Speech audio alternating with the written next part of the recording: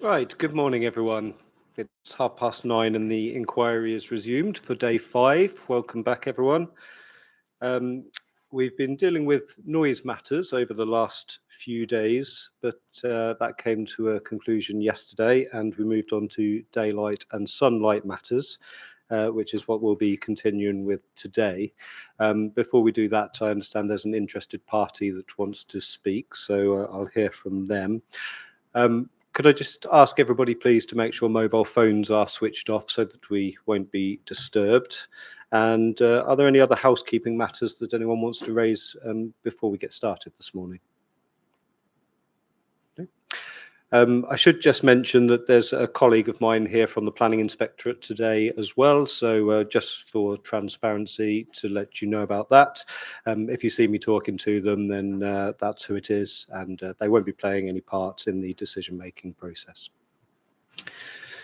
Right, okay, so there was a member of the public who was wanting to speak. Are they here this morning? Yes? Okay, if you'd like to come forward then you can use the microphone at the front here.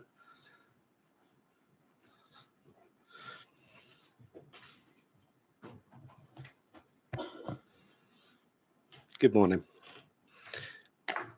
If you just press the button on the microphone so everyone can hear you, and if I could just take your name, please, first. Good morning, Samia Chowdhury. Would you just spell that for me, please? SAMIA CHAUDHARY. It's Councillor Samia Chowdhury. Right, thank you. Okay, well, when you're ready then, if you'd like to say what you wanted to say. Thank you. Good morning, and first of all, thank you very much for giving me this opportunity to speak on behalf of my resident. I'm Councillor Samia Chowdhury, Ward Councillor for Hounslow Heath. I'm addressing the inquiry today as a ward councillor of Hounslow Heath Ward on behalf of all the residents of the surrounding area of the Gurdwara. The significance of the Gurdwara and its community services for the wider area is often underestimated. Residents not only from neighbouring boroughs but from the whole of the southeast visits the Hounslow Gurdwara, which is situated in Alice Way. Jensen to the west side of the proposed development. The proposed development includes special needs school, which is overlooked by 124 flats. Both Hounslow MPs Ruth Cadbury and MP Seema Malhotra have raised their serious concerns, which I'm sure will be taken into consideration. Furthermore, both myself and my co-councillor, Councillor Afzal Kiani, and I are raising concerns with this plan for the future school pupil and the future residents of the site. We are concerned with the manner in which located and A2 Minion do not appear to have considered any impact on the Gurdwara, which is located right on the boundary of the proposed development. My brief comments address three key issues of concern to us as a ward councillor. Lack of consultation by the developer from the local residents and the Gurdwara, the increase in the traffic flow and on parking around the area due to the proposed residential development having no allocated parking, the absence of the detailed and objective noise assessment by the applicant, additional design flow. The developer has failed to engage the community on the proposed development. Even myself, as a board councillor, when I joined the board, I only received one email, which was 3 days before the application was about to be heard. The Orchard Hill College Academy Trust visited the Gurdwara on 12th of June 2021 to consult on the school proposal and its surroundings. At this time, the Gurdwara was closed due to the COVID pandemic, and they saw 21 people, including just 16 random visitors to the Gurdwara. In their Section 10 consultation report, which was not shared with the Gurdwara, they had noted their concern and stated there were 16 attendees at the two public meetings held on 12th of June 2021. The majority of attendees, 75%, were from the Gurdwara community who welcomed the free school but had concerns of the impact of the residential development on the facilities and services they provide to community. In fact, all 16, 100% had voted against the residential development. Flawed community consultation by A2 Dominion. During November 2021, A2 undertook an online consultation of the community, thereby ignoring all people who do not own a computer or those who are not IT literate. Most of the Gurdwara members fall into this category. The findings were not shared with them. It is claimed that in the same month, 575 letters were sent out to the community. The Gurdwara again pointed out that the English consultation would not reach many people from the community. In response, in February 2022, only the introduction of the questionnaire was written in Punjabi language, but actually the survey itself remained in English. The finding of these surveys were never shared with the Gurdwara. The increase in the traffic flow. After speaking to so many residents and receiving a few emails, lots of residents within the area have highlighted their concerns about the impact on parking and traffic that proposed development will bring. Hibernia Road residents are particularly concerned as they already have issues due to the narrow road being used consistently during the day. At present, apart from the Gurdwara, there are two mosques situated in Hibernia Road. And I have on a number of occasions seen the gridlock around the area. It is quite obvious that this development will compound the traffic issues we already have in the area. Absence of the detailed and objective noise assessment. The principal objection, amongst many others, are noise, both ways. Overlooking towards the Gurdwara ceremonial area, there is nothing in the application to address or mitigate against these. The applicant has failed to understand the impact of the development on the neighbouring community and especially the Gurdwara. The planned residential development proposed in the largest block A, only 5-meter distance from the Gurdwara ceremonial focus area.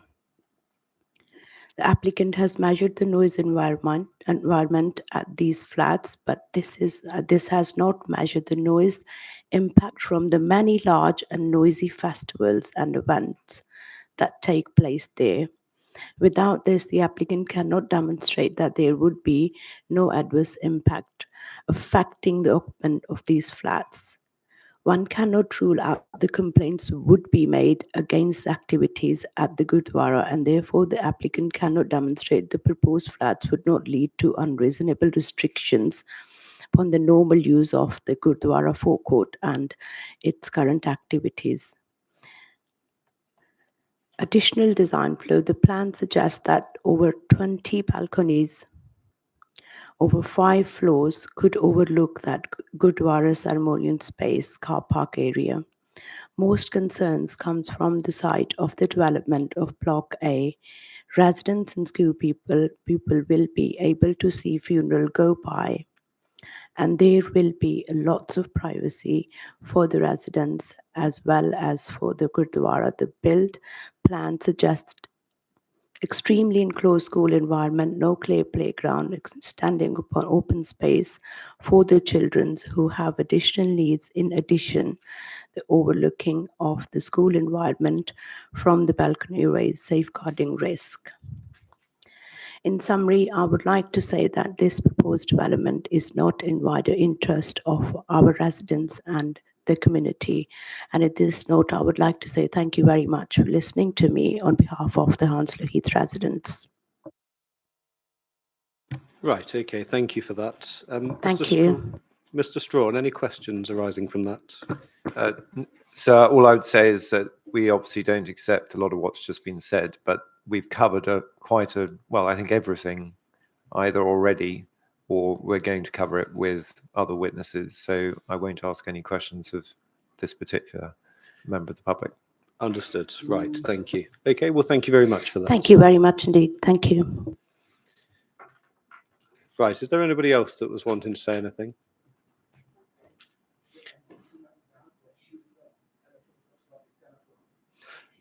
Yes, that's the local MP.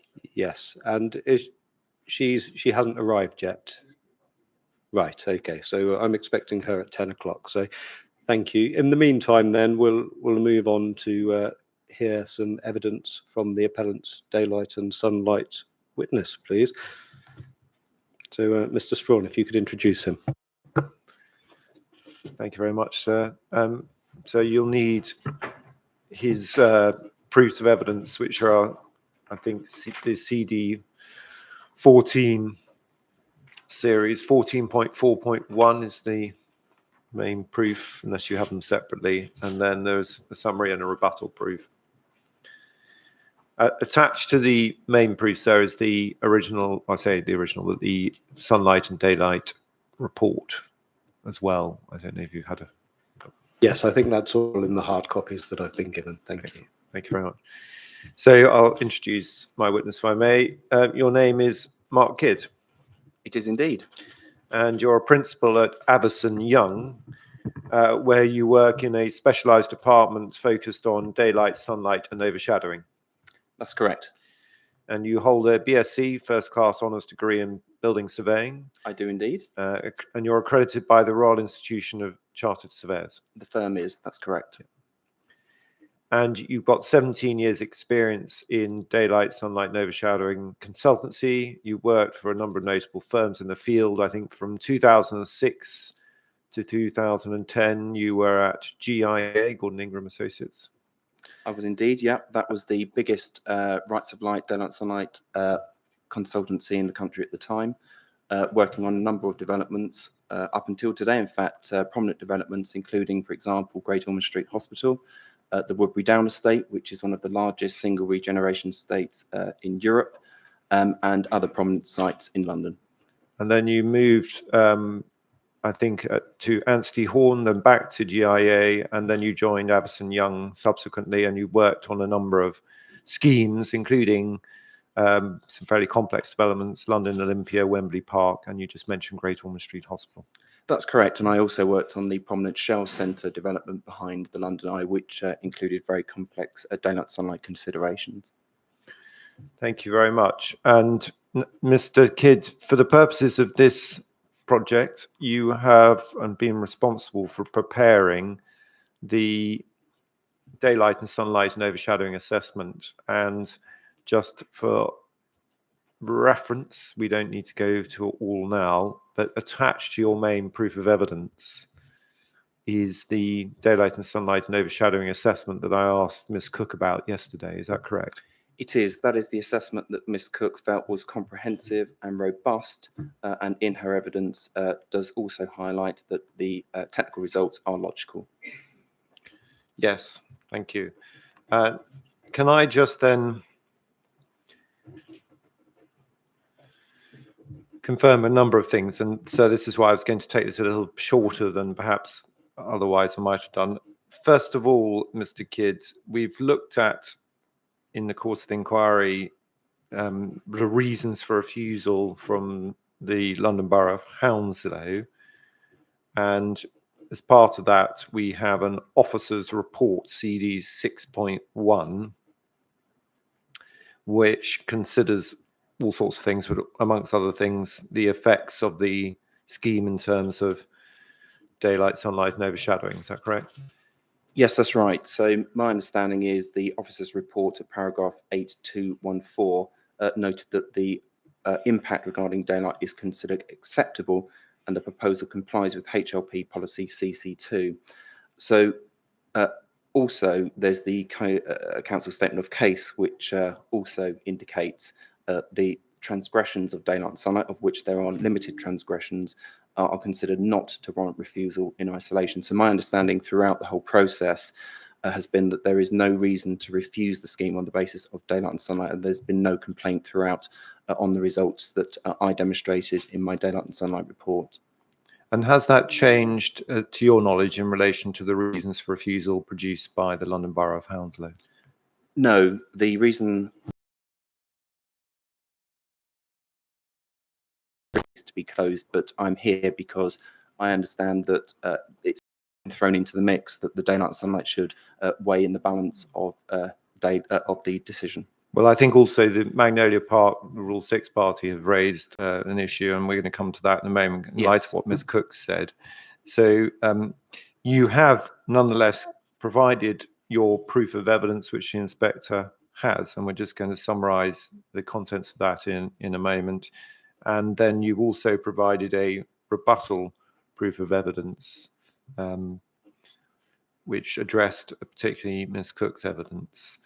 And you've referred to her agreement with the methodology and the approach you've adopted. I'll come to the 3 points she raised about it in a moment.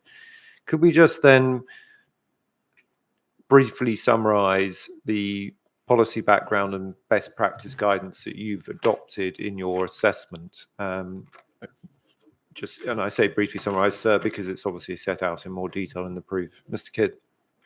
Yes, I can. So it might be worth having a look at my proof and section 2.0. If you could let me know when you have that, sir. Okay. So I shall just quickly run through the policy context, which is important in establishing acceptable daylight and sunlight results. It is not appropriate to apply the BRE guidelines in a mechanical type way, and that is noted in national and regional policy. So, for example, the MPPF, which is CD 9.1, that predicates an efficient use of land, and that daylight and sunlight through the BRE guidelines should not inhibit the efficient use and optimizing land, particularly that is allocated for development, particularly in high PTAL ratings such as this. It does note specifically on daylight sunlight that the guidelines should be applied flexibly. Now, that doesn't mean carte blanche, let's just take all daylight away from the neighbours. It needs careful examination of the type of space that you're impacting, the type of user, etc., that you're impacting, and whether that impact should be deemed acceptable in the overall context of the loss. So that's the MPPF. The MPPG, which is CD 9.4, that also mentions that context is important with the daylight loss to neighbours, and that the BRE guidelines should be applied flexibly, and that the need to optimise housing is important when applying the BRE guidelines in an urban setting sensitively and carefully, acknowledging that there should, or there is likely to be, some transgressions of the BRE guidelines. Moving on to the London plan, that mentions that there should be sufficient daylight and sunlight appropriate for its context, and that is what we've done here. Importantly is the Housing SPG 2016, which... That's referred to 2.8 of your yes, it is. That's of right. evidence. Yes, sorry, 2.7, 2.8. It's CD 10.2.9. That's right. Yep. So the Housing SPG is very clear that there should be a flexible application of the BRE guidelines in order to optimise housing on brownfield sites. Again, the context is important in terms of the space that is being impacted by a scheme, and that also alternative daylight values should be considered when considering the BRE guidelines, which fundamentally the default values are very much predicated on a suburban situation. So applying the BRE guidelines does need to be done carefully according to the Housing SPG, and we have made comparisons to daylight levels in other locations, other sites, other appeal cases, in order to understand whether the retained levels within this particular site context are reasonable. And as I will demonstrate later on, we do believe that the retained levels are reasonable against those other comparables. Thank you. And then you've also covered in your evidence the terms, the local plan policies, SC4, CC2. I'm not asking you to read them out, and SC6 in section 2.15 to 2.17, and then the BRE guidelines themselves at 2.18 of your proof. And you've already referred to what policy says about the BRE guidelines and their flexibility. What does the BRE guidelines themselves say about the way they should be applied? Well, fundamentally, in the introduction of the Bureau guidelines, they note that they are there to help the designer and not to constrain them, and that the guidelines are not fixed and they're not mandatory, and they should not be seen as an instrument of planning policy. They also note that light is one of many factors across a site in terms of its overall design and context, and that the architect has to try and balance out all of these different constraints, and that daylight should not be seen in isolation. It's challenging, of course, to achieve the default values, as I like to call them, with a site that is currently with no buildings on it, and where you would expect to see a reasonable amount of development to optimize that site. So the BRE is very clear that because the BRE is set up, shall we say, for the entire country in many ways, well, it therefore has to be applied sensitively and correctly depending on the location. So rigid application is not appropriate as according to the BRE guidelines, and that different criteria can be applied, and that is what we have looked at here, and that is the right thing to do in line with the BRE guidelines. There does appear to be, Mr. Kidd, common ground in that respect, because Ms. Cook agreed with that, and of course the council in its own approach to this scheme, both in the committee report and in the absence of a reason for refusal, were content with what results you were showing, as I understood. Yes, that's completely right. So, and also, may I add that the BRE guidelines do not say anywhere what is an acceptable or not acceptable impact. It's all about the noticeability of that impact. Can I just, on that point, does the fact that there may be a noticeable change mean that it's harmful or unacceptable? It doesn't mean it's unacceptable. There may be an adverse impact, but that does not mean that that is unacceptable. And it does not mean that the living conditions are unfit to live in, as it were. Yeah, thank you. Can we then really then focus in on the commentary that exists? And so for these purposes, whilst you've got the results for everything, if I can put it in that way, both internal and external to the site. What I'm going to ask Mr. Kidd to focus on is Perkin Close, because of the Rule 6 party's concern about that, and then some other points that were raised, I think, principally by Mr. Ubaka, although you won't find them in the reasons for refusal, but we'll just focus on what he's suggested. So first of all, just dealing with your approach and with particular reference to Perkin Close, can you explain the process that you followed, and then we'll get to the particular impacts? I certainly can. So it would be worth referring now to CD 2.6, which is my report, Daylight Sunlight Report, February 2022. Which is, it's also, I think, attached to your proof. It is. So you can look at it in either. And then what we should do is head to Appendix 2. And you should see a plan drawing there with the development shaded in green, which is... Which appendix is it in? So it's appended to the proof, and the whole report's appended to the proof. And as an appendix to the report, which I've got on page, if you're on PDF versions, it's page 92 of 179.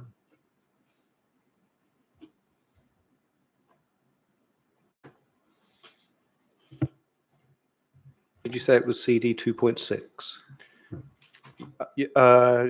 Did you? Yeah. Sorry, because I'm looking at that's the report from the proof. It's CD 14.41. So yes, you've got it in two places. CD 2.6 is the report on its own.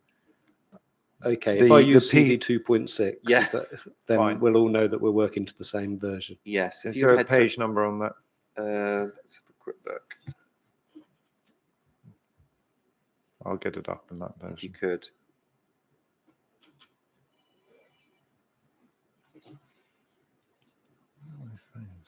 Okay, so it's PDF page 49 on the actual report, CD 2.6. That's page 49.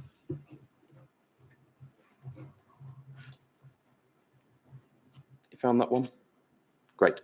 So this here is a plan view of our detailed 3D model, which Miss Cook highlighted is a robust assessment, and this is what the assessment is based on. So at the outset, we would carry out due diligence of the neighbours, trying to understand the room uses, which is important to understanding the sensitivity of the neighbouring properties.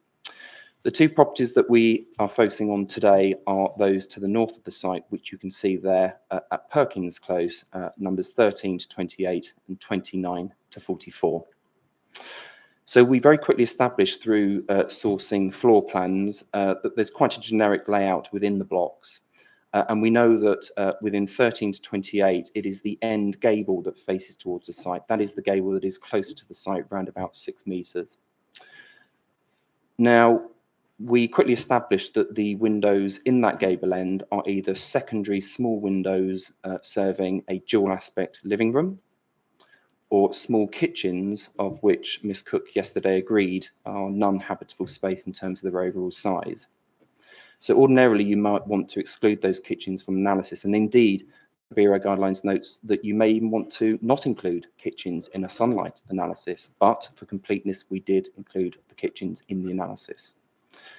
So what we also understood from those floor plans is that the main living room windows and main living rooms are the key rooms to understand in the daylight context. They are noted in the Bureau Guidelines as being the most important rooms in terms of daylight and sunlight. The main windows face away from the site in an east and westerly direction. So therefore any effects upon those windows are limited because they do not directly face the site. So in essence, 13 to 28 was considered to be a less sensitive elevation, and it almost feels like that has been designed in a way to respond to a development on the other side of the boundary because of the end gable, allowing that development to take place on the other side, which is now Block C. So moving across to 29 to 44 Perkins Close, we quickly established with floor plans that we sourced that perhaps is a more sensitive elevation because the main window to the dual aspect living rooms do directly face towards the site. We also established that the majority of windows in that elevation are bedrooms, which according to the Bureau Guidelines are less sensitive. And again, there is a line in the Bureau Guidelines that states that even for bedrooms, you may not even want to assess the sunlight to them, but we have for completeness. So we also established that the dual aspect living rooms there are indeed that, they are dual aspect. But we also acknowledged that those dual aspect windows that face away from the site are smaller, they are secondary windows. But here we have a building that is set further back from the boundary at around about 14 metres, which therefore allows greater light levels to penetrate the windows over the site. So that's the context, and that is the due diligence that we carried out, and that allowed us then to advise the architect, once we had run the analysis of the scheme, as to whether we felt that the effects upon those windows were acceptable in our view. And critically, not just the loss of daylight and sunlight, but the retained levels. Are the retained levels reasonable given the site context and given the location? And we established very quickly that, yes, they are acceptable in our view because of the context involved. Thank you. So could we then, if it's convenient, just put some illustrations or some figures on that to demonstrate what you're identifying, Mr. Kidd? So perhaps we can deal with, if it's convenient to you, sir, deal with 13 to 28 first, and then deal with 29 to 44. Yes, I think that's a good idea. So if we then move to Appendix 3 of my report, which on the PDF is page 51, and we're going to head to one of the drawings in there, which is on page 54 of the PDF. And that looks like a set of floor plans for the neighbouring property. Do let me know when you're there. I think that might be, is that 29 to 44? Or if I'm looking at the wrong one. It is, you're absolutely right. That's fine. Well, we can take that one first. No, let's take 55, which is, we'll stick with that, 13 to 28. Okay. It is, right. yeah. So that should be drawing number on the bottom right there, BRE_08, if you can see that. Great. So this here is one of our drawings which shows the analysis, and this shows the 4 levels within 13 to 28 Perkins Close. Let's focus on the ground floor, because I know that that is incorporating flat 15, which is Miss Malik's property, the lady that spoke yesterday on behalf of Magnolia Park. So if we focus on the ground floor, you can see there that there are a series of rooms, and they are labelled R120, which is the bedroom on the top left there, through to R8/20 on the top right. There's 2 flats per floor in this particular analysis. And the development site would sit to the south of the 4 windows to the south of that image there. And so you can see the LD, which stands for living dining room, R320. You then have a kitchen next door to that. That is part of 1 flat, and the 2 bedrooms within that flat. Miss Malik's property to the right there incorporates, you can just about see under the hatching there, R520, which is the kitchen. And you can see the small window there facing towards the site with a small denoted as W6, but that's very small. You may not be able to see it if you can zoom into the window. And then you can see the ladies' living dining room at R620 in 2 bedrooms, which do not face towards the site, apart from the small secondary window. Okay, so what the analysis shows here for the block as a whole is that all main living room windows are compliant with the vertical sky component analysis. So they achieve a minimum of 27% VSC, which is very, very good indeed, and not usually expected in an urban location. There is one window that doesn't, however, and that achieves 26%, which is part of the R320 living dining room, which you can see there, and it is the main window facing away from the site, as I say, which achieves 26%. It's 1% short of the guideline. Now, I don't think that is much to ask in terms of the flexibility that the BRE guidelines afford. And indeed, you may, in many instances, push for more flexibility, which would still be entirely reasonable in an urban context. So the retained levels are very good here. And indeed, I know that Ms. Cook yesterday also acknowledged that the retained levels are good. So what's also apparent here is on the next test, which is the no skyline test, which is the test which simply goes into the room, because the VSE test is testing the skylight to the front face of a window. No skyline goes into the room, and that tests how much sky can be seen in the existing condition compared to the proposed. Clearly, there's going to be some change here because we are comparing against an empty baseline site. So it should be acknowledged that, of course, with a modest obstruction opposite, there will be some change in sky visibility.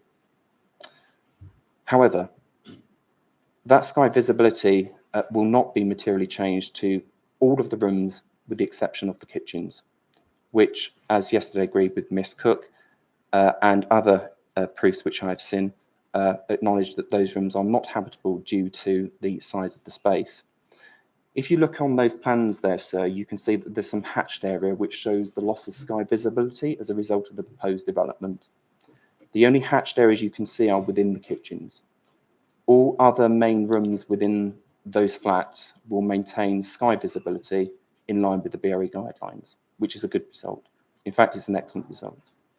And as I think you observed earlier, Mr. Kidd, it may be that the developers of this particular development were aware of the development sitting close to a site allocated for development. Yes, this is it. So, and you know, as I say, you would expect that there would be some impact upon existing light levels where you have an empty brownfield site.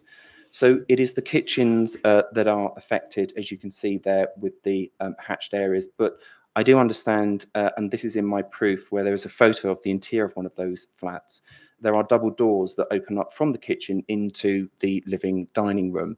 And the BRE guidelines do note that if a kitchen is connected to a well-lit daylight space, then that may be sufficient. And that is what happens here when you open up those double doors. So you will be able to see sky once those double doors are open up, through to the main window facing east or west. In addition, we should bear in mind that there is a sunlight test, which is called annual probable sunlight hours, and that is the main test that BRI guidelines says is relevant, because that assesses the the sunlight across the entirety of the year, rather than just the winter months, which is very much just focused on the winter. There is full annual probable sunlight hours compliance to the block, which is an excellent result. So just in conclusion, in relation to that, obviously you've taken the ground floor, which is the one where you'd expect the greatest effect, but rather than look at all of them. Mr. Strawn, sorry to interrupt you. There seems to be a lot of mobile phones going off this morning. So if I could just remind everyone again, please, to make sure that they're on silent. It's quite distracting when I'm hearing the evidence. So I'm just going to ask Mr. Kidd to conclude on 13 to 28, and then I understand that you might want to have a break while we hear from the another person. But Mr. Kidd, just in conclusion then on 13 to 28, do you, in your professional view, have any concerns about the resulting levels of sunlight or daylight in relation to those flats in that property? I certainly do not. There is an excellent result here overall, and very good levels of daylight and sunlight achieved, and that has been agreed with Alice Cook. So is that a convenient moment? And then we'll have to come back to 29 to 44 in a moment. Yes, thank you. Right, okay, so we'll just take a pause there. Could I check whether Ms. Malhotra is here, please? Hello. Would you like to come forward? You'd arranged to speak this morning, so if you use the microphone at the front here.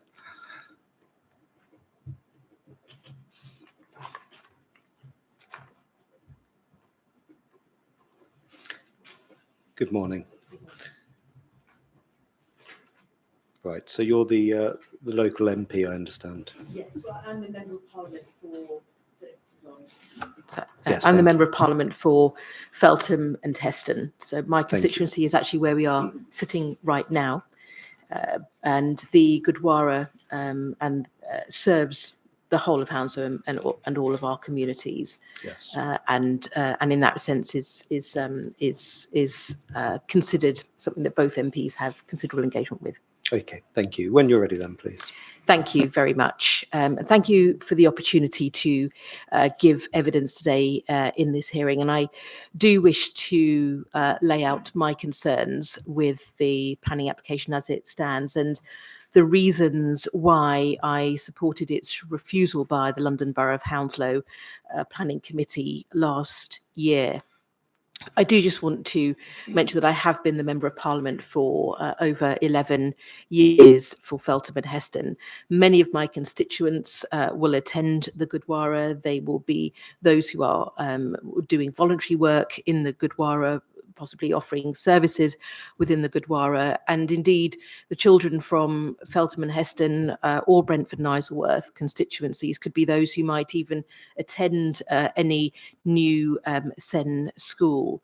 This is the context in which I want to give my remarks, because it is also within the wider context of a long-standing involvement with the Gurdwara for over 20 years in different roles in my community engagement. And this is, I think, very much a local Gurdwara, but it does have wider reach in terms of those who do come to it. It's an important location in an important suburb of London, but for the most part, it really does serve the local community and is run by the local community. My remarks during this, during the planning application process and also today do have followed visits and meetings with the congregation, the Gurdwara, with councillors, my constituents, and also discussions with Ruth Cadbury MP, who is the Member of Parliament for Brentford and Isleworth. She is abroad at this time, but is following the process of the inquiry. Her feedback and mine would be very similar, and I have also been in touch touch with her to discuss some of the comments that I was making today, and including some of her feedback and her concerns. I recognise also that you've had and continue to have a wide range of other evidence and detailed examination on planning points. I will cover some areas in these remarks, but I also want to, I also recognise that my remarks will be reflecting the views and the concerns I've heard from constituents and the community in large part. To summarise, it is my very strong view that the current proposals will have a negative impact for pupils and residents on the site, as well as a negative impact on the existing operations of the Gurdwara. This is a point that I want to be clearly understood, because my objections, our objections, are not about NIMBYism. This is also about looking forward to the reality of what will be left after such a development, if it is built.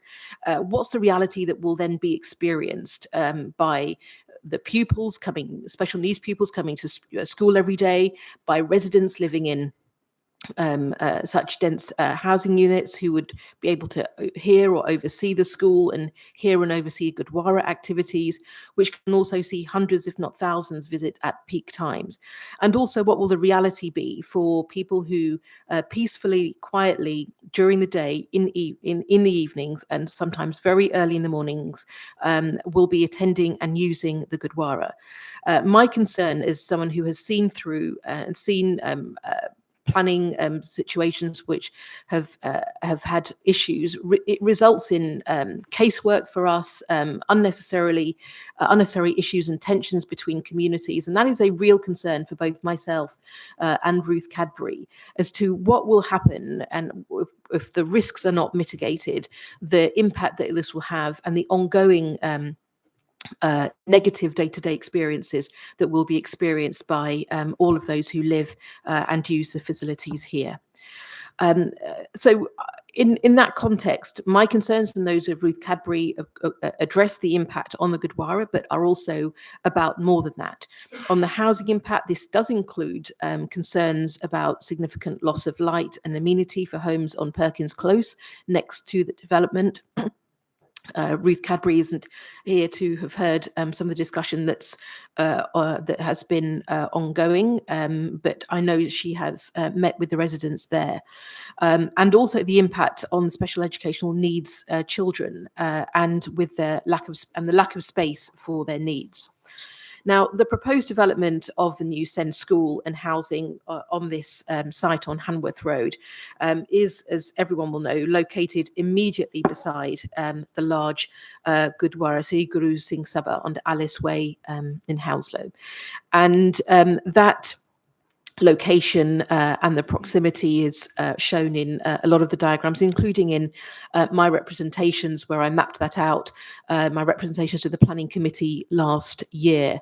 I believe, and I did send this through yesterday to the to your team, that letter is certainly with your teams, but I will also leave a hard copy of my spoken remarks today for you. I would also stress that in my discussions, the leadership of the Gurdwara have recognised the need for special needs education provision in Hounslow. But there are very clear concerns, and this has also been a series of concerns I've discussed with the local councillors about the layout of the site and the impact that it will have on existing Gurdwara activities. And this includes the impact of the amount of housing that is being proposed. This is higher than in the original plans. It's still unclear why the amount of housing is higher, and the additional proposed units have further compressed the space and the layout of the site. Let me lay out a few of the issues before just going into a little bit more detail. Firstly, loss of privacy. Balconies from new housing overlooking the Gurdwara car park area, which are clearly shown on the designs, are highly inappropriate. It is loss of privacy for those who will be wanting to live in privacy in their new homes.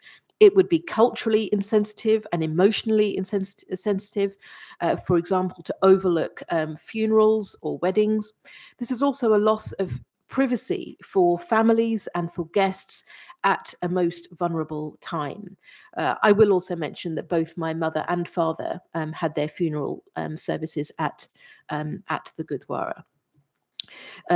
Families could be saying final prayers for their loved ones. Photos could be being taken of the whole funeral and who is there. For the properties also, the current proposed development will also result in those properties absolutely having disturbance from Gurdwara activity that can begin at 4 a.m. and continue into the late evening, and particularly on significant religious occasions. Secondly, on noise and distress, the points here relate more to the school Gurdwara boundary and the impact on both sides. I'm still quite surprised about the proposed metal fenced multi-use games area being right next to the Gurdwara building and car park, and how the developers can think this is appropriate. School playtime could coincide with a wedding or funeral on the other side of a fence. Kids and those with special educational needs, and I've been to all of the special educational needs schools in my constituency and more widely. It's very important that children with special educational needs have freedom and safety, environment in which there is safety and addressing their wider needs and heightened anxieties. And those with special educational needs more space and privacy and not less. For the Gurdwara, the noise and impact of having a multi-use games area so close would be very disturbing for funerals and weddings, as well as prayers and events.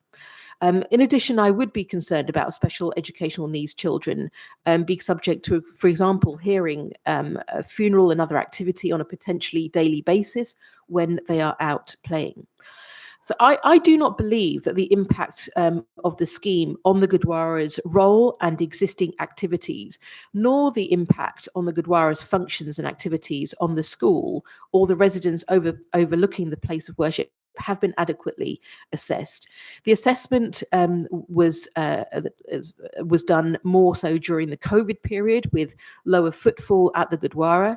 And in my view, my concerns would be that there was an inaccurate assessment of noise and usage. Now, I know that you will be hearing other evidence and perhaps of more recent assessments, but the fundamentals in relation to the application were assessments done during a COVID period. That period of research would not be reflections of operations pre-COVID and certainly not of operations today. I am concerned also that assessments have been done over this period and perhaps spot moments during the day by, perhaps teams that could be less familiar with the way Gurdwara activity works, and perhaps those who have not had the experience of a 24-hour life of a Gurdwara community. In the correspondence I've previously shared with the Planning Committee and the inquiry in the letter that has been shared, I've summarised my main concerns in a diagram, which is there to look at, but which I will just talk through in my remarks today. Firstly, as I've mentioned, the noise assessment undertaken as part of the planning application did not seem to focus on the Gurdwara as a noise concern. But the Gurdwara is very busy and holds multiple events as well throughout the day, all year round, and has the potential to create to lead to noise complaints from residents. That isn't because they're doing anything outside of the ordinary. They are functioning as Gurdwaras function, and you would see that if you were to visit Gurdwaras anywhere across the country, and particularly in similar suburban settings, where they're very much integrated within the life of the community. The noise assessment should therefore not be used to seek to justify the scheme as currently proposed. Just one event, the ceremonial changing of the Nishan Sahib, the religious flag outside, that you'll see outside each Gurdwara, which happens a few times a year, involves religious songs and prayers, very significant crowds outside. I've attended these occasions over many years, including being at Gurdwaras very early in the morning. The application papers and reports, in my view, don't accurately reflect the nature and scale of existing Gurdwara operations and services for the community, and which will be similar to other large significant community-based Gurdwaras. The consequence of overlooking this point would be that the construction based on the current development proposals would lead to either a curtailing over time of existing services provided, or the risk of community tensions, which would be utterly avoidable through a better and more sensitive design. I believe the planning discussion does need to be better informed about the activities of the Gurdwara and the interface with the area around it. And I do understand, and I do think there's probably been some discussion on this, the Gurdwara's own noise assessment. Secondly, the Gurdwara car park, which operates as much more than a car park. It should be considered as a ceremonial space. It is a courtyard area where families meeting and having a ceremony, for example, ahead of weddings happens, and also where a funeral cortege will park. The height and the proximity of the residential blocks to the Gurdwara boundary means that many events and festivals, including those weddings and funerals, are likely to be significantly overlooked, and as I've mentioned, affecting the privacy at such times. West-facing balconies will be overlooking funerals and weddings 7 days a week. I had also proposed alternative suggestions. For example, if the position of the school building was shifted to the west of the site so that the building backs onto the Gurdwara boundary, the number of number of residential blocks reduced in Block A, then there could actually be a significant addressing of some of these concerns and issues. Thirdly, the multi-use games area is described as having a metal fencing and will be frequently used during the day, school day. It is a good facility for a school to have, but why this location on the site? With the noise that will likely reach from it to the Gurdwara, and the noise that will reach the Gurdwara while games being played, it would be useful to know if the location of this multi-use games area was actually ever looked at on the other side of the site. So it was further away from the Gurdwara boundary. There does need to be, in any design, a more effective barrier between activities, those who might be subject to that noise, and also enabling that greater freedom for children to play, as particularly those with special needs who will need and want more space for what they do and be more sensitive. Now, fourthly, the plans suggest that there are over 20 balconies over 5 floors in Block A that could overlook the Gurdwara and car park area. Now, it isn't clear what the number of residential units proposed is actually required to make the scheme financially viable, if that is the case. And we have sought clarity on this and the funding contribution committed from the Department for Education. I mention this because Ruth Cadbury has also expressed concern that the increased housing numbers would lead to the proposed numbers being excessive for this site, and indeed the blocks being too high. It isn't clear from what I've seen that housing is necessarily even needed to fund the school as an enabling development, as other schools in Hounslow have been built without such enabling developments. But even if this was the case, this is a planning application, so the case and place for enabling development shouldn't be outweighing other significant issues. My greatest concern also comes from the side of the block development of Block A that overlooks the Gurdwara. And at the very least, a Block A being amended to have one set of apartments in the block rather than 2, with no balconies overlooking the ceremonial car park, and the east-facing apartments overlooking communal gardens would be at least one step forward. I know other residents will have their views, and also you'll be hearing, and you have heard from from others with the Gurdwara concerns. But from the point of view of children studying on any such site, there doesn't appear to be space allocated for a normal sized playground or even a planted green area, which increasingly is seen as really important for a space in which children can relax, see reduced anxiety, and so on. The plans aren't fully clear as to how much overlooking of children at the school there will be from current housing plans. And I also have raised this point before. I haven't had an answer as to how safeguarding considerations from overlooking of the school have been assessed. I also agree with Ruth Cadbury that the number of flats in the proposals, which are double the original planning brief, both compromise the aspect of the school and the religious and community activities of the Gurdwara. Now, our concerns for the school are also that the proposal of more taller residential buildings next to the site in such a small site dominate and enclose the school and any outdoor space. And there is little, if any, consideration given for that planted green open space that children can appreciate and use, with no public open space easily accessible in this part of Hounslow that the children could use as an alternative. Now, before I just end up with some closing points around some planning guidance related concerns, I make the following points also for consideration by the planning inspectorate. I think the original plans also gave a misleading impression. I point to the pages 43 to 48 of the documentation that went to the planning committee. None of the visualizations showed the Gurdwara, and it was almost as if it had been airbrushed out of some of those pictures and photos in the plans. No proper barrier between children's play area and the Gurdwara. No barrier between the balconies of new housing overlooking the Gurdwara and grieving families, etc.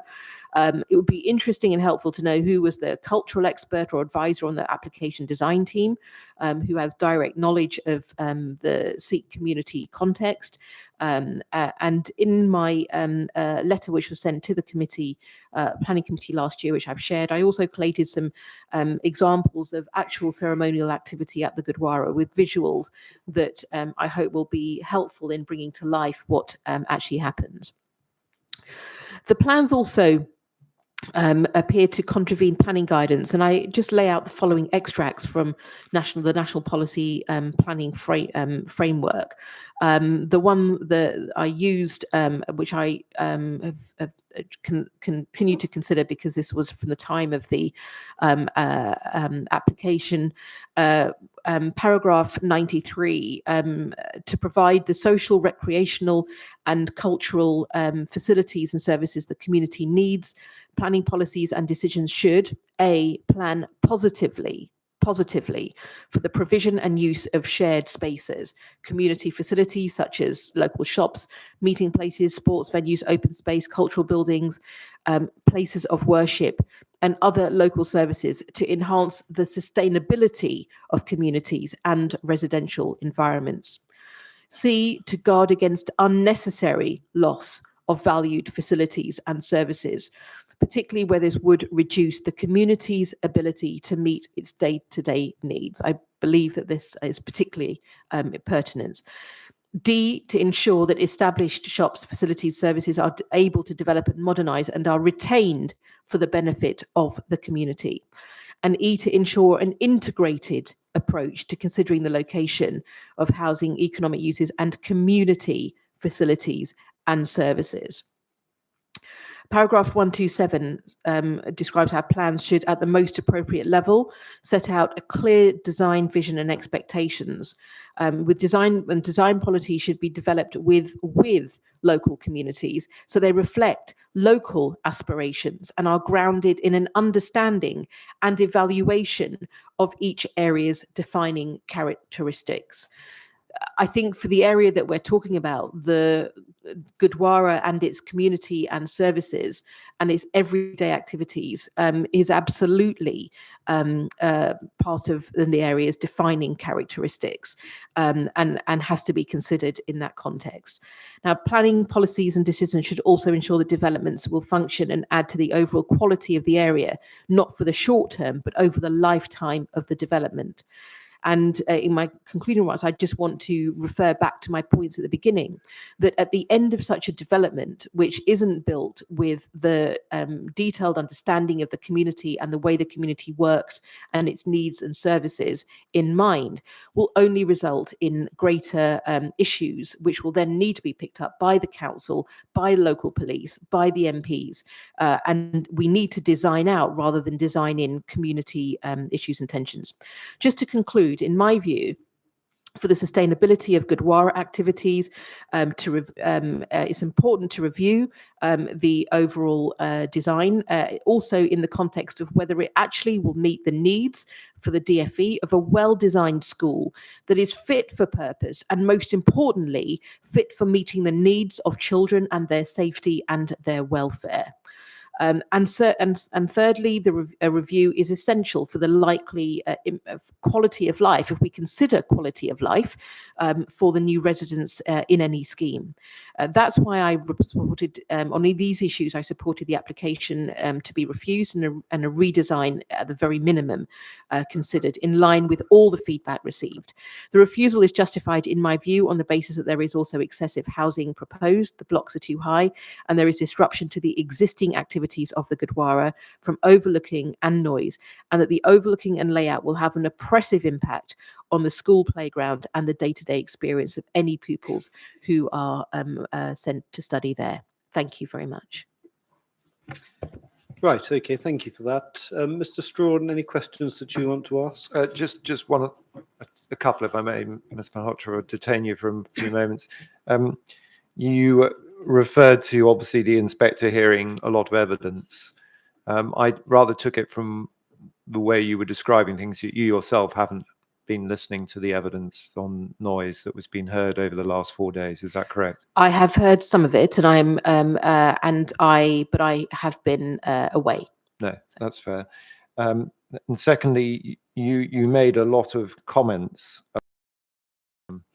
noise and various other things during this inquiry, but you made a lot of comments about the school and the design of the school, and saying children need more, and you're objecting to the design of the school. Is that correct? What I'm saying is that the way the school is laid out, and also the way the school is laid out, will lead to children having their play area next to the Gurdwara, with the noise impact that that will have.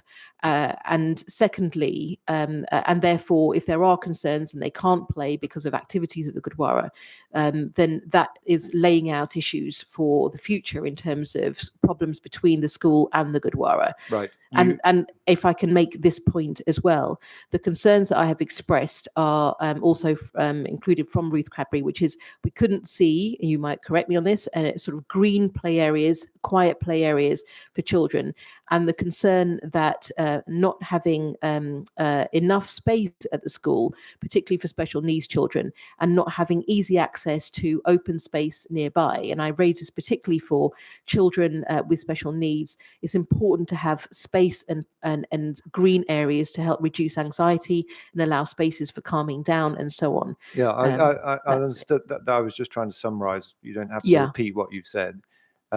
So you are objecting to the design of the school?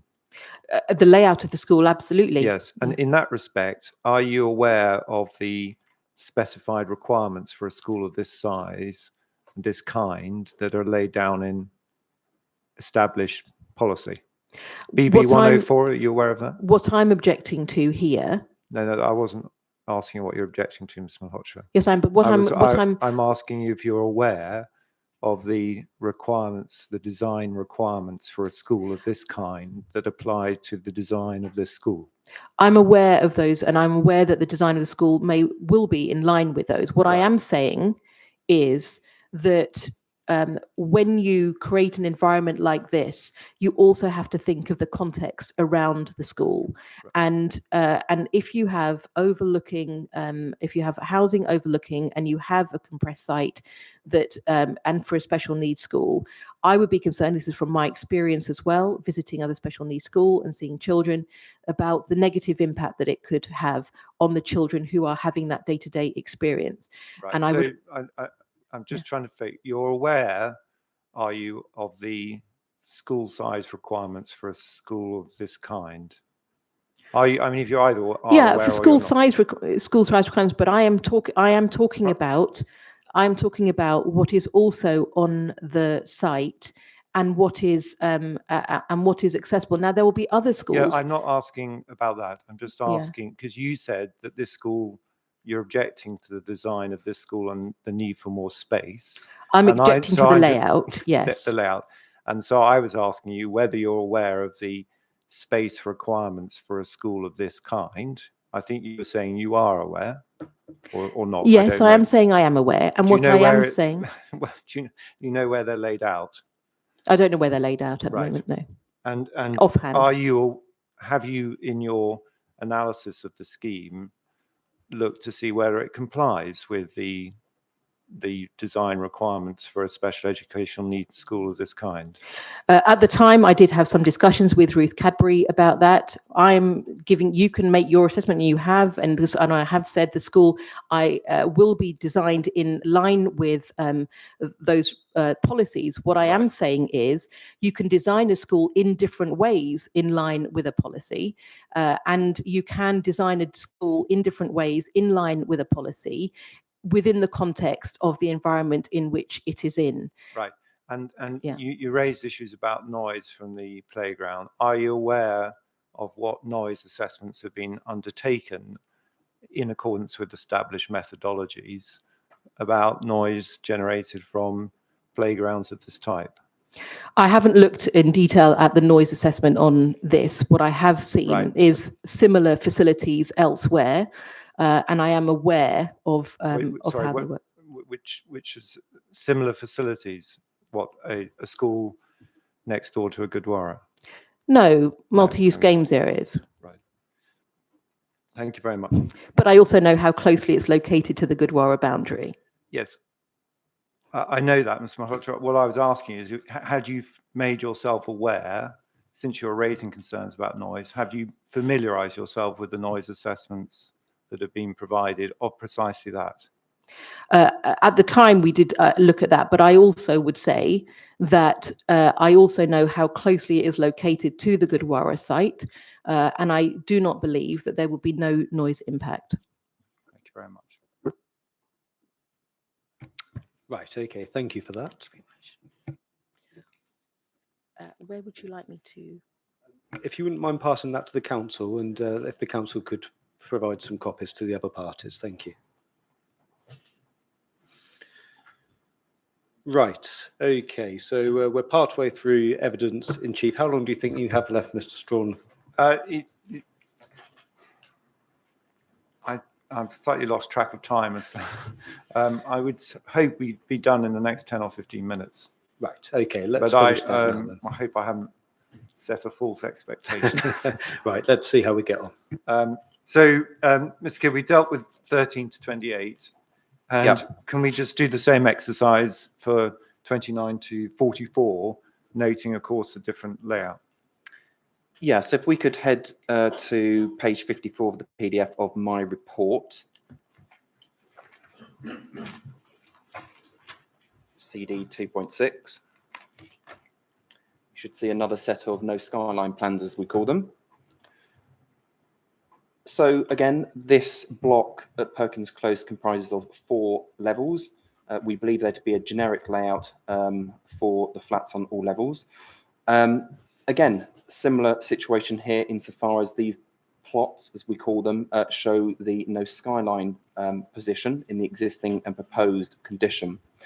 So context here is that the main living room window does directly face towards the site. But as I mentioned earlier on, these windows are set materially further back than 13 to 28 from the site, at around 14 metres. You can see from the plans there on the ground floor by way of example, and that copies up on the other floors, that there are 4 bedrooms, 2 of which serve each flat in between the living dining rooms. As I mentioned earlier on, the BRA guidelines note that bedrooms are less sensitive and that from a sunlight point of view, you may not even want to consider bedrooms, but we have for completeness. So in overall terms, the analysis shows that on the ground and first floor, there will be technical transgressions of the BRE guidelines vertical sky component test. Okay, but as I said earlier on, it is important to note the retained levels once you've looked at the loss. Are those retained levels reasonable given the site context? And as mentioned earlier on, we firmly believe that the retained levels of vertical sky component, which are from 21% and above from the ground floor, are entirely reasonable and are good for this location. And on the upper floors, very good. And that was agreed with Alice Cook. Well, yesterday. Ms. Cook agreed that if this was an urban location, there's a bit Well, of this is debate it. about that, but Yeah. these are all good, good results. Can you Yeah. confirm, based on your own professional experience, Mr. Kidd, whether these are good results for a location of this kind? They are absolutely good on the ground and first floor, and I would say that they are very good on the upper floors, if not excellent. Thank you. So all main windows on the ground, or in fact all windows to the main rooms do achieve levels of VSC, as I say, from 21% and above, which, as I say, is good. All main living areas are dual aspect, and the secondary window, which we acknowledge is a secondary window only, but nonetheless, all of those secondary windows achieve more than the recommended VSC for suburban location of 27%. So that does form mitigation. In addition, the skyline test shows that all of the main living areas achieve the recommended level of no skyline, and that recommended level of no skyline is seeing sky within the room at tabletop height across 80% of the area. Every single living room does that, with the exception of 2 living rooms, which you can see there on the ground floor, which is to the right, referenced, just about read that, R7/10. Can you see the hatched area? And also on the first floor, where the hatched area somewhat reduces to the ground because, of course, that flat is higher up. But nonetheless, the areas that can see sky within those rooms are at least 60% of the room area. Again, I don't think that is much to ask in terms of the flexibility that's afforded in the BRE guidelines, particularly in an urban setting. In terms of moving on to the sunlight test, every main window within the main living spaces comply with the annual probable sunlight hours test. So good, very good, or excellent levels of sunlight will be maintained within the flats. There are 2 side windows that don't comply, but they are outside of 90 degrees due south. So ordinarily, if they were serving a single aspect room, they could be excluded from the analysis in accordance with the BRE guidelines. But for completeness, they have been included because they serve a dual aspect room with the main window facing south, which is compliant with the guidelines. So in essence, all flats will maintain good, very good, or excellent levels of daylight and sunlight. We do, however, acknowledge that there are some no skyline losses, as you can see with the hatched areas, to the ground floor bedrooms and the first floor bedrooms. But in overall terms, we feel that there is a good result here and the scheme responds appropriately to the type of spaces that are affected. So that sums up the analysis on Perkins Close. So unless there are any immediate questions on that, I'm going to ask just a couple of supplementary questions in relation to Ms. Cook's evidence. You can deal with them briefly. I think you cover them in your rebuttal. First of all, you refer in your evidence to the fact that there's some projections on Perkins Close that may affect the sunlight daylight. You've dealt with that in your rebuttal. Are you relying upon the fact of a projection in making your assessment that these are acceptable results? So as you can see, sir, if you look at the ground floor plan, you can see that the window within R2010, can you see it slightly projects out? So there is a slight bay to the window. So that very small projection there does clip some of the daylight to the bedroom, but that is included in the analysis, and it doesn't change the analysis. And we have run the analysis in accordance with the BRO guidelines. We have not removed those projections because that is not recommended to do that.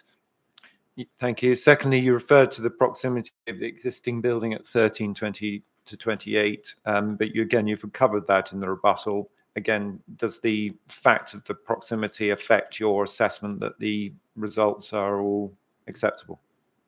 So the results are acceptable. As I mentioned earlier on, the effects are to secondary windows to main living areas or to non-habitable kitchens, and the scheme responds appropriately to that. And you could almost argue that 13 to 28 was designed to respond to a scheme that may come forward with a future phase, perhaps by the developer at the time, within which is now the land for the appellant.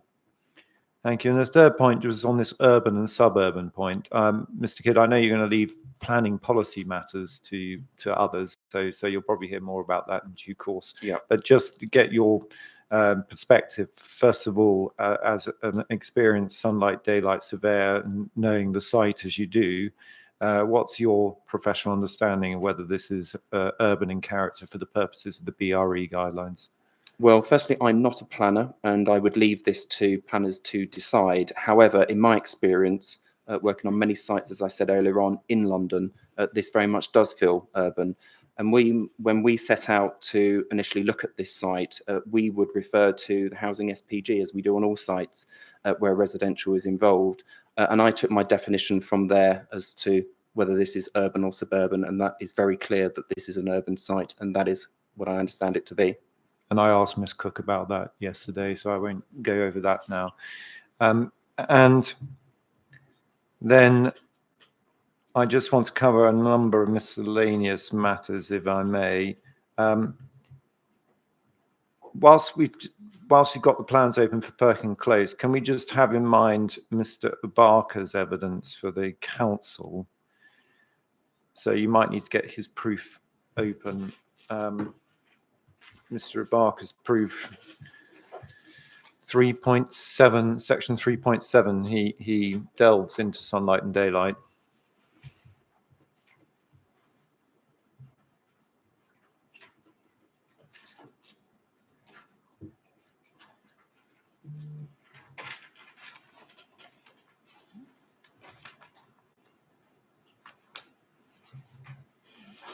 And having cited your report, I think 3.7.6, he refers to sunlight, daylight, and then makes a number of comments about overshadowing. First of all, Mr. Kidd, has Mr. Barker correctly distinguished between sunlight and daylight and the results in your assessment? No, and we do find that those that are not experienced or experts in daylight and sunlight do confuse the matters, and also against overshadowing. Here we know that the overshadowing effect upon Perkins Close is negligible. There is full compliance with the BRE guidelines. And part of his objection is expressed at 3.7.7, where he contends that the amenity area for 13 to 28 Perkin Close is over, the scheme is overshadowing it in terms of the buildings. Do you see that? Yes, I do. And as we've demonstrated with the key test within the BRE guidelines, which is called sun hours on ground, that is fully compliant, that area. Thank you. And then just move, can we, so unless, if you're content, I'm going to move away from Perkin Close, having got Mr. Kidd to cover that. I just want to then turn to the western boundary. There were some points raised about sunlight and daylight and impacts on 231 to 235 Hanworth Road by the Gurdwara, but I understand, I assume those points are no longer pursued because we were told yesterday Ms. Clutton's indeed not here, but not questioning you about that. But just for the avoidance of doubt, Mr. Kidd, your sunlight daylight assessment and overshadowing did also assess and consider the acceptability of the relationship with those properties as well, didn't it? It did, yes. 231 is relatively close to the boundary. We concluded that all effects would be acceptable because there was high levels of compliance to all windows except the high clear story windows with what appeared to be perhaps serving an uninhabitable space, but we include them for completeness. So out of all windows tested between 231 and 235, just 2 or 3 didn't quite comply with the BRA guidelines, but that was partly due to the fact that because there's returns at the back of the building there, so some effects are somewhat inevitable. But in overall terms, high levels of daylight were maintained. And during the course of the comments, I think from those at the Gurdwara, one issue was raised about loss of sunlight or light to the car park area itself. Do you recall that? I do. Have you assessed that as well? We have. So we've included that now within Mr. Tickle's proof of evidence, and that shows full compliance with the BRE guidelines.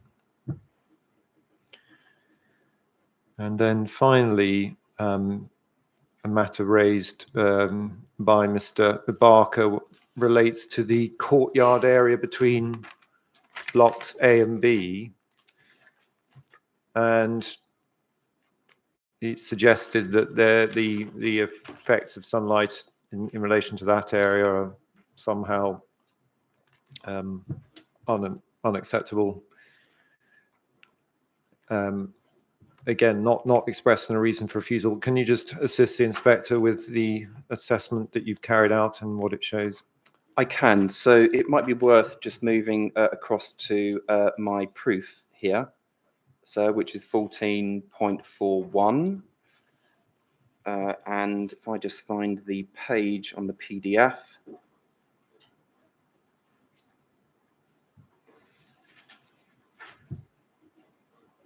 So if we move to page 34 of the PDF.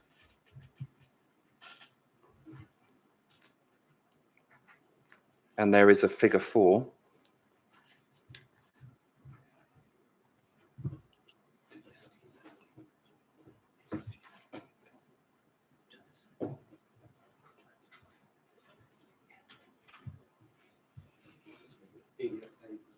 PDF page 34 of my proof, and you should see an image there with lots of yellow on it.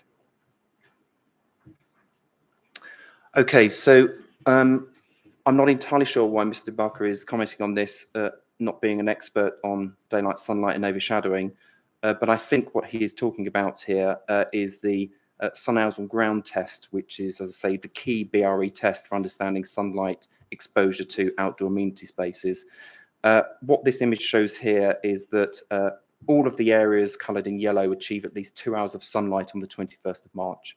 And the BRE recommends, and it is very clear on shadow, that it is not a hard and fast rule, because shadow to different spaces will differ, and sunlight to different spaces will differ, of course, depending on the site context and also what that space is used for. The test is not to achieve direct sunlight to all of the space. I mean, that would be crazy to have a situation like that. And that's almost like Mr. Bakr is alluding to. That is what the test is, but it is not. So the BRE recommends that at least 50% of an area achieves 2 hours of sun. Every area achieves that here, as you can see, lots of yellow, with the exception of the area between Block A and Block B, which achieves 47%. It is 3% short of the recommendation. Now, that, as I say earlier on, we are not asking for much flexibility here that the BRE affords, and that is entirely reasonable in the context of national and regional planning policy in terms of efficient use of land and acquiring or building much needed housing. So we then actually, in our proof, went on to test the sunlight a few days later, and it gets to that 50%, but we should not be compliance chasing in that way, because that is an appropriate way to do this. But nonetheless, the space will be well sunlit, and of course there will be some shadow to hard up to Block B. There will always be, as according to the BRE guidelines, any amenity space to the north of the building will be partly shadowed. And not everybody wants sunlight, of course, all of the time, particularly during climate change. Just come to that point, because although no requirement to submit transient studies, he references transient studies in his proof of evidence. First of all, did the council ever require transient studies? No, transient shadow studies which track the sun through the day can be provided. They are not required to be provided by the BRA guidelines, and they tend to be used for larger buildings as described in the BRA guidelines, tall towers where the shadow will track much further across a site and towards neighbours, and they may be useful in that regard. They are not always necessary in most cases. But to be clear, they have been provided, sir, for your, if you're interested in them, and they're at Mr. Tickle's ST17. They show the tracking of the shadow throughout the day. Yeah. There appears to be, can I just get you to comment, Mr. Kidd, about this? There appears to be a suggestion that the requirement is for sunlight at particular times of the day or matters of that kind. Can you just comment in relation to the point you're just making about amenity space and sunlight and whether that's actually what people require or want? Well, it would depend on the end user at the end of the day. Not everybody will want sunlight to the area all of the time. And as I said earlier, there are no hard and fast rules, and there is no set requirement for a certain amount of sunlight within an area on a transient basis. There is a recommendation based on the sun hours and ground test, of which I've already pointed out is 50% of the area achieving 2 hours of sun, of which we are just 3% short of that recommendation. And so in conclusion, Mr. Kidd, on that amenity area, can you please give your professional view to the inspector on whether that is acceptable, or indeed whatever adjective you want to use for that quality of that courtyard? Well, the sunlight access should be looked at holistically, and overall sunlight access will be excellent for this site, including the courtyard, which will have good levels of sunlight. Thank you. And in that respect, I don't ask you to repeat any of your evidence in conclusion, but can I just ask you to give this view, Mr. Kidd, as the expert in this area? You've referred to the overall results. Can I just give can you please provide your professional view overall as to whether the scheme is compliant with the relevant policy tests and the BRE guidance when flexibly applied or not? Yep. So to conclude then, that we carried out a comprehensive assessment. The council deemed the results to be acceptable. That included an appropriate degree of flexibility in line with policy, with the BRE guidelines. The results are good, as agreed with Alice Cook. And in my view, my professional opinion, the results are entirely acceptable. Thank you very much, sir. That's it. Sorry, I may have been slightly over 15 minutes. Apologies. No, that's okay. Thank you for that. That brings us to the end of Mr. Kidd's evidence in chief. We're just approaching 11 o'clock, and I was expecting Lord Ranger then. Hello. Are you ready to say what you want to say? Okay, if you want to come forward then and use the microphone, we'll deal with that before we take a break. Thank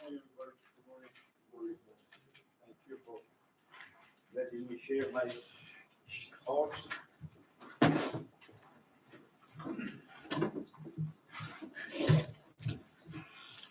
Before I begin, I like to make it very clear, we are not against the development of the school or whatever you wish to do, but we're only against the location.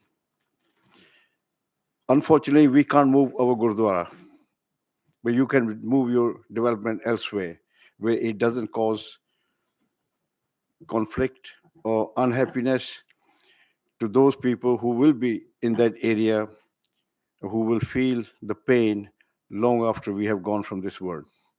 I'm a businessman.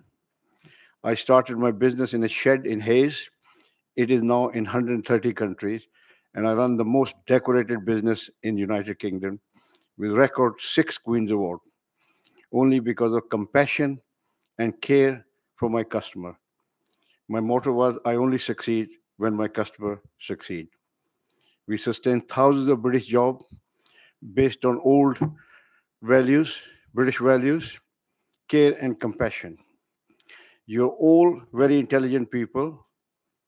You can use your intelligence to the detriment of those who are not as expert in your field as you are, or you can use your judgment and create a development which will be beneficial and which will not cause any unhappiness.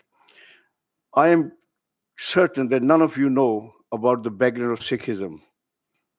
It is very unfortunate that our history never taught us the contribution of the Sikhs for our freedom, how they fought in both the Great War, how they won more Victoria Crosses, how they changed the course of many battles. It's a tiny community. 1 million Indian soldiers came twice to defend king and empire.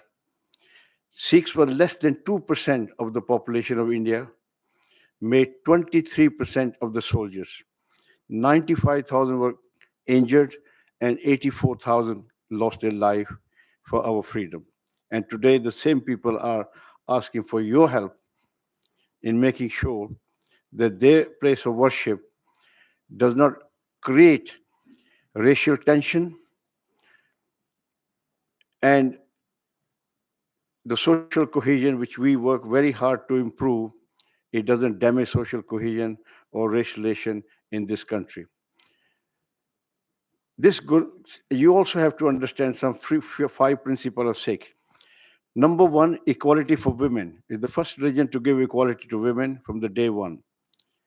Number two, no conversion, no religious conversion. We don't go out and tell people you change religion. Our Prophet said, religious labels are not important, your action deeds are. Number three, we have no ritual, no superstition. Number four, we are told to serve humanity regardless of race, religion, or gender. We provide free food to anyone who comes through the Gurdwara regardless. We will never turn them away because they are of a different faith. It's a very modern religion. It is based on interfaith teaching. It takes the best of all the religion. As our Prophet said, no one has a monopoly on truth. Wherever you can get truth, you take it and serve humanity. Full stop. And the Sikhs do that remarkably well. The only community which has been respected, recognized, and awarded in America, Australia, Canada, New Zealand, even in United Kingdom at the time of COVID. They came out, they deliver food, free food to everyone. This Gurdwara is made by the contribution of millions of people who pay £10, £20, so that this community can come, they can meet here, they can have, at the time of their death, they can come to take strength. At the time of their wedding, they come and get blessing. So this is not ordinary place. It is not a hotel. It is a place which does a great deal of work in making sure the community follow the teaching of the illustrious gurus and serve humanity. So my appeal to you is that if you make this development in this area, it will be a disaster for those people who have created this beautiful Gurdwara. Her Majesty the Queen, who honored me 8 times, probably the only person in this United Kingdom who can boast this because of my values. It is all about values. Great Britain is great because of its values. We respect people, we respect diversity. Diversity is respected, accepted, and protected. This is why this country is so strong. We're a tiny island. We have touched the life of almost everyone in the world because of the value we have. And if you want to use those values to the detriment of other people, because we are very smart, intelligent, I export to Africa. People from Africa, Caribbean, Middle East, they came to me to do business. I could have ripped them off. I could have taken advantage of my expertise, my knowledge in business for 50 years. But no, I used that expertise to benefit them, which in turn become my benefit. Nothing succeeds like success. My life started in a refugee camp. I lost my father due to the partition of India. From refugee camp to House of Lords, only through the values. And the value is to benefit humanity, which has been instilled from the day one. We want to benefit. We don't want to have confrontation with anybody. We would like to beg you to live and let live. Respect the feeling of those people who stood by Great Britain twice in those two great wars. They paid supreme sacrifices for our freedom, which we enjoy today. Let's not use their freedom to their detriment. They are here now. They came, they worked very hard, they worked in factories, they worked in hospitals, they worked in underground transport, whatever, and nothing was made easy. Believe you me, when I came to this country, nobody could stand my food. They were very derogatory to my food. It smells. Today they can't get enough of it. That just shows what prejudice can do, what hatred can. But I'm very proud that because of the British sense of tolerance and fair play, I could realize my ambition and achieve what I've achieved and benefit so many people. The Prime Minister himself came to honor me, David Cameron, to my factory in Greenford. So, ladies and gentlemen, all I say is this development is ill thought out. It's only motivated by money. And we are in public life for compassion to make things better for people, not to make things worse for people. So I will urge you to relocate your development. We have some slides. If you want me, allow me to show, I've got a colleague here, she can show some slide to show you the amount of damage this development will do to this place where hundreds and thousands of people come, not only from Hounslow, they travel from all over. Whenever there's a wedding, they have to book this place non-stop. They come from all around the area, and this will be very bad. And I was surprised. Somebody said when we said to these people that people will be overlooking at the ceremonies, somebody's dead body is there, and they'll be looking from the top, from their balconies, and they say put cover, put a roof over it. How easy it is. I wish they were working on their own and with the judgment, the knowledge they have, without the help of companies, organization, individually, if they could achieve as much with their thinking, I will give them £1 million each. Power is one thing, but power has to be used with compassion and with care. It is not to be used where I'm all right, Jack, I don't care. I will bulldoze my way in because I can make my clever lawyers. Example, we have a clever lawyer, we have clever accountant. They are costing the nation so much. The cleverness should not be used in that way. Cleverness should be used in benefiting other people. So I just request that this is a very, very sad for us to see that a company which can relocate itself and do something somewhere else wish to put their development right on top of a place of worship where people benefit. They come in the bereavement, they come. People are lonely, they come. It's a social center. They educate so much benefit that Gurdwara provides to the community, not for Sikh community, anyone. They're homeless people, they come and have food, free food from there. Yes, I think let's give them a little consideration. We can't put profit above else. We are here very temporarily. So I think we should leave a very good legacy impact. Don't lead a life, leave a legacy. That is my request. And I'll ask my colleague if they can show slides. Can you show some slides? Lord Ranger, thank you. All right. I hadn't been made aware that there was an intention to show you any All right, images. no problem. So, No problem. We're not going to show it. Could you just explain to me what they are and what you're wanting to show? No, but I just wanted to share the impact and the picture. But you already know we have given them the slide. But I will request you, please, you have seen the feeling of all those people. They come, and all these people, their forefather, had fought for the nation.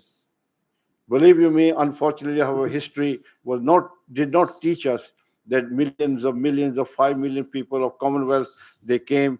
Not only they came to fight for our freedom, but they also came to rebuild this country after devastating war. And they worked under appalling conditions. They put up with prejudice, bigotry, and racism. I am one person. In 70s I came, but I stayed positive because I knew the British sense of tolerance and fair play is far greater than few individuals who show their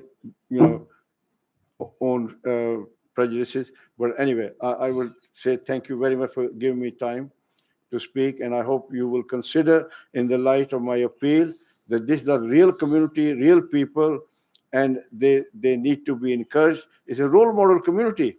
There's a unique community. Yeah, they are respected all over the world, and they're in the armed forces, they're everywhere, sports, in politics, you name it. Thank you very much. Okay. Do you want to show anything or No, not? no, No. we don't. Sorry, leave it. Thank you. Thank you. It's okay. I think I made a passionate appeal to these developers. Well, Relocate. I think we've heard what you've got to say, Lord Ranger. Thank you Thank for you. that. Oh, sorry. And, we'll obviously take that into account. Thank you, sir. Right. Mr. Strawn, is there anything that you wanted to ask? No, thank you very much, sir. Right, good. Thank you. We'll take a break at this point then. It's 11:10, so we'll adjourn now until 25 past, please. Thank you very much. Thank you. Sir, thank you.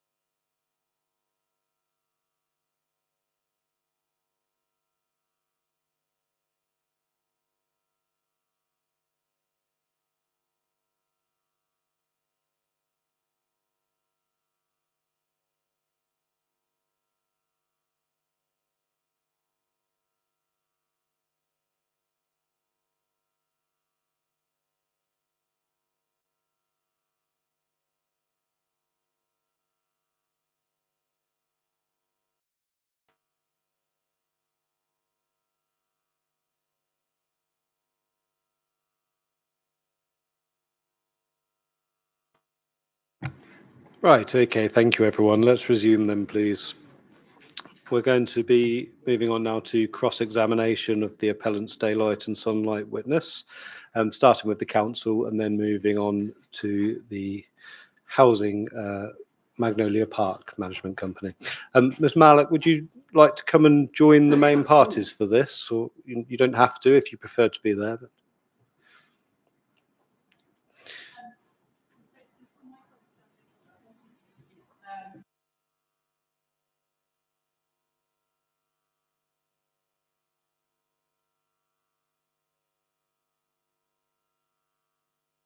Are they just sort of Google Earth images, are they?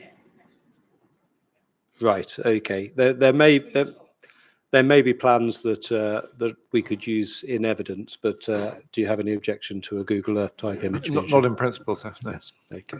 Yes, that'll be fine. Right, okay. So we'll begin with the council. So when you're ready, please, Mr. Fur. Thank you very much. Good morning, Mr. Kidd. Good morning. How are you? I'm well, thank you. Hope you are too. Mr. Kidd, in terms of daylight and sunlight, can we agree that the assessment should take a two-stage process? So the first is to look at the BRE guidelines and to carry out a calculation against those guidelines and determine whether there's going to be a material deterioration in conditions. And the second stage is then to apply a judgment and to determine whether those deteriorations are acceptable. Yeah. Yeah. Okay, thank you. And the approach that you've taken in your assessments is to consider the BRE guidelines first and to consider whether they're breached. Yeah. My initial assessment is to consider the BRE guidelines alongside national, regional, and local policy. Okay, but I just want to understand, because we've established there's that two-stage process. First, look at BRE guidelines, look at the thresholds they set in terms of their guide, see whether there'll be a material deterioration. And then it's that second stage where national policy and guidance and stuff comes in and you decide, well, these are the calculations. Are they acceptable having regard to other factors like national policy? No, as I said, I would look at the BRE guidelines along with national, regional policy alongside to understand. And also, it's not a case of understanding whether there's a material a reduction in daylight or sunlight. It's understanding whether there would be a noticeable loss. Yeah, and that's what the BRE guidelines are directed to, aren't they? Noticeability. Yeah, noticeability. Yeah, okay. So where there's a breach of the BRE guidelines, that indicates there will be a noticeable deterioration. That's right, it does. Yeah, okay, sure. So, fine. Now, you mentioned in your proof, paragraph 220, that the BRE allows for the application of different target values in certain circumstances. Yeah. But you don't yourself apply different BRE guidelines, do you, for special circumstances? You apply the standard ones. I don't quite understand what you mean by that question. Sure. There are alternative targets, aren't there, mentioned, for example, in Appendix F of the BRE There are, guide? yes. But you haven't applied those. You've applied the standard BRE guidelines in the main body of the guide. I've applied a standard technical assessment, which looks at the loss of daylight and the retained levels of daylight and sunlight to the neighbouring properties. Sure. Okay. And I've referenced those against the alternative values in the BRE guidelines. So, for example, Appendix F talks about a muse situation where perhaps in denser environments, the vertical sky component may be around the mid-teens. Yeah, but the approach that you've provided in your calculations and assessment is against the standard. No, that's not true, because Not true. my results at the back of the report and the appendices have all the different VSCs that are retained by the neighbouring properties. They do. And where there's a breach of the standard guides, that's what you've reported. Oh, absolutely. I need Yeah. to be in line with the BRE guidelines. So Yeah. technically, a breach of the BRE guidelines would be a reduction of daylight sunlight of more than 20% of the existing value. Understood. But of course, the retained level is just as important. Understood. Okay, so the section 2 of the BRE guide, and we have that at core document 1215 now. As you said, that indicates when the daylight enjoyed by an existing building is likely to be adversely affected by development. Yeah? That's right. Yeah. And they're intended to apply to rooms where daylight is required, and they're specified as living rooms, kitchens, and bedrooms. If they're the correct size, yes. Where does the BRE guideline refer to size? It doesn't. That is Right. policy. Actually, Yeah. I say it doesn't. I'm not. I would have to look through the BRA guidelines, but what we refer to is where a habitable space may be deemed less than 13 square meters. That would be deemed not habitable. That's my understanding. Okay, and does that come from the BRE guidelines? No, that No. has come from a different document that I refer to, which I think may well be the housing SPG, or indeed even maybe local policy. Sure. What I'd like to do, please, is to follow But can this I just say two-step- to you that we have actually included all rooms, as I mentioned earlier on, regardless of size in this case, for a robust assessment, as agreed with Alice Cook. Understood. So the BRE guidelines, what I'd like to do with you, if I may, Mr. Kidd, is to work through the BRE guidelines first, and then we Yeah, can sure. then we can look at the stage 2. So the BRE guidelines, paragraph 2.2.2, I believe it is in the new version. PDF Sorry, 2.2. 2.2, PDF page 14, core document. So do you have core document 1215? It was sent, I think, yesterday morning. Thank you. Okay. So the guidelines here are intended for use for rooms in adjoining dwellings where daylight is required, including living rooms, kitchens, bedrooms. So that's what the BRE guidelines require. Yeah. Okay. Thank you. And there are 2 guideline values in terms of daylight, vertical sky component and daylight distribution. Is that right? Yes, sometimes known as no skyline. Yeah, thank you. And at paragraph 2.2.7 on PDF 15, we see that if the VSE is greater than 27%, enough skylight should still be reaching the window of the existing building. And then it talks about VSE typically supplies each daylight to a standard room when combined with a window of normal dimensions, etc. Any reduction below this level should be kept to a minimum. If the VSE with the new development in place is both less than 27% and 0.8 times its former value, occupants of the building will notice a reduction in the amount of skylight. Yeah? Yes, and of course you would notice a reduction when the site opposite is clear of any buildings. Even a modest obstruction opposite would, of course, make a noticeable change. Okay, and it explains that the area lit by the window is likely to appear more gloomy and electric lighting will be needed more of the time if those thresholds are breached. Well, that depends on the size of the window as acknowledged by the BRE. So the VSC test is a spot point test on the window. Yeah, It doesn't take into consideration the size of the window. right. So therefore, you may have a situation where the reduction is, say, 22% of VSC Yeah, to a very small window. Do you see where I'm going? I- But in reality, that window doesn't emit much light in the first place because it's small.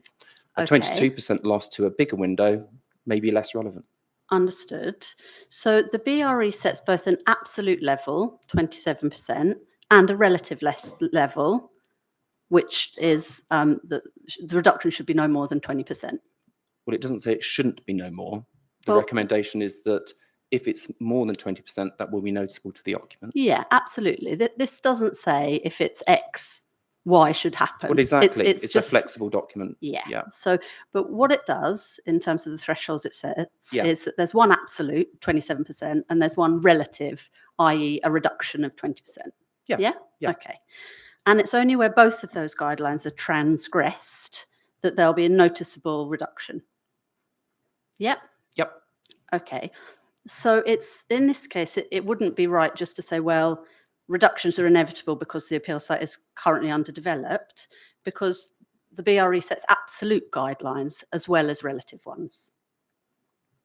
Yeah. The BRA guidelines is to be applied in any context. Yeah. So here, of course, you have to take the actual context that we're dealing with, which of course is an empty site. Of course. So I think it would be inappropriate to say that you shouldn't be considering that No. against whether there's a relative loss. Of course, nobody's saying that in terms of the relative loss. In terms of the relative loss, Mm. yes, the fact that it is currently an underdeveloped site will have a bearing Yeah. on the extent of the loss. Glad you agree. Yeah, but in terms of the absolute level, that's not that doesn't depend on a comparison of existing empty site. That's just an absolute level of what's left in It's the an room. absolute level, Yeah. which then I have compared against other appeal cases, other inspector decisions to Yeah. understand whether that retained level of VSC is reasonable in its context. And as Ms. Cook said yesterday, the VSC levels are good in this context. Yeah, what I want to do, Mr. Kidd, is I want to go through the 2 stages. The first is to look at the BRE and the results that shows, and Yep. the second is to look at the acceptability or otherwise. Yep. Okay,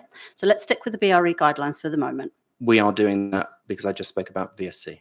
Yeah, Mr. Kidd, I've heard what you had to say in your evidence. So Yeah. if we could try and focus on the questions that are being asked, and then if you have anything further that you want to say afterwards, then you can do that. Sure. I don't Okay. need you to repeat your evidence, though. Thank you. okay, thank you. So what we know is that there's an absolute and a relative level. The fact the site is currently undeveloped will be relevant to the relative level, but it isn't relevant when looking at the absolute levels that are retained in Perkin Close, because that doesn't depend on the extent of the reduction.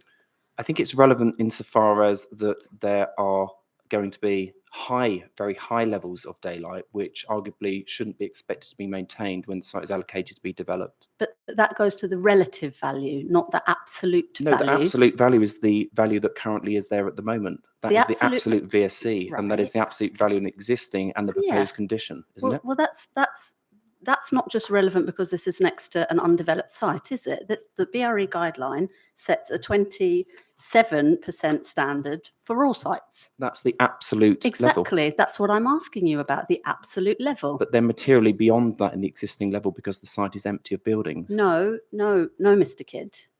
That's relevant to the relative loss. There are 2 parts of the VSC, an absolute level. Any window that experiences that reduction, regardless of how it compares to what it was before, will,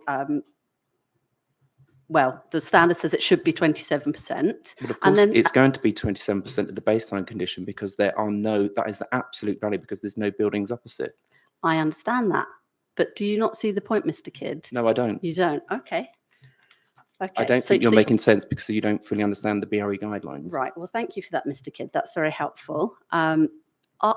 I hope you will understand, sir, the point of the question I'm making, and I don't think I need to go over that. Now, where the layout of the affected property is known, the daylight distribution can also be assessed by plotting the no skyline. Yeah? Yes, it can. Thank you. And areas beyond the no skyline usually look dark and gloomy compared to the rest of the room, however bright outside, because they don't receive any direct daylight. Yeah? Yes, that is what the BRE guideline says. Thank you. And if following construction, the no skyline moves so that the area of the existing room, which doesn't receive daylight, is reduced by 20%, that will be noticeable to occupants. That's right. And more of the room will appear poorly lit. Correct. Okay. And can we agree that both the amount of skylight and its distribution within the building will be important to understanding how residents will be affected? Exactly. That is why I've done the 2-stage test of VSC and no skyline. Thank you. And it wouldn't be appropriate to rely on compliance with the VSC element to override or outweigh failure to comply with the NSL or vice versa. I agree, and I haven't done that. Thank you. Thank you. And then if we look at paragraph 2.2.3 of this BRE guidelines, please.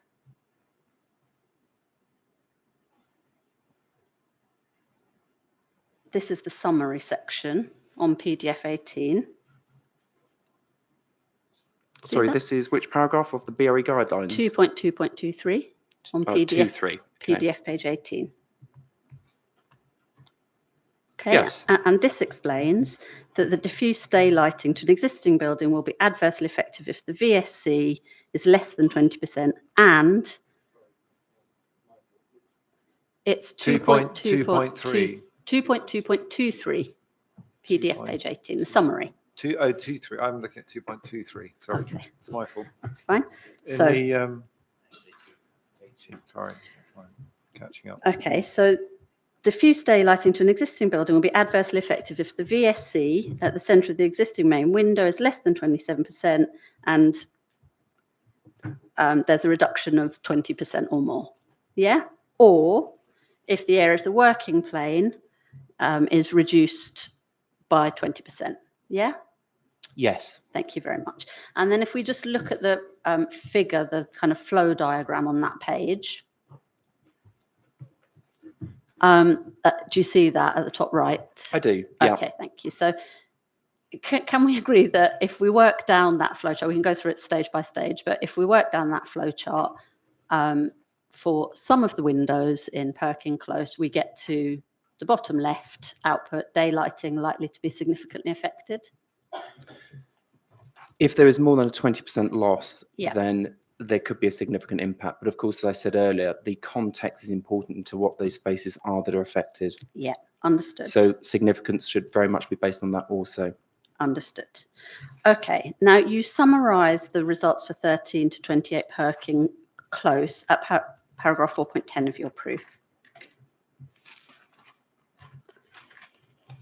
I just want to see if I did try to take a note, Mr. Kidd, so forgive me if I could just check if I've got it right. Sure. So 13 to 28 Perkin Close, 58% of the rooms that the windows that you've assessed will meet guideline values, so that means 42% won't. Is that correct? That's right, yes. Thank you.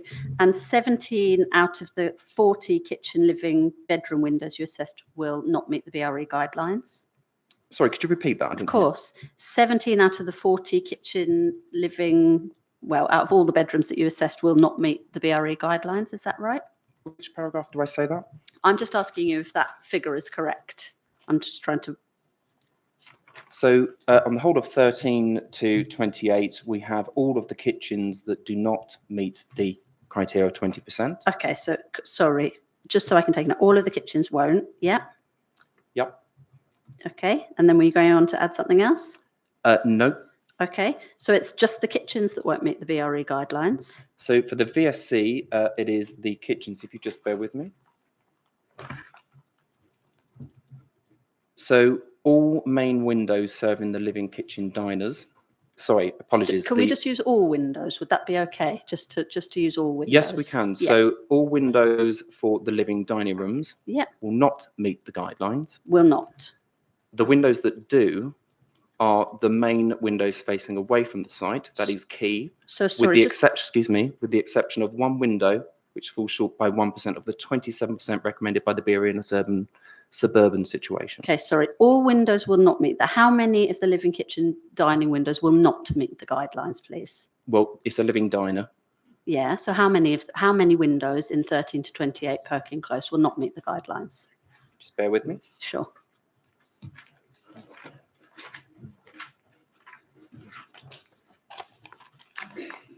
So on the southern elevation facing towards the site, all of the kitchen windows will not meet the criteria in terms Yeah. of the 20% criteria. Yeah.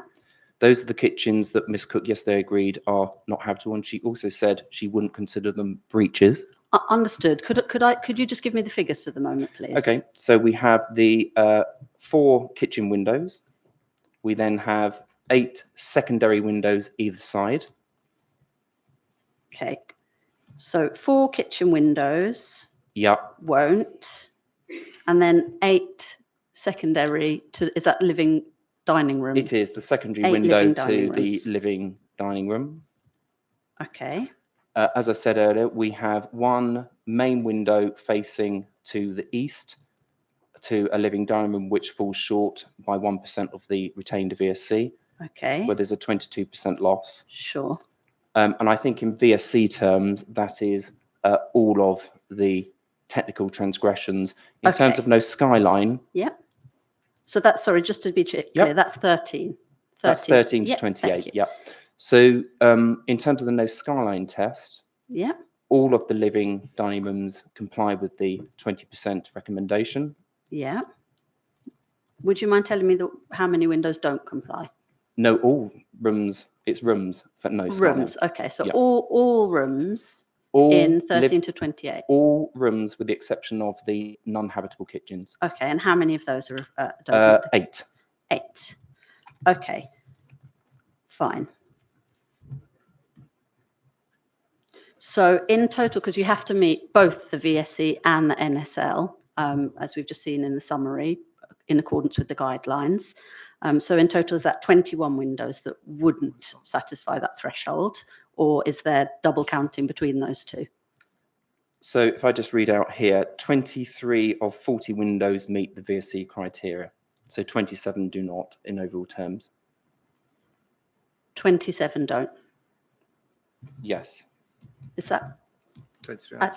I think it's 17, wouldn't it, on the maths? If 20. Sorry, yes. 17. Sorry, yes. Right. Okay. So that I thought was what I was started with, was Yeah. that 17 out of the 40 kitchen, living room, bedroom windows assessed failed to meet the BRE guidelines. Yes. Okay. Good. And in terms of 29 to 44 Perkin Close, am I right to say that 30%, which is equivalent to 12 windows serving bedrooms, dining and living rooms, will not meet the guidelines because there's a reduction in both the absolute level and the relative level? Is that right?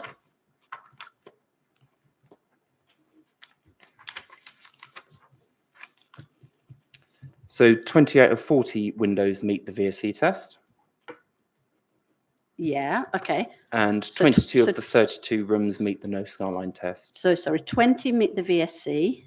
So how many don't? 28 meet the VSE. 28. So 12 don't meet the VSC. Is that right? Yep. Yeah. And then in terms of the no skyline? In terms of the no skyline, 69% meet the test. Okay. How many windows don't meet the test? You mean rooms? Yeah, rooms. How many rooms don't meet the test? 10. Okay. And of those 10, may I just add that, course. as I mentioned earlier on, they are predominantly bedrooms, of which the BRE notes are less sensitive in daylight terms. And the 2 rooms that are main spaces, living spaces, are the 2 one on the ground floor, 1 on the first, which there is a no skyline loss of 37% to the living room on the ground. And then that is 26% loss on the next floor. Okay. So can I just check then? Is it 22 in total in 29 to 44 that don't meet the tests? No, it's 22 that meet the test. Right. Sorry. How many? Okay. 22. So it's 12 that don't meet the test. Is That's that right. Yes, Right, of which okay. most of those are bedroom. 10 are bedrooms, Sure. 2 are living rooms. Understood. Okay. Fine. And in terms of the extent of the reductions, just in 13 to 28 Perkin Close, would I be right to say that the reductions at ground and first floor are between 54 and 69%? Yes, that is right, to those Okay. non-habitable kitchens, Thank you. And which I may add, the BRE does note that you may even want to exclude from a sunlight assessment, including bedrooms. we're on daylight though, aren't we?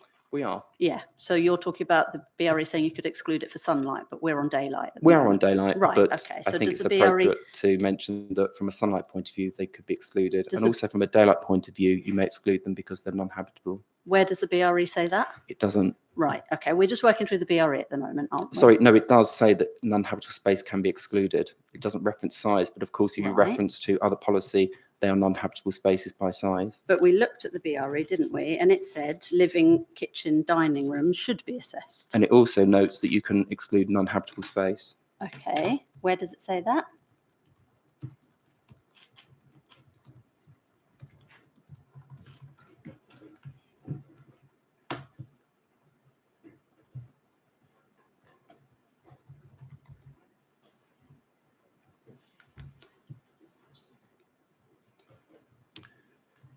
So, for example, it's just one area. For example, the target for a living room could be used for a combined kitchen diner and kitchens. And if the kitchens are not treated as habitable spaces, and then other areas it Where are talks you about looking at, sorry? non-habitable. So this is on page 73, for example. Page 73. But I think actually, if you look at C17, that discusses habitable spaces, but also that paragraph that you mentioned earlier Sorry, on where was it you were looking on page 73? at C15. C15. Is this the one that says a UK national annex? No, actually, it's not. So there seems to be 2. Could you remind me of the paragraph that you took me to earlier on? Yeah, of course. That was paragraph 2.2.2. 2.2.2.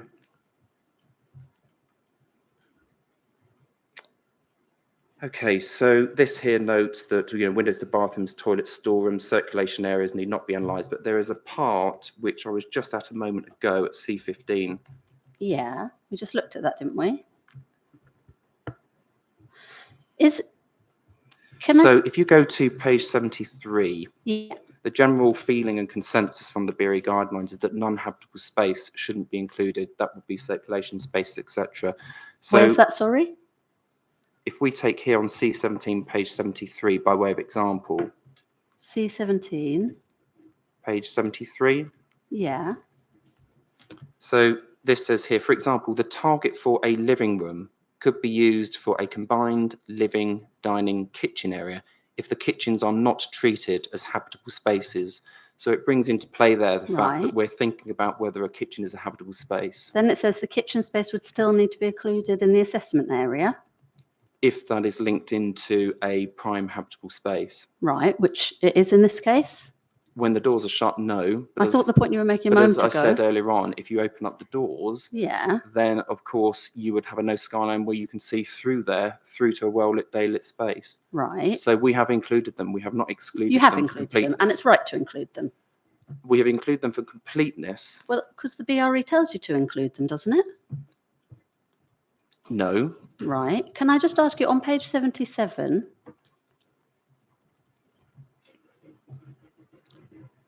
When I say no, the kitchens have been included for daylight. They Yeah. could be excluded for sunlight. I understand, but we're looking at daylight at the moment. They Yeah. have been included in your assessment, and they should be pursuant to the BRE guidelines. They, in accordance with the BRE guidelines, Yeah. actually, no, it's not in accordance with the BRE guidelines. I have included the kitchens because I thought it would be prudent to do so. So it's so. However, Yeah. having looked at policy with the Yeah. habitable space Yeah. size, Yeah. then actually, as Ms. Cook said yesterday, she wouldn't consider them breaches. Along with myself, they're not a significant consideration because of the size of the room. Right. So can we just stick with the BRE guidelines? Because I've said we'll come on to the stage 2 and the other matters. Yeah. I just want to stick with the BRE. They do require you to consider kitchens for daylight, and you have done that. Is that fair? I have included them, yes. And the BRE guidelines require you to. Well, as here, if it's not treated as a habitable space, and I think it's fair to interpret the BRE guidelines that you could exclude them, but I included them. Can I just ask you on page 77, this figure C4, for a combined living, dining, kitchen area, the kitchen should always be included as part of the room in the calculations, even in the case where the kitchen is deemed non-habitable and the living room criteria is applied to the whole space. So is that suggesting that they should be included even if they are treated as non-habitable? Well, as I say here, there are double doors with the kitchen, so they can be closed off, so therefore the size would not be full in terms of a habitable space. Right, But which they is can be opened, and they have been included, so I've included them in the analysis. Okay. Okay. So we were just at reductions. So in terms of 13 to 28 Perkin Close, I think you've agreed there'd be ground and first floor reductions between 54 and 69%. And at the second and third floors, would it be right to say there'd be between 34 and 51%? Yes, that's right. Okay. And in terms of 29 to 44 Perkin Close, the reductions are between 32 and 45%. Is that right?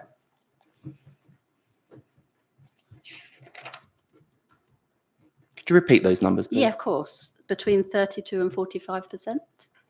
Yes, that's on the ground and first floor only, and the upper floors are fully compliant. Okay, thank you. So then turning to sunlight then, the effect of development on sunlight enjoyed in a dwelling is considered, as you explained, by reference to annual probable sunlight hours. Yes, that's right. Thank you. And the BRE explains at paragraph 3.2.13 that, sorry, let me find you the reference. That's PDF page 26. It's the summary section again. So that explains that sunlighting of an existing dwelling may be adversely affected. And this will be the case if the centre of the window receives less than 25% of the annual probable sunlight hours. Should we just call them APSH? So less than 25% of APSH, or less than 5% of annual probable sunlight between September and March. Yeah? Yep. Okay, so there'll be an adverse effect under the BRE guide if either the annual guideline or the winter guideline isn't met. Is that right? That's right, but the BRE also notes at paragraph 3.23 that APSH is the better test to take in terms of understanding the relative loss of sunlight. Yeah, we're looking at APSH now. We are. Yeah, okay. And it explains that there'll be an adverse effect if there's a reduction of more than 20% during the annual or winter period. Is that right? There will be a notable effect if it's over 20% loss. Over annual or winter period? Yes. Yes, sorry, the inspector can't Yes. hear you're nodding. Thank you. Okay. Thank you. And also there'll be a reduction in there'll also be an adverse effect if there is a reduction in sunlight over the whole year greater than 4%. Yes. Okay. So just in terms of the results then, for 13 to 28 Perkin Close, would I be right to say that 6 out of the 32 windows, so 19%, would fall short of the winter guideline? Yes, that's right. And they are the windows to kitchens. So that's 3 or 4 kitchens, or Yeah. they are the secondary windows to the living rooms. And as Okay. I mentioned earlier on, the BRE says that normally kitchens and bedrooms need not be assessed for sunlight. And as I say, they are the secondary windows, not the main windows serving the living space. Okay, sorry. Where is it that the BRE guidelines say that kitchens don't need to be considered for annual probable sunlight hours? So on CD 12.15, Yeah, paragraph 3.23, 3.23. Yeah, just bear with me. Yeah.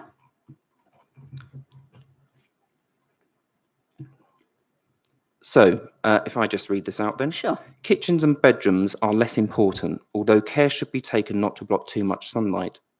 Full stop. Normally, loss of sunlight need not be analysed to kitchens and bedrooms. Except for bedrooms that comprise a living space. So that's, yeah, for It example. doesn't comprise a living space as far as I'm Okay. concerned. Okay, fine. So I don't understand what the problem is with the sunlight loss. Okay, understood. But you have assessed and you do accept that in accordance with the standard about noticeable reductions Yeah. in the kitchens there, and sorry, what did you say the secondary window was?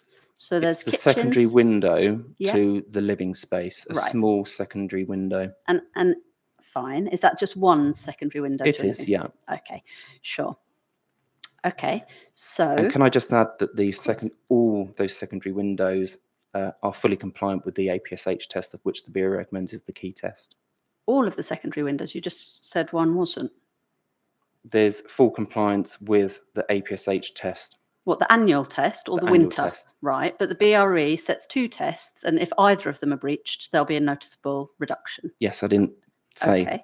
Well, you said full compliance with the APSH test. Well, there is. Yeah. Yeah, okay.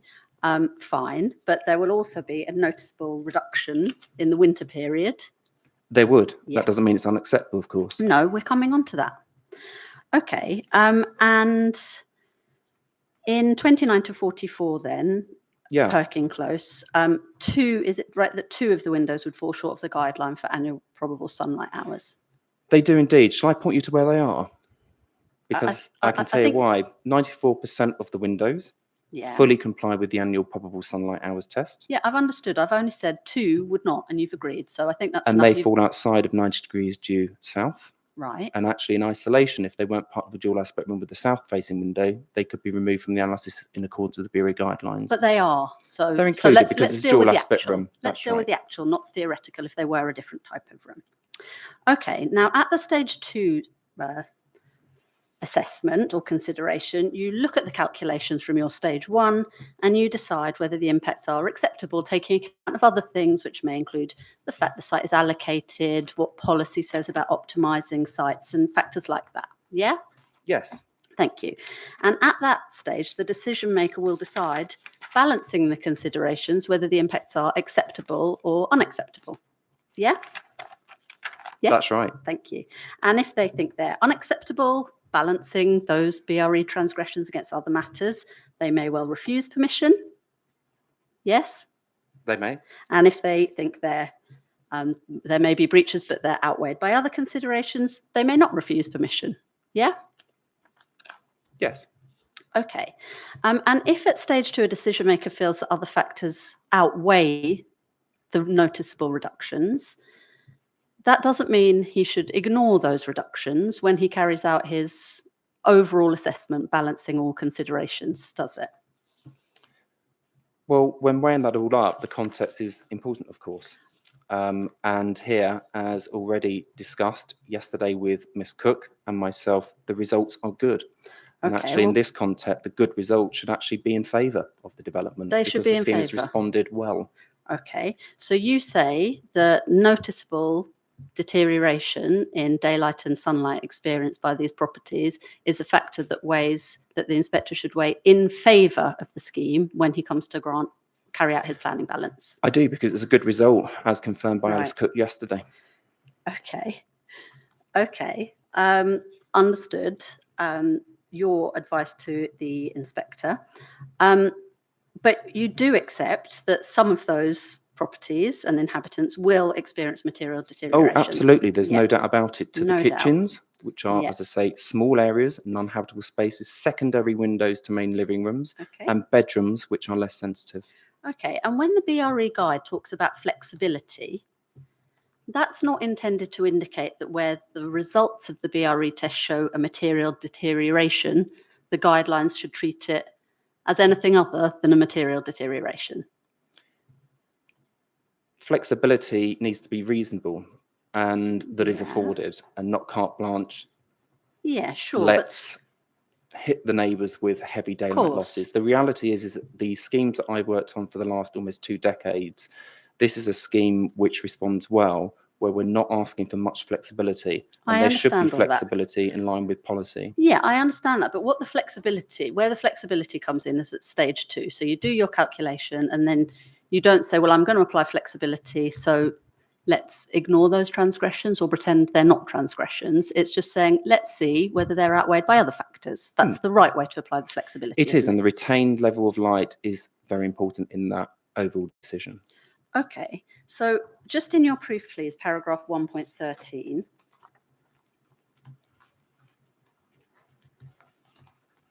Sorry, what was that? It's your proof, paragraph 1.13, page 5. Yes. And it's down towards the bottom of that page, where you've spoken about the fact that daylight and sunlight wasn't a reason for refusal. Mm. And then down towards the bottom, you say it's now sought to be suggested that the transgressions of BRE should nonetheless weigh against the appeal scheme. And you agree with that suggestion, and you say it fails to reflect any of the well-established approaches for considering daylight sunlight of this kind, where the results show good levels are achieved. Okay. Yeah. So can I just ask, is it your evidence to the inspector that he should ignore the material reductions in daylight and sunlight that are experienced by a number of properties at Perkin Close? Is that your advice to him? No, I'm not No. saying that they are ignored. Not ignored. And we have not ignored them in our robust assessment. Understood. We have placed Okay. context around those impacts Yeah. to determine whether those impacts are acceptable. I understand that. Because I adverse understand that. doesn't mean unacceptable. I fully understand that, but before we get to whether it's acceptable or not, the transgressions that you've identified, they are adverse impacts, aren't they? They are, but not Yeah. to the prime habitable windows. They are adverse impacts, okay? And you agree that well, I can write down what I write. The inspector can write down what he writes. Okay. So Sorry, Mr. Kidd, were you about to say something else, or was that the end of your answer? What was repeated back?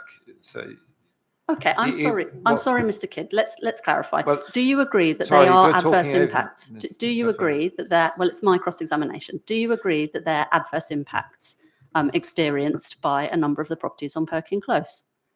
Yes, they are adverse impacts to a number of the windows, Yeah. of which we explained under the context are acceptable in our view. I understand.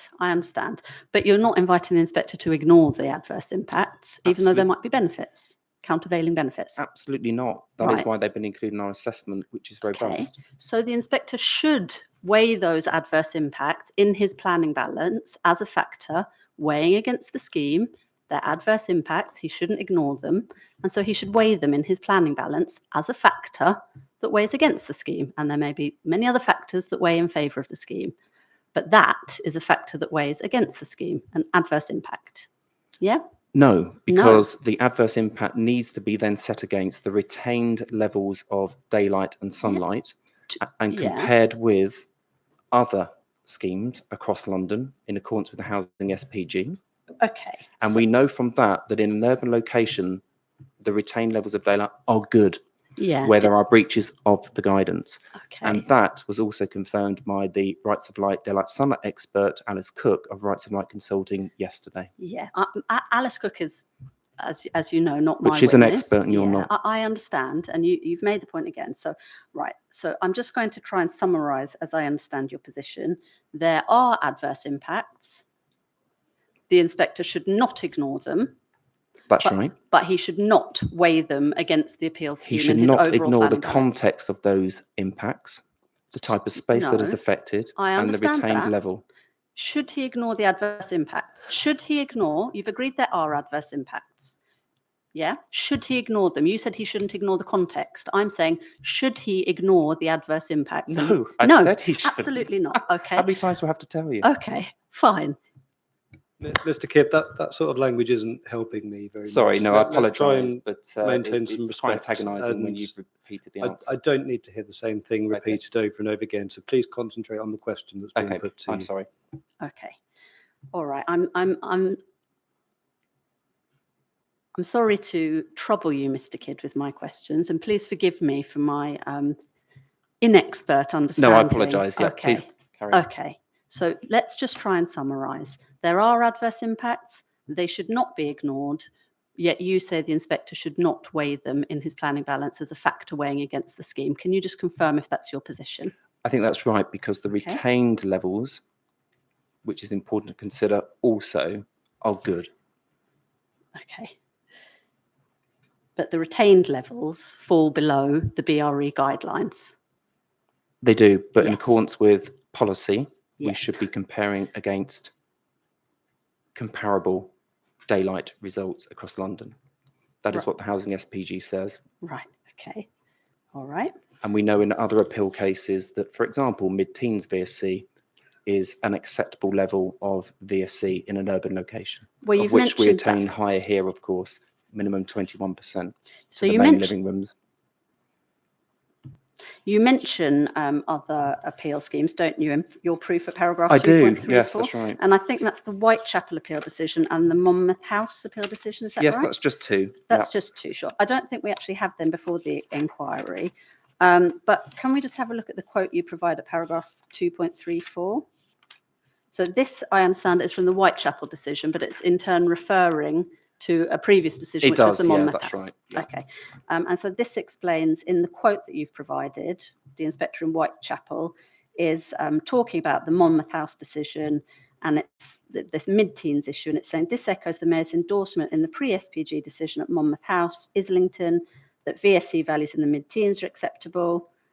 They also show smaller proportions of bands below 15, etc. Yeah. Now, so that was an inner urban environment, wasn't it? And Monmouth House, is it right to say that that's in Islington, very close to Liverpool Street Station? Yeah, that's right. It is Yeah, in okay. Islington. Okay, and Whitechapel also in inner London, close to Liverpool Street Station, opportunity area. Okay. Do you say that those locations are comparable to the appeal site? What I would say is that there the inspector discussed mid-teens VSC as acceptable. Yeah, in the context of those sites. In the Do you say that the context of those sites is comparable to the context of the appeal site? It is comparable insofar It as is. I know that here the retained VSC levels to the main habitable windows achieve at least 21%. No, that's not the question. So that is good. The results is not the question. The question is whether the context of Monmouth House in Whitechapel in central London, close to Liverpool Street Station, is comparable to the context of the appeal site in this case. So they're different because Right, that not is, comparable. if you let me finish, please, they are in an urban areas.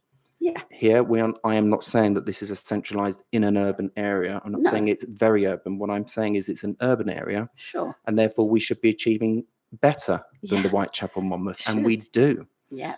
Okay. To the main living room spaces, as already pointed out, we achieve at least 21% VSC. Yeah. That's the minimum level to the main living room spaces. That is material beyond the mid-teens 15% that was deemed acceptable in Whitechapel and Monmouth House. I understand that. And a moment ago, when you were talking about the results, you said yes, and we know that other standards have been accepted in the mid-teens, but you didn't draw to the inspector's attention the very different context of those cases, did you? No, because we No. achieve higher than that. Yeah, but you were relying on them, weren't you? You were relying on those cases without drawing to the inspector the different context in which the mid-teens were accepted. Well, it's in my proof that Right. specifically there that we talk about 15% and mid-teens, and the inspector will see that we achieve higher than that on all the main living spaces. Right. Okay. Now,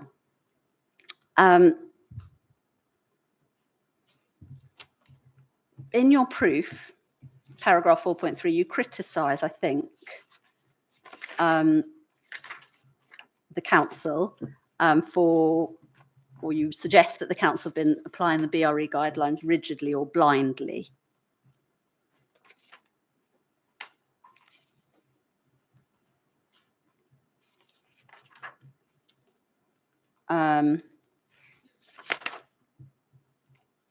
Yeah. I don't think I say that. Okay, let me find the reference. Could you read out the part where you feel that I Yeah, of course. say that expressly? Yeah, let me find it. Was it not your suggestion? Did you not intend to suggest that the council have been applying these guidelines rigidly or blindly? Can we just be, I'd like to put down a small marker here, sir. I'm trying to not intervene, but can I just refer you to the committee report, CD 6.1? One of the conclusions reached by, and when Mr. Ford talks about the council, this is why I'm raising it. Who do we mean by the council? The council committee report contains a conclusion, if you look at 8.212, that the daylight in the affected properties considers all this cumulative daylight to the rooms good for an urban area. And so we have a view from the council officers. There's nothing in the reason for refusal that departs from that. There's no reason for refusal in relation to daylight and sunlight. And I'd like to be very clear, and I'm putting down a marker for obvious reasons, where it's said that Mr. Furr is now representing the council. Okay. And what the council means in this context. Happy to respond to that, sir, now. Could I ask you please to turn up the council's statement of case, which is in the appeal documents. Doesn't come from the council. That comes Sorry. from it's not. All right. Well, The council's statement of case reflects the council's position. And can I just be clear, sir, as to the extent of our position on daylight and sunlight? I confess I'm a bit surprised it's an issue at all. But the council's position is simply that there are some adverse daylight and sunlight impacts to residents at Perkin Close that should be taken into account. Well, that's it, sir. That was my understanding. And that's what we've just dealt with, I exactly. think. Yeah. The crux of the matter is the council think it should be weighed in the balance, exactly, and sir. the appellant doesn't. So, yeah. Given that we've dealt with that matter, are we coming to the end of your cross-examination? Yes, We are yes. over the time estimate Yes, again. absolutely, sir. I hadn't thought that would be such a controversial proposition, to be honest. Okay. Sorry, I'm so sorry, sir. My point is about this. What standards we're using. It's identified this as an urban area in the committee report. I've never understood the council to be suggesting, other than in a proof, that this isn't an urban area. Well, sir, the questions I was just exploring with Mr. Kidd is whether it's comparable to the examples he provided you with in Liverpool Street Station. That's the only issue I was exploring with Mr. Kidd, whether that was an appropriate comparator. And you'll have seen what Mr. Ringer says about suburban versus suburban, and we'll deal with that with him. Right. Thank okay. you. So do you have any more questions? It's the same point about the sunlight to the amenity space. We accept it's a very marginal transgression. It's 47. The guidance says at least 50 should be received. So it's a marginal transgression. But the guidance does set a lower level, should be at least 50. Again, do you accept, Mr. Kidd, that the fact that it doesn't achieve that threshold is something the inspector should take into account in his overall balancing exercise? Yes, and I very much hope that he applies reasonable flexibility there with the marginal, as you said. I'm pleased you agree, 3%.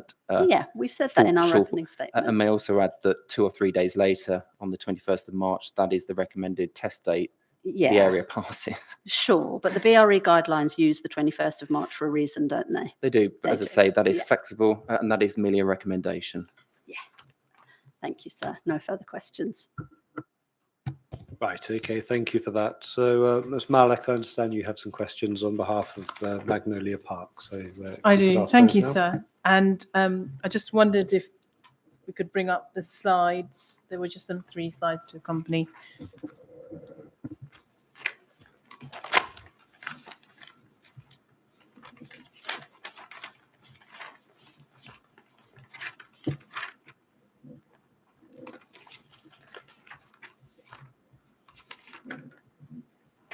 So, does the council have that in hand? Yes, you should. Right, Just thank you.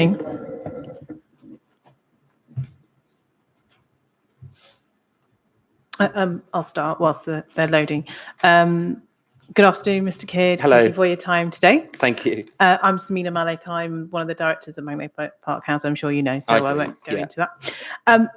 I want to focus on your proof of evidence and rebuttal proof of evidence. I'm one of the directors of Magnolia Park House. I'm sure you know, so I won't go into that. I want to focus on your proof of evidence and rebuttal proof. That's a delayed YouTube, I think.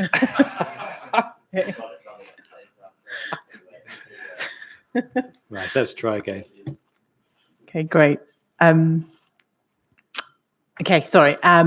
Alongside the Avison Young Daylight Report, 6th September 2021, and the technical note of February 2022 to discuss the impact of the A2 Dominion proposal on the amenity of residents in Perkin Close, blocks 13 to 28 and 29 to 44 specifically, in regard to daylight and sunlight and overshadowing.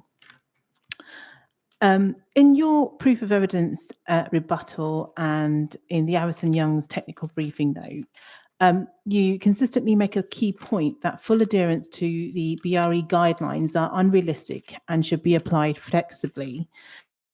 The degree of flexibility is a judgment for the inspector. Is that correct? Yes, he will have to make a judgment on that. Thank you. I just want to focus on the context of the appeal site. In its statement of case, Hounslow Council has stated that the location of the site is not considered to be located within an urban area. Rather, it is considered to be suburban in nature. In the Avison Young report dated 6 September 2022, in reference to the BRE guidelines, it states that the flexibility the guidelines advocate should reflect the particular characteristics of each case under consideration. And it is important to bear in mind the default numerical targets within the BRE guidelines are largely based on a low density suburban housing model. Therefore, in this case, in the instance of this appeal site, it may be entirely appropriate to apply different values, especially where the general scale of obstruction will be inevitably be greater, especially in dealing with large scale developments in dense urban environments. I refer to the slides just to show that south of the site is a residential area comprised of terraced houses, semi-detached houses, and it doesn't really fit the definition of an urban area. If you walk 320 meters south of the site, you will see a residential area which is predominantly lower density development, such as I've said, detached, semi-detached terrace houses. And if you walk 482 meters southwest of the site, you arrive in St. Stephen's Conservation Area, which is tree-lined and is a historic site. So the appeal site location is not in an urban area, as the council has stated, and as the senior planning officer's proof of evidence has stated and agrees with. So the BRE numerical targets apply in this case, don't they? The targets are flexible in any nature or any context. And we've already gone through, Ms. Malik, as you know, the debate as to whether this is urban or not. And I'm firmly of the belief that this is an urban location. Thank you. I think the forthcoming site visit will obviously shed some light on that to the inspector as well. Yes. In your proof of evidence and rebuttal, you consistently argue that the principal factor of key importance is that the current condition of the site is vacant, resulting in obstruction to existing neighbouring properties as inevitable. However, the design of the proposal scheme in its current form will have a noticeable impact on the occupants of Block 13 to 28 and Block 29 to 44, and we've already discussed that with the council's cross-examination. Yeah. And this is recognised in your own report, CD 1.3.21, paragraph 2.6, that there will be daylight transgressions below the recommendations set out in the BRE guidelines, which may be noticeable. So you say that. Continuing on the Everton Young point that the proposed scheme on the vacant site will have some degree of inevitable impact on daylight and sunlight, the results of the Everton Young daylight and sunlight VSE test show that the design of the proposed scheme will result in a loss of daylight to the living rooms and bedrooms of windows Block 29 to 44 and Block 13 to 28. That's correct. We've established that. Just turning to the BRE suggests that if the VSE is less than 27% in a low-density suburban housing model, then the neighbouring buildings would experience a noticeable reduction in the amount of daylight.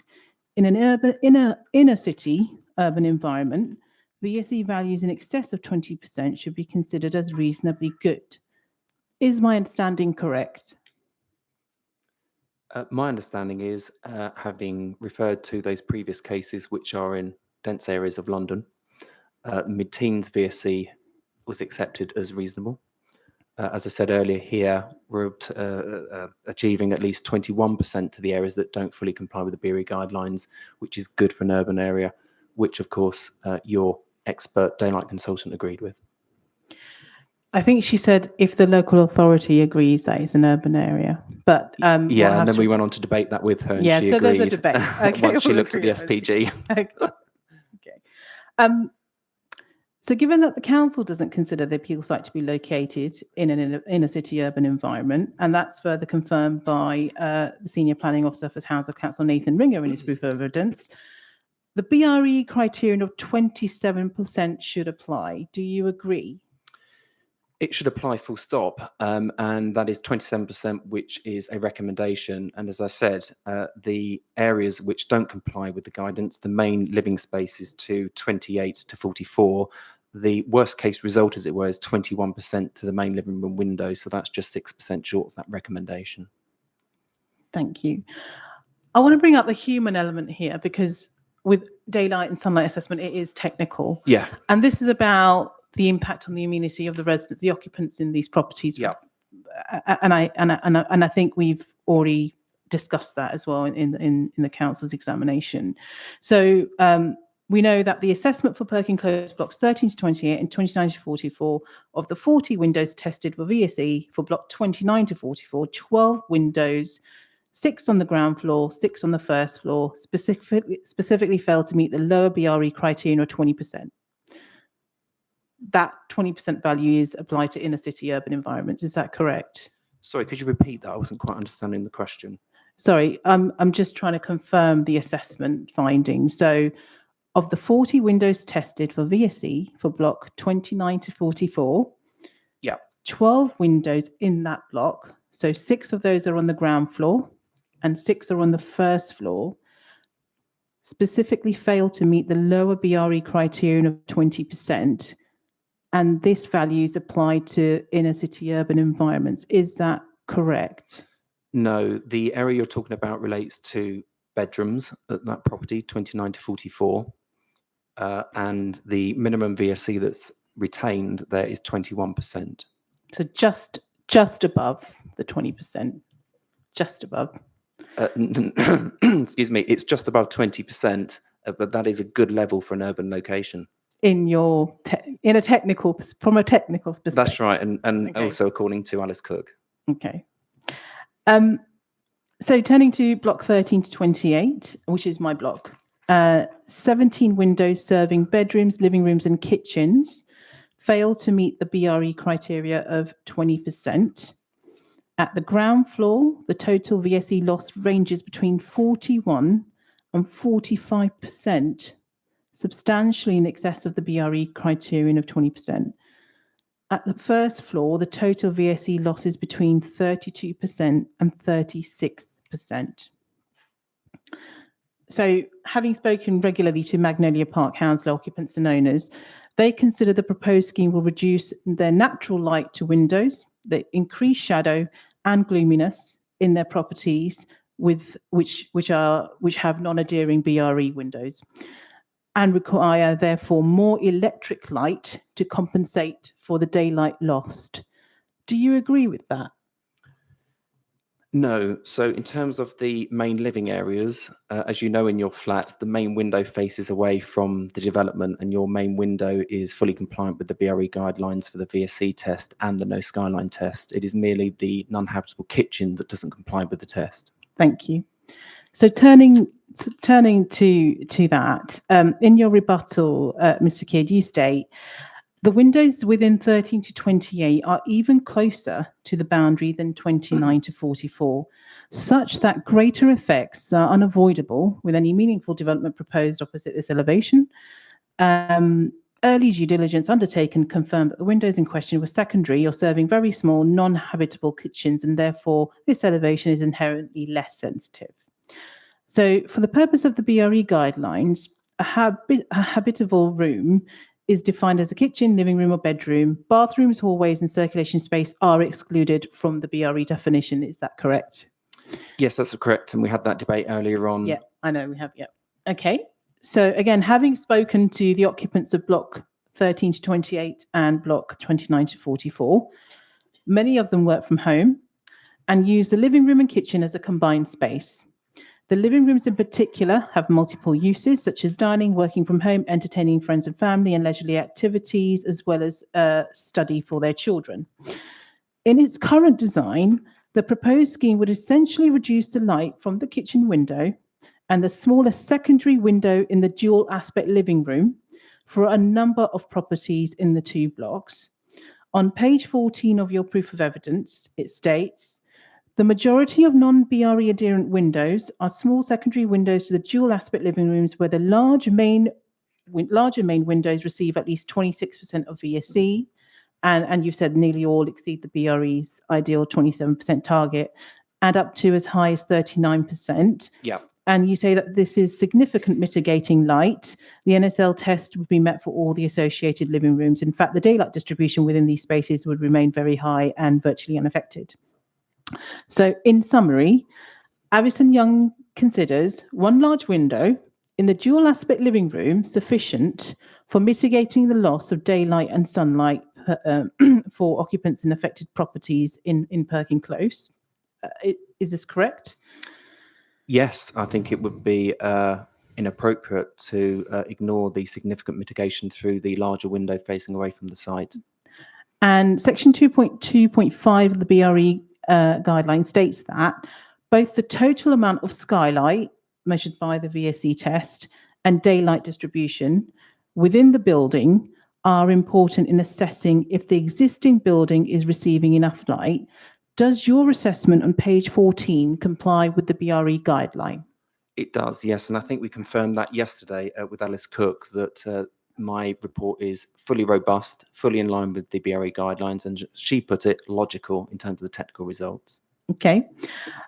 In conducting daylight and sunlight assessment, page 8 of the Royal Institution of Chartered Surveyors Professional Guidance Note, Daylighting and Sunlighting, first edition dated 2012, states that daylight and sunlight in particular are important to human health and well-being. They affect quality of life, working conditions, and public amenity. Do you agree? I do, absolutely. Thank you. In terms of achieving well-lit rooms, what this proposed scheme means practically for the day-to-day life of occupants in the impacted properties is there is no window in the bathroom. There isn't one at the moment. There is no window in the hallway. There is one single aspect window in each of the two bedrooms, which many occupants also use as offices when two partners are working from home. The small kitchen window and a smaller secondary window in the impacted properties will experience loss of daylight and sunlight, depending on ground floor, first floor, way beyond the BRE thresholds, and therefore only one window in the living room will provide daylight and sunlight to occupants of impacted properties.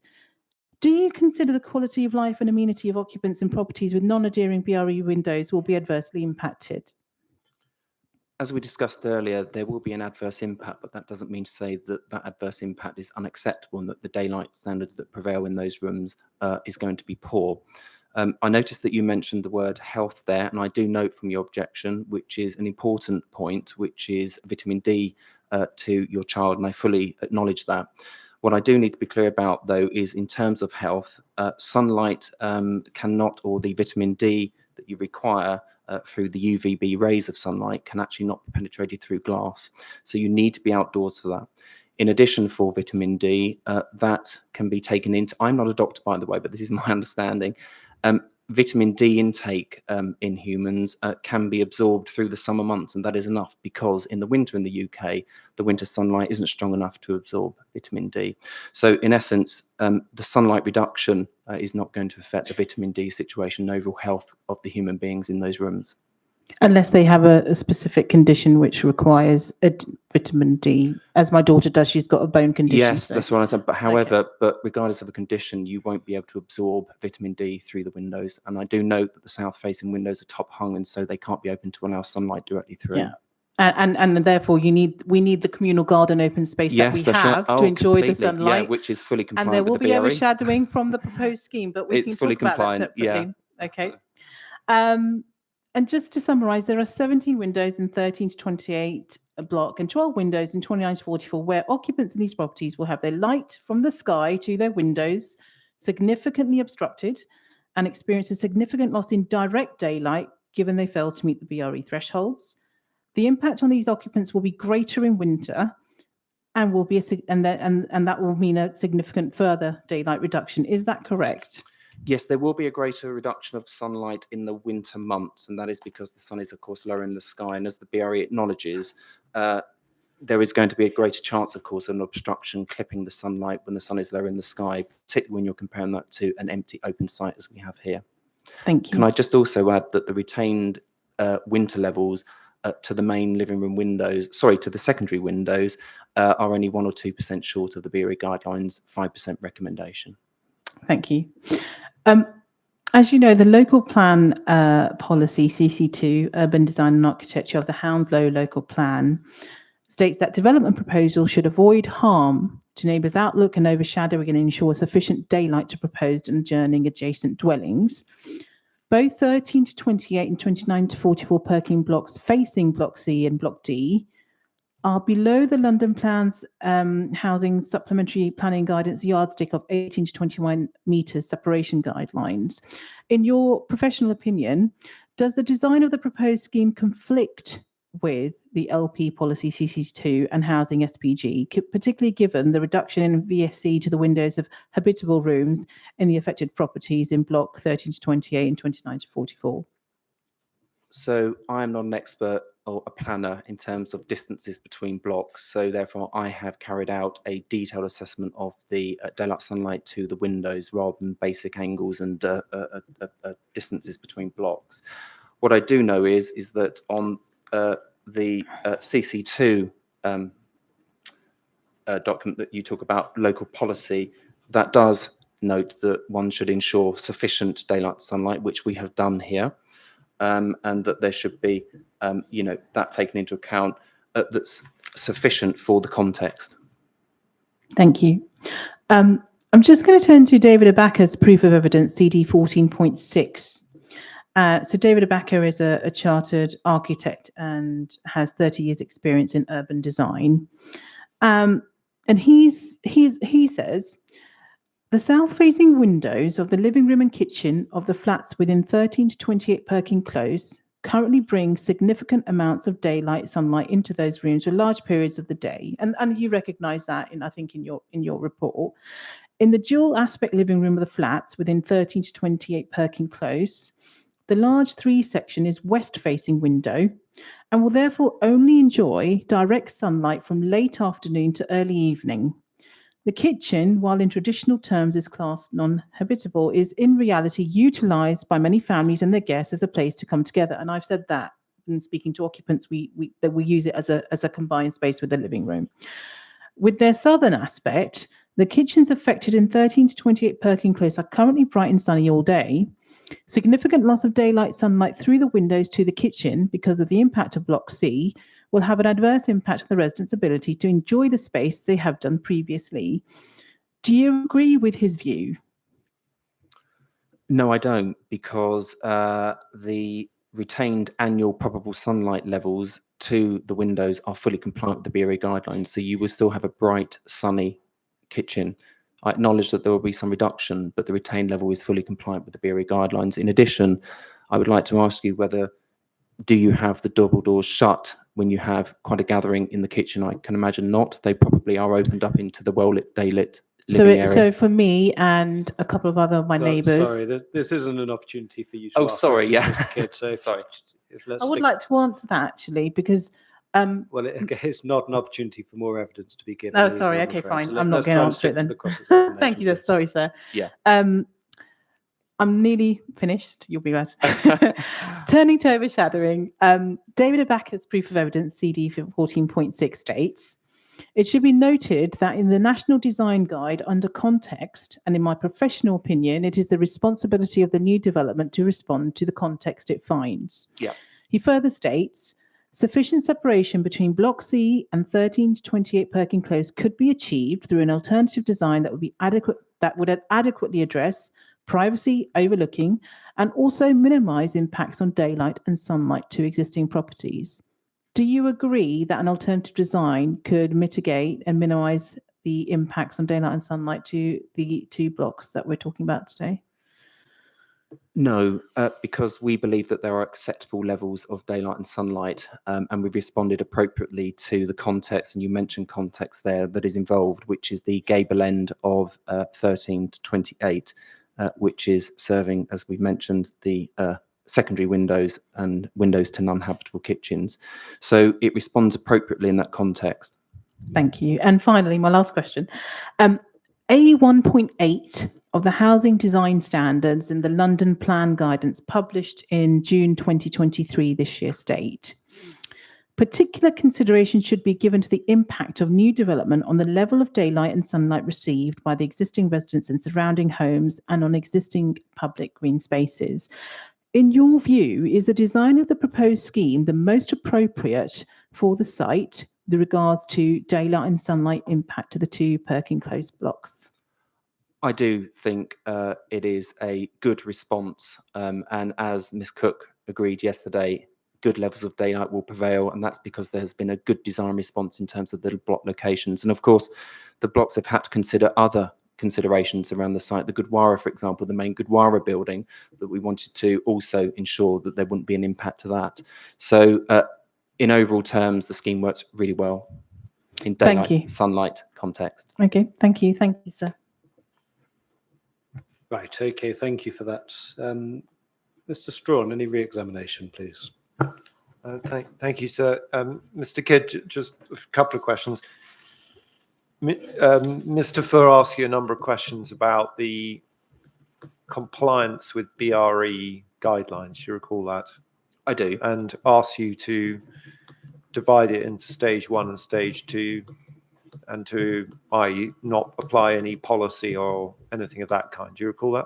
Yes. And you explained the way you approached it. But just sticking with the questions that she was asking, she wanted to ask you to apply the BRE guidelines in their own terms. Do you recall that? So asking you to identify the numbers of windows that would or would not meet the BRE test. Do you recall that? I do. Yeah. Can we just go back to that exercise? Because you on a number of occasions you pointed out the difference between the main and secondary windows. Can I just ask you to turn up the BRE guidance? And if we're doing the exercise that Mr. Furr has asked, can you just go to 2.2.23? 2.2.23. Yes. Yeah. It says in any part of a new building or extension measured in vertical section perpendicular to a main window wall of an existing building. Do you see those words? Yeah, I do. Can you just do the same before we ask you the question about that? Can we do the same for sunlight? 3.2.13.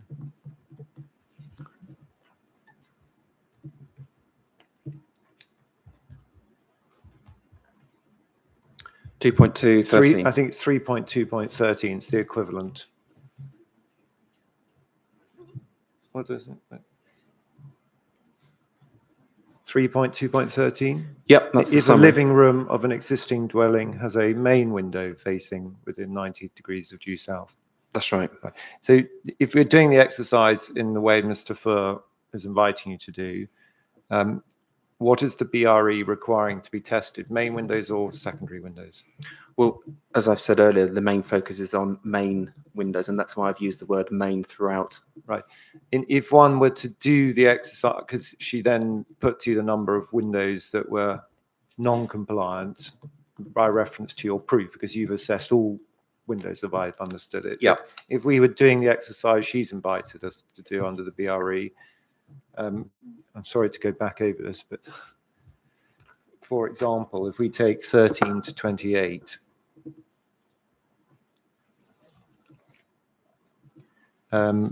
she included, I think, or in the figures, the secondary windows to the living rooms of the properties as being non-compliant. That's right. And as I said, if we consider all main windows, then there is VSE compliance to all windows, all main windows, that is, bar one window, which falls short by 1% of the 27% recommendation in a suburban context. Right. And all main rooms are NSL compliant. Okay.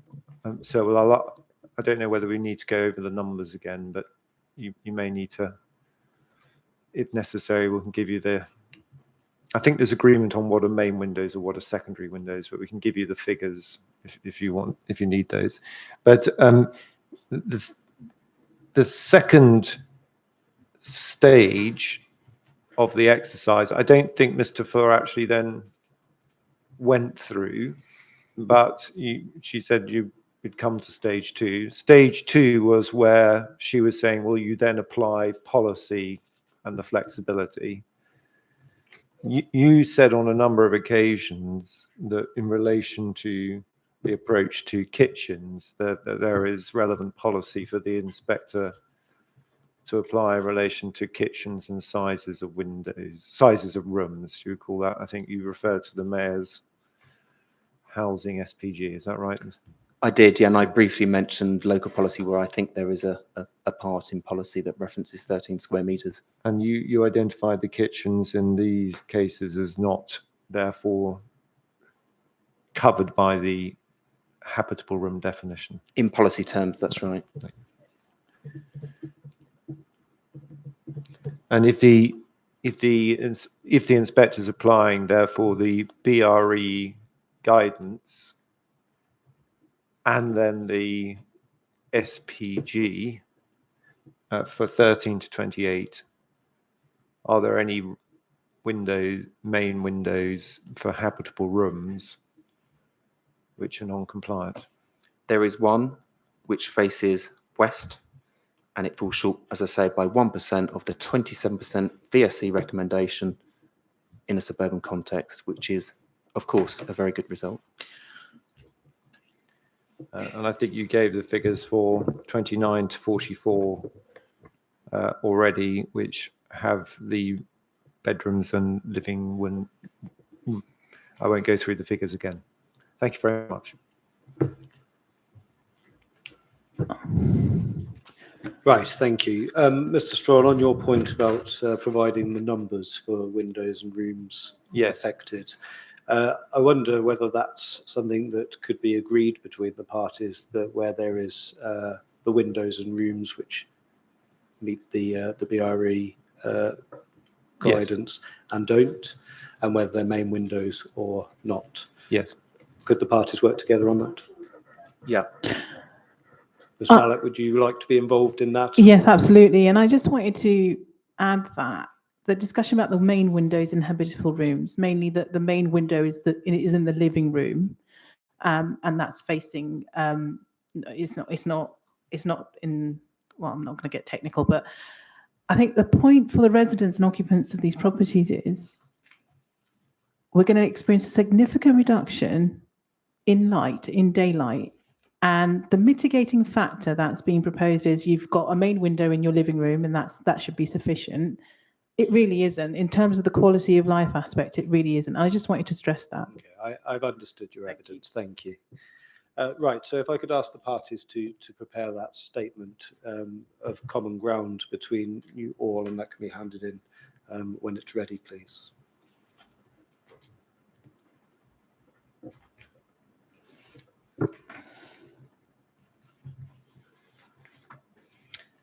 Right, thank you, Mr. Kidd. Thank you.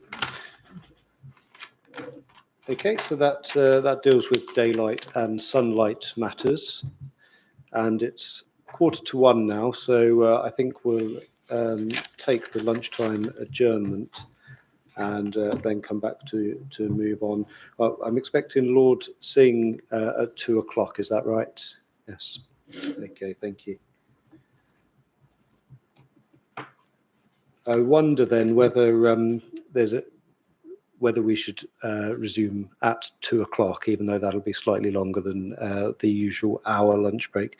It's probably not worth starting something else before 2:00. So, okay, good. Any matters to raise then before we adjourn?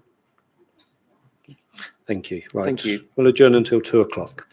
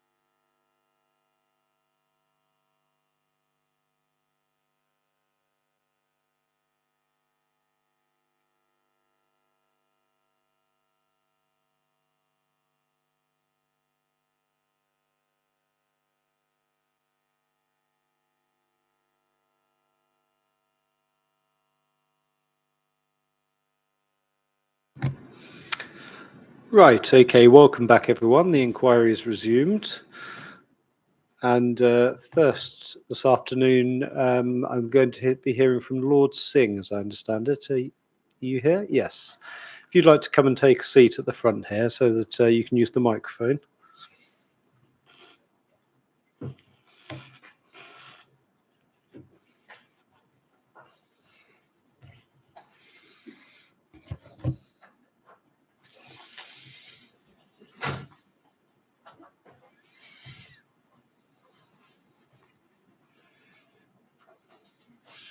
Good afternoon. Good afternoon to you and to all. Okay, whenever you're ready, if you just press the button on the microphone to make sure that that's on. There's a button at the bottom. Tell me if what I'm saying is not. Thank you. Yes, sir. Thank you. Okay, can you all hear me? Good afternoon again, and I'm a little surprised that in this inquiry there doesn't seem to be a Sikh face or even a Asian face. Now, I tell you why I say that. There's been a recent report by Colin Bloom, the governor's independent faith advisors, deploring the lack of religious literacy in the general population. And if I may say so, I've also found it in Parliament as well. So if I may, just for a couple of minutes, if I can briefly say something about who Sikhs are and what we believe in, just a couple of minutes, that the religion was founded by Guru Nanak in 1469, and he deplored the enmity and the fighting between different religions, and even within the Hindu religions, the caste system. And he stressed the importance of all people living together, stressed the importance of one common humanity. And he did that by including Hindu and Muslim verses in a sacred text, the Guru Granth Sahib. Now, he went on to outline the emphasis Sikhs place on our journey through life, because different religions are like guidebooks on our journey through life. He emphasized Sikhism teaches the full equality of all human beings. And for the first time in religion, he stressed the full equality and respect of women. He stressed the importance of living by earnest effort, by looking to the needs of others, and by serving humanity as a whole. Now, that is where Sikhs come from, and that is what the Gurdwara at Hounslow has been very much involved in, very successfully over the years. Now, and I find in the papers I've read and what I've seen, this deploring lack of sensitivity towards other communities by the agency that wants to develop this site. It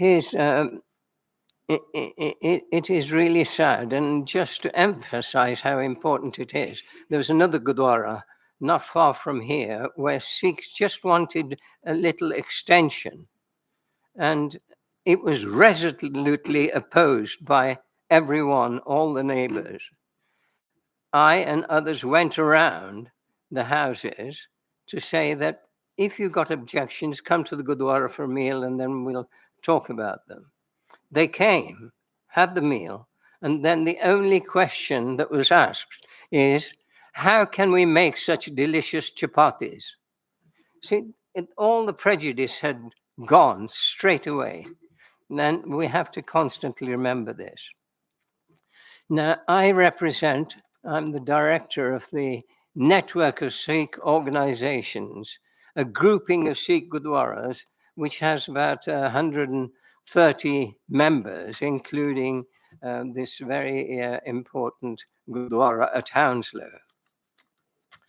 As a religious charity with a strong social conscience, the network of Sikh organizations totally endorses Singh Sabha Housel's support for the establishment of a Sen school. We also accepted the mixed use allocation of the appeal site and on the understanding that it would accord with the Hounslow Council's local plan, specifically the 75-25 schools to dwellings ratio. Now, appallingly and sadly, this in the proposal has been totally reversed, with the majority of the site being used for accommodation. We were also taken aback by the scale and density of the proposed development. 4 great big housing blocks, up to 5 stories high at each corner of the appeal site, providing 124 dwellings that would house about 450 occupants when fully occupied. Of particular concern has been the siting and orientation of Block A in the development. With 23 of its balconies and multiple windows directly overlooking the ceremonial area in front of the main entrance to the Gurdwara. Now, all flats in Block A have been designed as single aspect dwellings. Their occupants have only the one visual amenity, and that is looking directly into the Sikh ceremonial grounds. The block layout encloses the Sen school between overlooking multi-story blocks, and the only aspect would be for the Sen school would be looking into the Gurdwara area, and it is not an educationalist should bear in mind this is not an ideal environment for Sen pupils. I've been also appalled by the lack of avoidable conflict, by the lack of addressing avoidable conflicts. Now, the appellant's layout for the site was not shared with the Gurdwara, nor was input sought at any stage. It was simply presented as a fait accompli. Now, that is not very clever, but it is also grossly insensitive. During the meeting with LOCAD and the A2D representative on the 10th of December, when the final design was arrived at, we were dismayed. The Gurdwara was just dismayed that this insensitivity extended to they saying that it's only overlooking the development in Block A is only overlooking a car park. Now, any sort of consultation with the Gurdwara would have shown it is not just a car park. It is frequently used for ceremonial occasions, and some of those occasions aren't the quietest. They can be quite noisy with the banging of drums. And again, that would not be very suitable for a Sen school. Now, regarding consultation on government advice for religious places for worship during the COVID pandemic, the Gurdwara was closed between 28th of March to 4th of July, March 20 to 4th of July 21. Now, during this period, this quiet period, a one-day visit was made to the Gurdwara and 16 people were seen, with 12 from the Gurdwara. A totally inadequate consultation. The population and sample size were totally unrepresentative of the Gurdwara congregation, which has an average, now we're talking about 12 or 16 people being questioned on that day, the Gurdwara has an average of 1,600 footprints on no event days. In response, the Gurdwara held its own open day with people attending in very stormy weather. It was a terrible day. And the findings were that only 2.6 supported the development of the Sen schools with the surrounding flat. Incidentally, the support for the Sen school was so high, much higher, it was rising to 57.9%. They also stated that the overdevelopment of the available site and the potential had a potential for intercommunal tensions as another reason for objecting to the proposed mixed use. Now, those tensions just figure again and again in society wherever we look. People are suspicious, prejudiced of other people, and the slightest misunderstanding can cause huge tensions. The proposed density of the high-rise blocks would seem to be a root cause of the unacceptable impact that the proposed design had on the Gurdwara's day-to-day operations. The siting and orientation, and as I've mentioned, particularly of Block A for the Gurdwara, is a result of a very business-like attempt to accommodate 124 residential dwellings along with the Sen school in just 2.72 acres. The 5-story high Block A will cause a loss of morning sunlight from the eastern side of the ceremonial area. There will also certainly be unacceptable overlooking from Block A balconies, not simply because they've got no other view. They have to overlook if they want any daylight and view at all. They have to overlook the ceremonial areas. And as I mentioned, the inevitable noise, we don't consider it noise, but non-Sikhs might consider it noise. The noise we make with drum beats and ceremonial sounds could lead and would almost certainly lead to local people protesting to the local authority that this is unacceptable. And the Gurdwara would almost certainly be subjected to restraints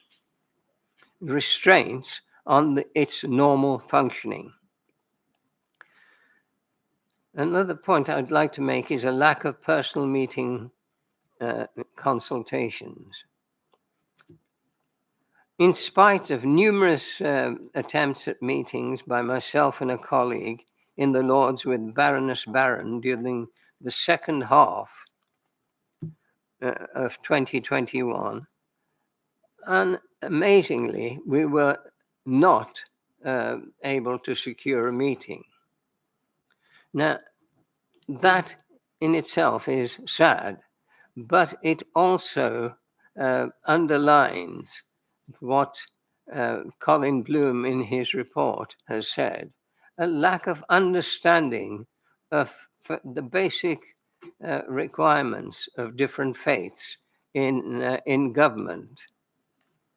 Now, I've got a personal experience of this. I raised a question in response to a question on religious literacy in the House of Lords. I suggested that in the teaching of religious education, there should be much greater emphasis, not on looking at one religion at a time to pass an exam, but on the commonalities between the different religions, commonalities that are much greater than the smaller differences. I suggested that, and Baroness Barron was the minister, and she replied, "Oh, that's a very profound question. We'll have to think about that." Now, from a Sikh point, it's not profound. It is the obvious thing to look at what we share in common. So meetings were later held with Lokad, but they didn't result in any following through of our proposals. A very important proposal and a very reasonable proposal from the Gurdwara is that they purchase a strip of land, green land, to act as a sort of barrier, totally in accord with all the requirements and messages of today, to have a little green space. No, that was rejected. We know from numerous conversations with the Gurdwara that the more sensitive Sangat members, that is the members of the Sikh community there, will be affected by the environment created by the suggested proposal. And that would almost certainly lead to them not attending the Gurdwara, where they have every right to worship. The Gurdwara will be deprived of an important worship and socializing amenity. A decrease in attendance will also affect revenues from a loss of donations, and as a result, the services that the Gurdwara can provide will suffer considerably. Now, on feelings, we've had that the Gurdwara has not asked the congregation for feedbacks on this appeal, but more than 20,000 signatures have already been presented to the council rejecting the proposal. At the council hearing on 28th of September 22, the councillors rejected the high density development design by an overwhelming majority of 11 votes to 13. This is highly significant coming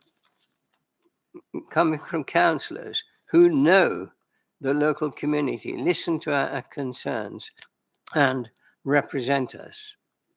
Now, on the sort of difficulties that this high density development would provide, it's probably not generally known that Sikhs strongly object to the use of alcohol and tobacco. And it's so easy for bottles or cigarette butts to be thrown into the Gurdwara area, into the ceremonial area.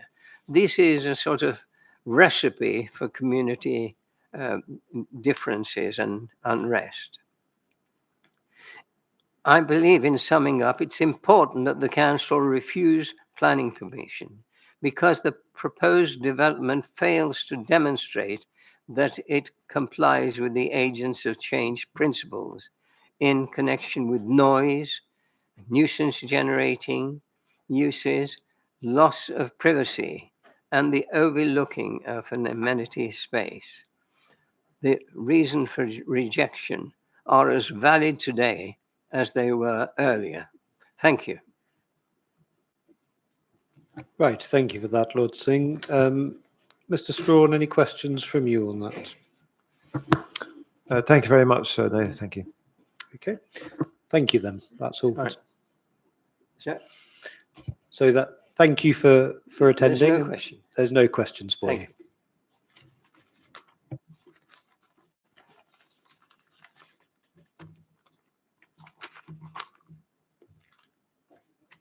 Right. Okay. So we'll continue now with the evidence, and we're going to be moving on to the council's witness for design and living conditions, Mr. Ubaka. So if he could take his position, please.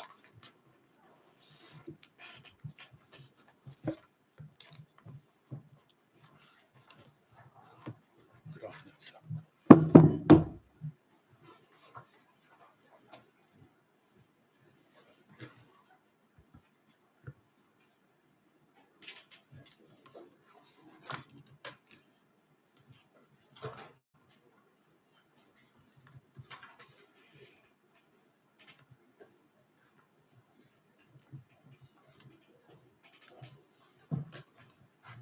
Bear with me while I get it set up. Thank you. Thank you, sir.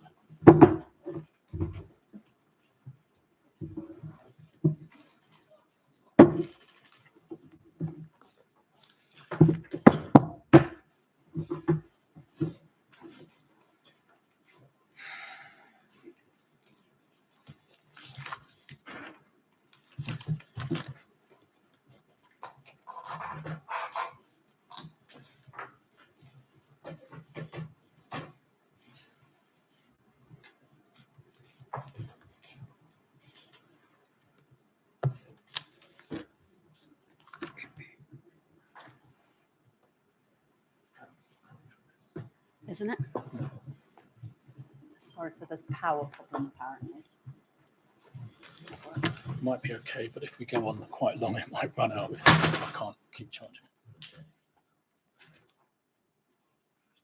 Let me see if it's just this. I don't know if I can. Did you get me switched off? Claire. It's okay, because I can go for a while. It just Yeah. might die on me. All right, we could have a rejig. We'll have a rejig. Yeah, at some thank point. you. If there's a problem, then we'll just break for a moment. Okay. Yes. Thanks, thank sir. you. Thank you, Okay, right. When you're ready, then please. Thank you very much, sir. Good afternoon, Mr. Backer. You have prepared a proof of evidence, and I'll just introduce you to the inquiry by reference to that proof. You are David Ubacker, and you're an ARB registered chartered architect and an urban designer, and you have over 30 years experience in design and critical review or client lead role in various types of project.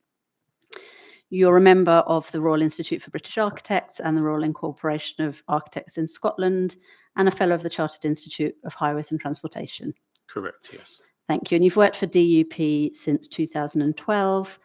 Prior to that, you led on design matters for Transport for London, and you've been professionally reviewing designs for the past 15 years and are chair of numerous design review panels and co-chair of Hounslow's independent professional panel. Is that all correct? Yes, yes, correct. Thank you very much. Now, your evidence covers design matters insofar as they relate to overlooking privacy, amenity and play space. Yes. Matters of good acoustic design and the way that the noise impacts have been taken account of, we've dealt with those already, so I'm not going to ask you about those. And indeed, I understand your instruction wasn't in relation to reason for refusal 1. Firstly, in the pre-application correspondence, the appellant was advised, or strongly encouraged, I think the words were, to refer the scheme to the design review panel. Can I ask for your view as to the role of a design review panel and the importance of that, please? The role of the design review panel, fundamentally, it's independent. And it's made up of expertise from relevant areas that's relevant to a specific application. So the officers in charge of the panel will make sure, depending on what the project is, that they try and get the relevant expertise around so that things can be thoroughly interrogated with regards to what's been delivered. Now, the importance of it being independent is, and one of the reasons in my early career, particularly at Transport for London, working with what was then the Commission for Architecture and the Built Environment, that is now Design Council, and lobbying what was the Office of the Deputy Prime Minister, was to convince them that there is an understandable pressure on some officers, particularly given the importance of some pieces of infrastructure, to be influenced and swayed by political necessity, by local political necessity. And there was a lack of, and reducing lack of expertise within the boroughs. So it was felt by both central government and London government that it was appropriate to make the requirement for design review panel something that should be offered to major developments, so that it would help both the planning officers, particularly if they didn't have a design officer, and many authorities didn't and still don't. That would give them that level of expertise. And the advice letters that come out of that process would therefore inform both the officer's recommendation, potentially, and or give advice to members when they were making their decision, because it would be completely independent, based on design quality and nothing else. Understood, thank you. And what's your view? So the officer at pre-application stage advised it that this should go to independent review. What's your view as to whether this is an appropriate scheme for design review panel? Given the absolute importance of a piece of social infrastructure in terms of the school to the borough and the local listed Gurdwara and the social aspects that are attached to that, I am very, very surprised that this didn't come to a design review panel, given all of those difficulties. Okay, thank you. If you were appointed to develop a scheme for this site, what would you have identified as the constraints applicable? There are the usual physical ones, but I should start by saying every single constraints consideration should be done in terms of the place in which those constraints exist. So the environmental ones, the usual things like, you know, air quality, noise, etc., must be taken into account. The local context, historical and otherwise, must be taken into account. Utilities, you know, where are your drains? Have you got sufficient drainage capacity? Is there gas to the site? All of those usual physical things. Local services, what's the pressure on doctors? What's the so these constraints, some of them are physical, some of them are sociological, but the ones that I think are often missed are the ones that are really important in this context, which is the sociological constraints of a site. What do you mean by that? Well, just sociological and operational. Let me expand on that because I want to give two examples. Here we have a place of worship. It has operational requirements that have a social colouring to them in terms of the right of the congregation to worship as they would do normally.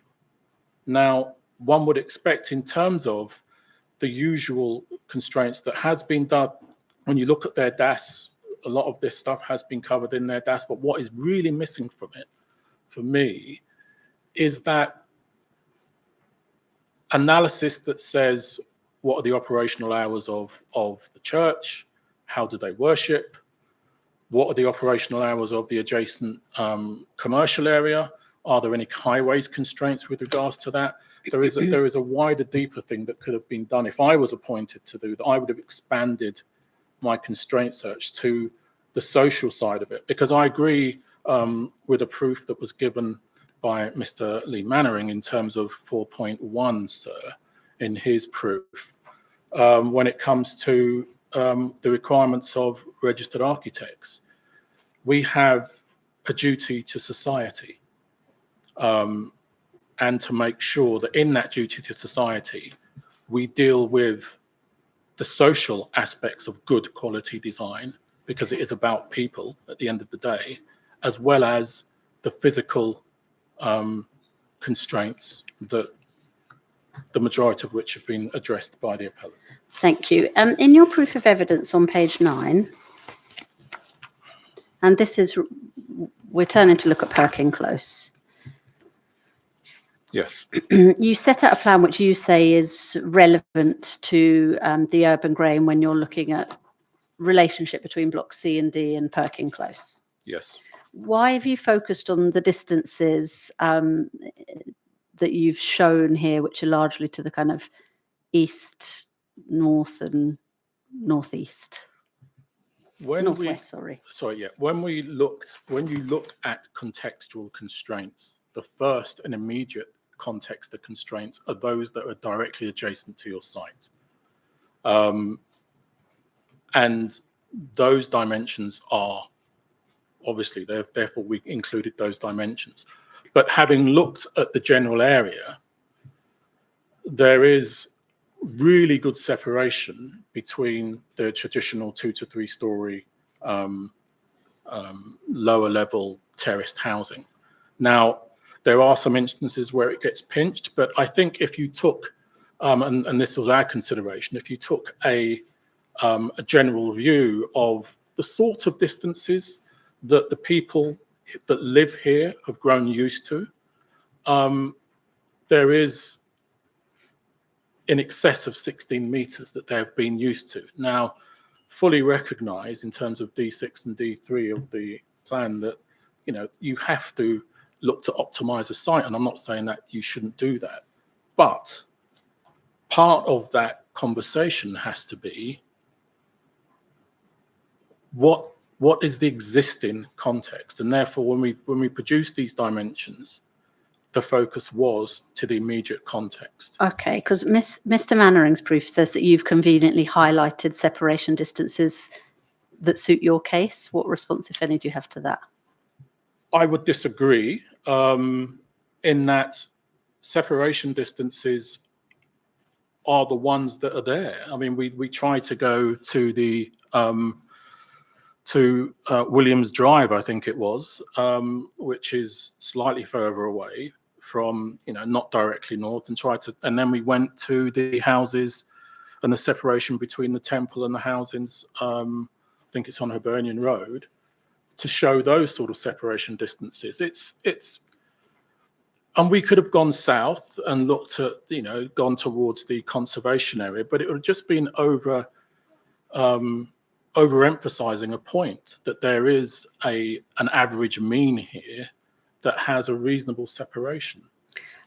He says the distances you identify mostly relate to Perkin Close, which he says is atypical of the area. What response, if any, do you have to that? It goes to regard what you would consider as atypical. I've heard these things described as mansion blocks. They aren't mansion blocks by definition. They are pavilion blocks. And again, that contextual analysis would have demonstrated that there is a consistent rising in height from one to t'other. So in terms of the appellant's own process of design here, it seemed relevant in terms of the context for blocks C and D in particular, to do dimensions that looked at Perkins Close, given that my brief was to look at design impacts. Okay. What do you say are the distances between Block C, please, and 13 to 28 Perkin Close? First, facade to facade. And this is where we have a bit of a problem, and I was trying to be as detailed as I could with this and be as fair as I could. When I started to look at the appellant's drawings, yeah, one of the first drawings I came across, and I would refer this to you, sir, as CD 1.2.20. There was a clear dimension shown on the cross section on that drawing. And let me get the exact reference so that you can see it on the drawing itself, that had a dimension of 9.3, I think it was 9.365 on the application drawing. Having seen that, I then went to other evidence presented, I think it was ST15. That's the appendix, I think, to Mr. Tickle's rebuttal proof, is that right? But there were also dimensions within the DAS as well, that I didn't recognise against the dimension that was in a published drawing by the appellant. So what do you, have you measured it? Have you measured it? Yeah, we went through an exercise rather than just solely doing it off PDFs. We obtained a legitimate copy of the OS map for this area and took CAD dimensions by importing. And we came to, we thought 9.3 was a bit disingenuous, but we understood it is, which we round up 9.4. So there's 9.3, 9.4 if you round up the 9.3 to the most western corner of 13 to 28. Yeah. But because it's not directly parallel to the boundary line, in fact, it gets slightly further away. It does increase by 300 to 400 mil, and it goes up towards the 10 meters. So in our proof, rather than getting into an argument about distances, our contention is it seems to be from wall to wall, which is the only information that we could gather. Yeah. below 10 meters. Okay. So you've mentioned the appendix ST15, which are the measurements that Mr. Tickle has provided in his appendix. Yes. Could you get that up, please? Yes. Just wait for the inspector to get there to its.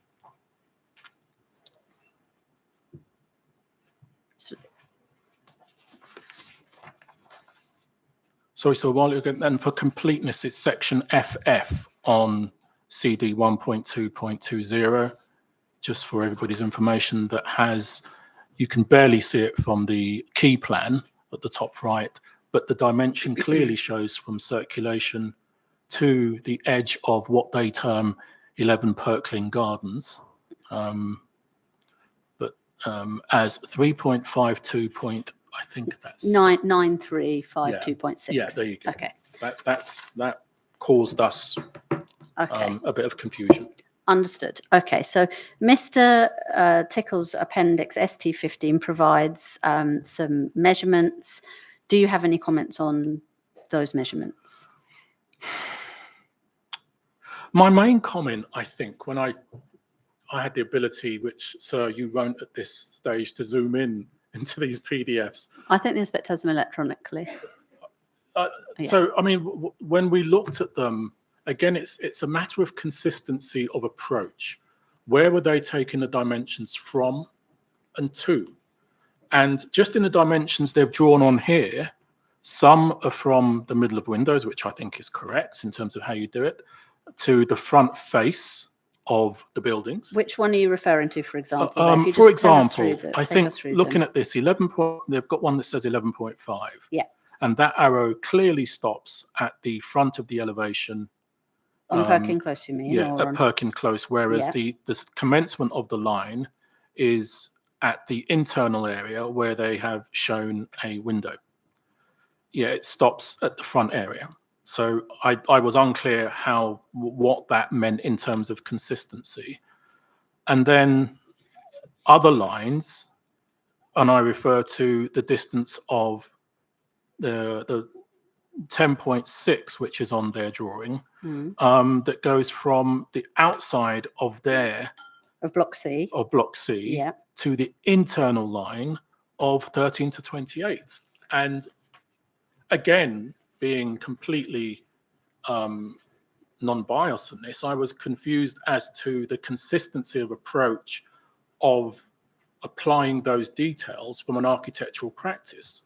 Normally, you would establish from what line to what line you were consistently taking your dimensional evidence and be consistent in that. And do you have a view as to which way you should measure it? Should it be from the external building wall to external building wall? Do you have a view on that? I do have a view in that things have changed a lot with the advent of computer-aided design and the more detail that we can get in. But these are planning drawings, and my experience says to me, once it moves to construction, details might change. What can't change in planning is the envelope of the building that you've created and what's been agreed. So your first consideration should be, where is the outside envelope of my proposal being placed?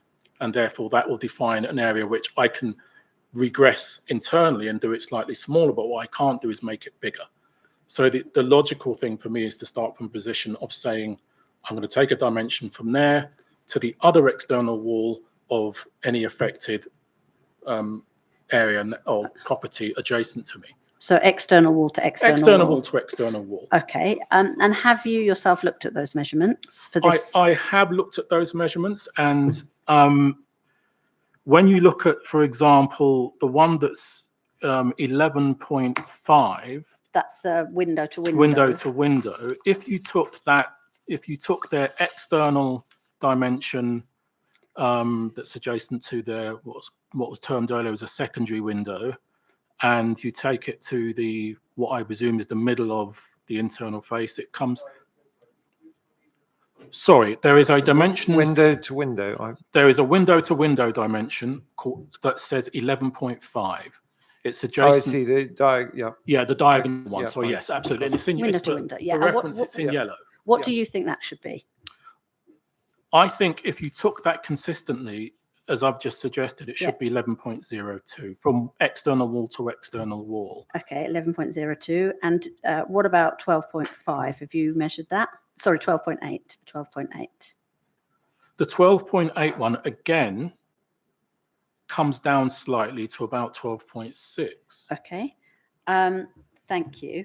What about the 10.6? Have you measured that to the window of the living room? Because I see you see where that 10.6 line is, Yes. but that's not window to window. Have you done a window to window measurement for that one? I have. Yeah. What's that? Again, it depends. I mean, the danger here, it depends on the angle. But are you referring to the straight 10.6? Yeah. So first of all, Because that's not necessarily window to window. no. So I'm asking, have you done a window to window measurement that? No, I haven't done a window to window measurement there. What I've done is an external wall to an external wall at that angle, and it comes to 10.6 at an angle. And you would expect straight on that distance, therefore, the 10.6, which is more straight on, would be smaller than 10.6. Again, for me, I mean, I don't mind that there's a dimensional difference. I was just trying to establish in my analysis of what they'd presented what was accurate and what wasn't accurate. And can I just add one other thing? I think it would have been completely fair of the appellant to then make suggestions within this, assumptions within this, of the depth of the window reveal or the depth of the walls. Now, in terms of the information I had available to me, while I'm pretty certain they could assess the depth of their own construction walls and therefore do that dimension, I was unclear to the detail that they could have achieved in getting into Perkins Close and establishing the depth of their walls. Now, they might have obtained detailed plans.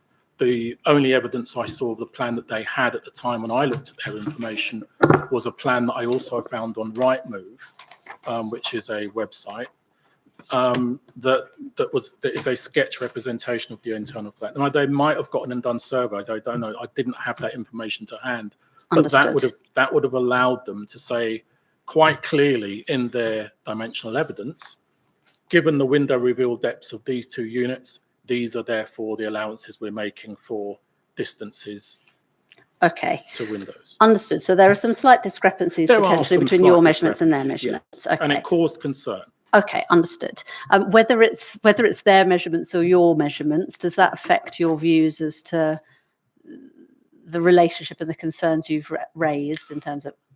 In design, again, I would stress I've been asked to look at this in design terms, as you said in my introduction, and everything I talk about will be coloured from a design point of view. I'm an architect and urban designer. I'm not an expert. So in terms of this, there is a very little difference in real terms between 10.1, 10.6, 9.3, 9 points. I mean, it's understood. Not a lot of distance. All right. Can I ask you please to have a look at an elevation drawing that shows the northern facade of Block C and D? And I think probably the best one is core document 1.2.18.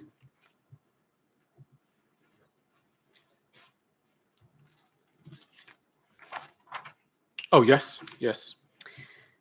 Okay. Now, you'll have seen that there have been various suggestions as to obscuring of certain aspects of the glazing or fixing windows, non-openable windows. Yes. And sorry if you've put it away, but ST15, the one. Oh, no, I have them printed. You have that it's fine. Yes. So ST15. Yes. Shows those windows which are now proposed to be fixed, closed, and or obscured. Do you see that? Okay, so yes, I do. Fine. So the the ones that are going to be obscured are in yellow, and the ones that are not obscured are in orange. Yes. Okay.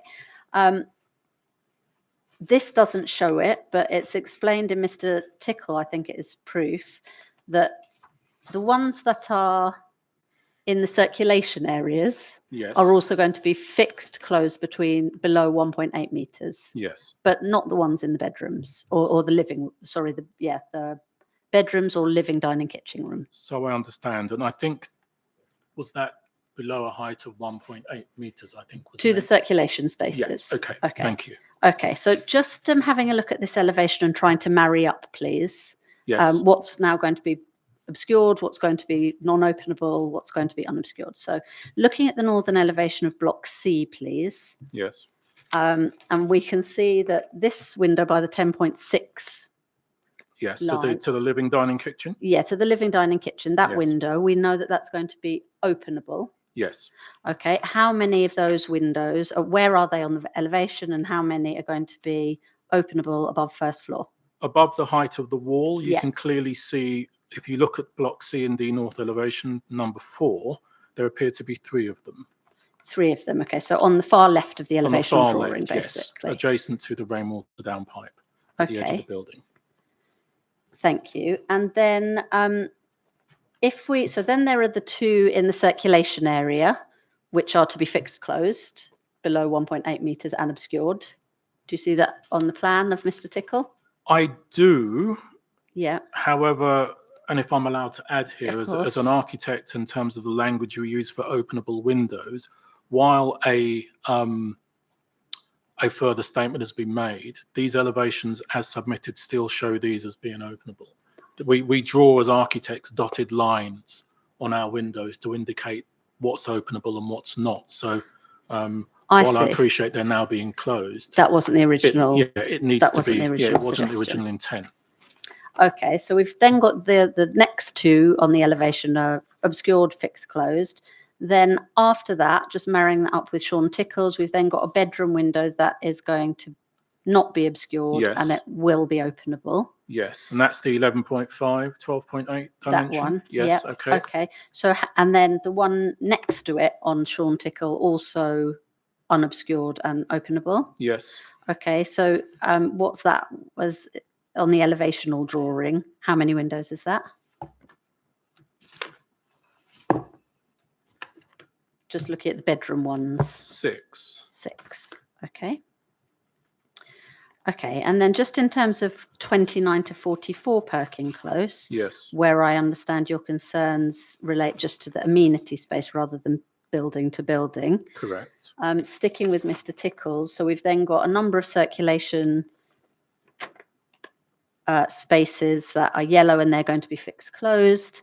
And then we've got a bedroom window that's going to be unobscured and another bedroom window that's going to be obscured but openable on Mr. Tickles. Do you see that? I do. Yes. Okay, so how many windows then will be either openable or unobscured in Block D? Looking at the elevational drawing. Well, That would first, how many unobscured? Unobscured. Looking at this. So the unobscured will be- 3. yeah. And then the other is 3. Okay, so fine. Okay, so 6 unobscured or openable in Block D, and I think you said 9 in Block C. Okay. First of all, to what extent do you understand the positioning of Block C Perkin Close to have been appropriately treated as a constraint in the design evolution? When you look at the design and access statement, Would you like to turn that up? It's called document and 1.3.2. rather than that, let's go to my own proof, because I pulled their own document, and it's probably quicker for everybody to go to my proof. I see the inspector has it open, so let's just do that. Yeah. Again, Is design this on your review page? would have taken into account this design evolution and the options that were considered through the process. Very early on, This is your page 11, figure this is 4. my page 11, figure 4, the November 28 pre-application sketch. And again, this isn't a commentary on where we are now with regards to the school in the middle of the site. This is purely about the relationships of blocks, sir, to the blocks so the proposed blocks to the blocks at Perkins Close. There was, I assume from analysis, a relationship that was done that had a greater distance between what would be Block C. Yeah. Another element of Block C was placed in what we would like to call the open sky gap. Yeah. That both the existing residents of Perkin Close would see. And then there was a single block to the west of the site that we would regard as Block D. Yeah. Okay, so that was an initial sketch, and what do you say about the separation distances that are shown? I think these separation distances are more sensible from the round, and it's not just about pure distance. It's about understanding. If you've done your constraints analysis correctly, you would have seen, or that they should have worked out, that the residents of Perkins Close do not have the advantage of private balconies spaces to their buildings. And therefore, we've all just been through COVID and we understand the importance of outside space. The outside space, therefore, given that they don't have their own private balconies, is the one place where, as a community that have lived together for whatever time, it's important that you respect the privacy of that communal space. And people will say, well, it's a communal space, therefore everybody should look at it. But no, they have a right, having had that privacy for quite some time, for any development that comes along to respect the fact that this is the one option they have to enjoy an outside space, get vitamin D, whatever it might be. By removing that, you have for me, a detrimental social impact. What do you mean by removing it? Because the appellant's not proposing to remove the. Well, no, what I mean by moving it is in terms of this sketch, you've got quite a good distance, and on top of that, sorry, I forgot to add, the landscape proposal in this also starts to look at landscaping treatment to that boundary, which I think has disappeared somewhat from the actual appellant scheme. Yeah. There was an absolute sensitivity in terms of what we would call placemaking or urban design that took into account how you'd use landscaping, how you'd use position of blocks, how you'd use other elements other than pure distance to allow that privacy, because it's the only thing they've got to continue in a certain way. Understood. So just looking back to the elevation drawing, you've told us about what windows are obscured, etc. Now that the appellant, well, first of all, who did that suggestion for obscured glazing come from, as you understand it? As I understand it from the documentation I've read, it is a condition that has been imposed by and acceded to by the appellant, and it was imposed by the planning officer to make this situation more acceptable. Okay, and your view, please, on what that demonstrates about careful design response proposed by the appellant?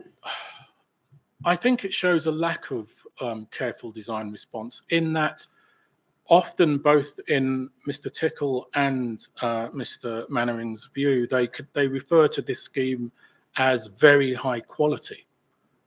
Again, I can only comment on this from a design point of view, but very high quality sets a bar which is not reached by a planning officer having to obscure glass in an elevation that could have been achieved by really good design thought and appraisal that came through and was evident in the final design.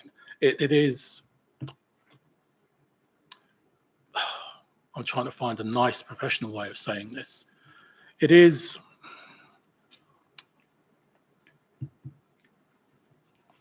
a substandard solution that could have been avoided, I think, is the way I would put it. It's not the best language, but I think it's a substandard compromise to allow this to go forward. Okay. Now, I understand that. Now that this glazing, the obscuring and the fixing shut of the glazing is proposed, yes, to what extent do you have any outstanding concerns regarding impacts on privacy and overlooking both actual and perceived? So looking at this elevation, yes. First of all, on 13 to 28 Perkin Close, so the building itself rather than the amenity space? Well, the building itself, it's interesting. People in their homes, and I will keep emphasizing people because, as I said already, architects have a social responsibility and people are important within that. Yeah. The existing residents within that block, whether it's secondary or primary from an actual daylight point of view, from a use point of view, have the right to do what they want in their own homes. So with openable windows, although they're obscured, where it's openable, as soon as it's openable, and again, I would refer back to 1.2.18. Yeah. When I looked at how those windows would be openable, I saw no written indication, and it might be something that's. I think that's something that's changed since Right. the application went So in. I saw at the time, I saw nothing that restricted the degree which they're open. So I had a concern that as soon as they're openable, there is that direct view that they would have to something Understood. that's not But very now far away. understanding the ones that are openable or non-obscured and the balance between them, do you have any outstanding concerns? And if so, what are they? In terms of building at 13 to 28 rather than amenity space first. I think my concerns would be when you look at this holistically, 24 hours a day, 365 days of the year. If you're just looking at it from a pure day point standpoint, there isn't much.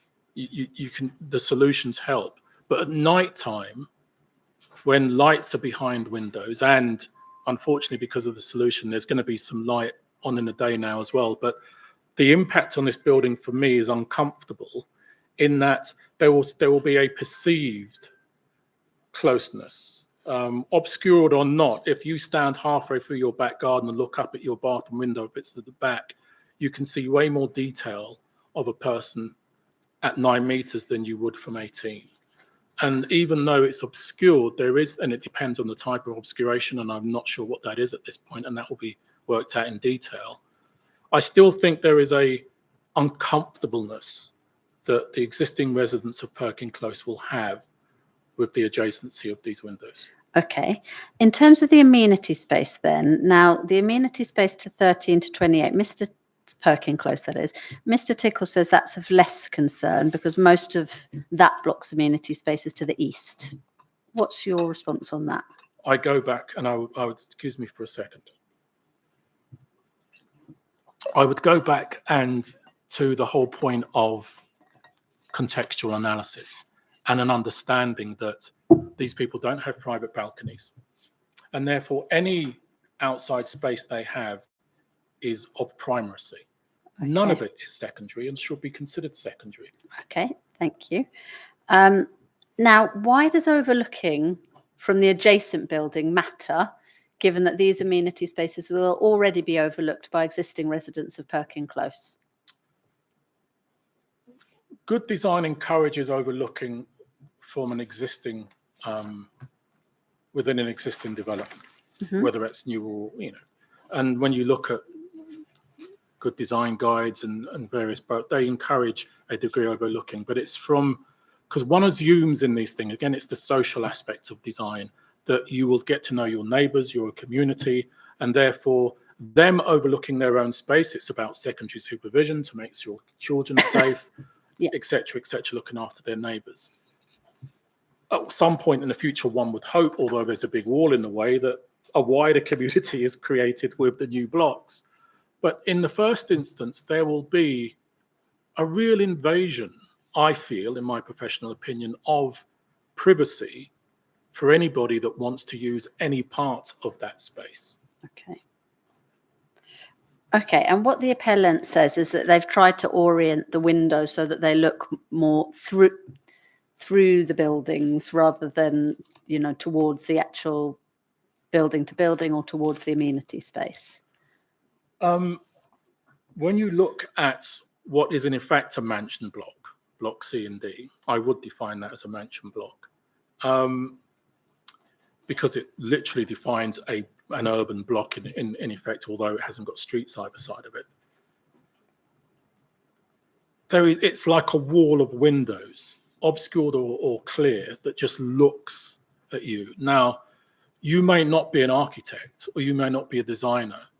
You're a child of 6 or 8. You have no idea that that window at you that's looking at you, someone can't stand behind it and look at you, whether that's a concern or not.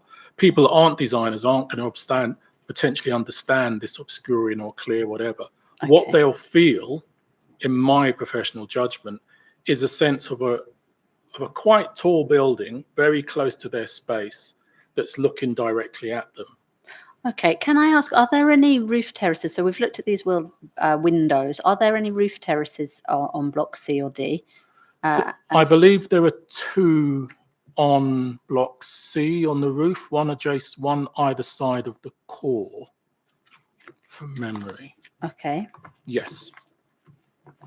Okay, and do you know roughly what distance they'll be from, from either the building of Perkin Close or from the amenity space?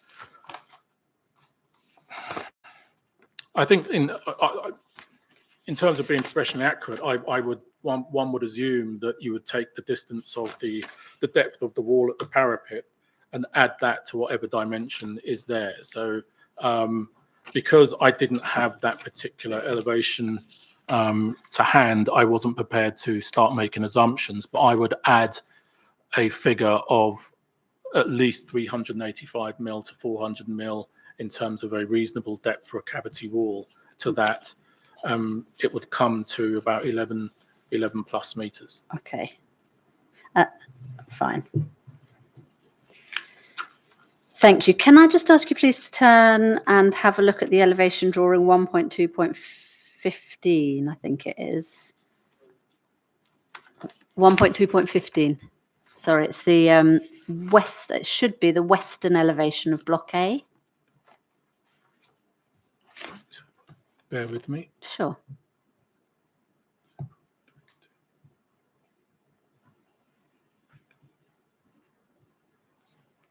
Mm-hmm.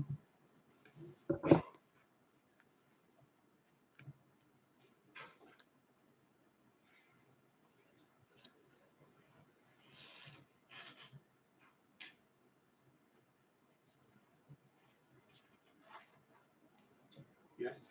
Okay, on my one, if you zoom in too much, all the details disappear, so you have to look at it quite small. But are you looking at the block A's western elevation that faces onto the Gurdwara's site? This would be the, just so I'm clear, we look at the same thing. What the Bottom right. Yeah, so the west side context elevation. Yeah, the bottom right. Yeah. Okay.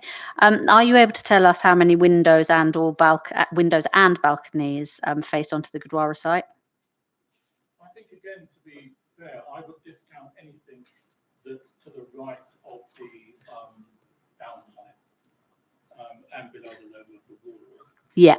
So therefore, I would have 4 down and 1, 2, 3, 4, 5, 6, 7,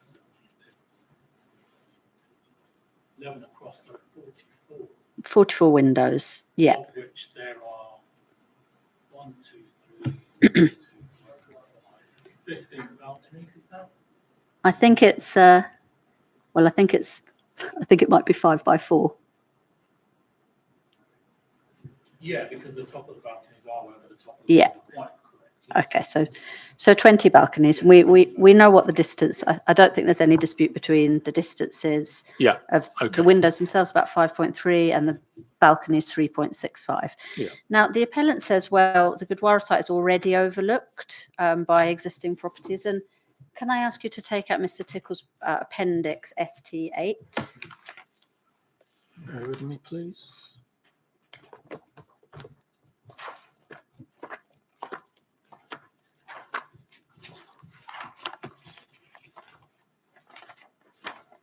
Do you have that? It should look like this. It's some Google Street Images. Oh, is this? Yes, I recall it. Yes, I do recall actually looking at that, so it's fine.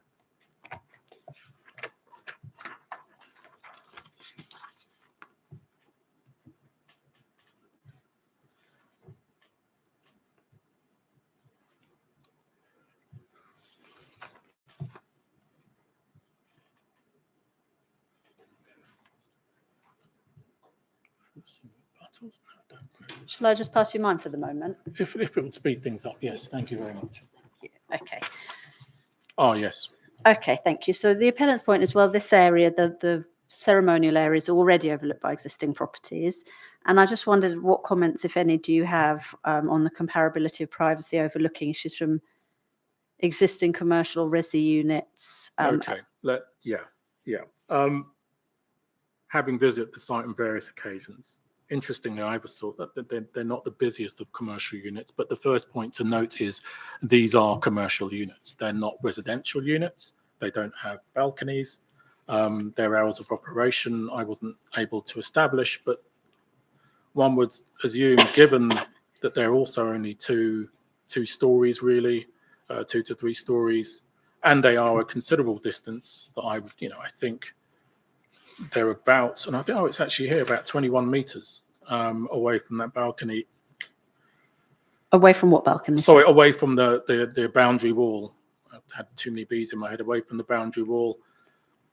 Yes, it's not the same degree of overlooking given the distance of proposed block A to that's purely residential and could operate 24/7 as opposed to a commercial entity that won't. And there are some residential properties around the appeal site as well. Yes. Do you have any views on the comparability of overlooking or privacy issues from those to block A? Any comment? Sorry, could you repeat that question? Sure. So your focus there when you answer my question was on commercial units? Yes. And there are some residential units already. Are you referring to, so just so I'm clear, the units that face onto Hanworth Road?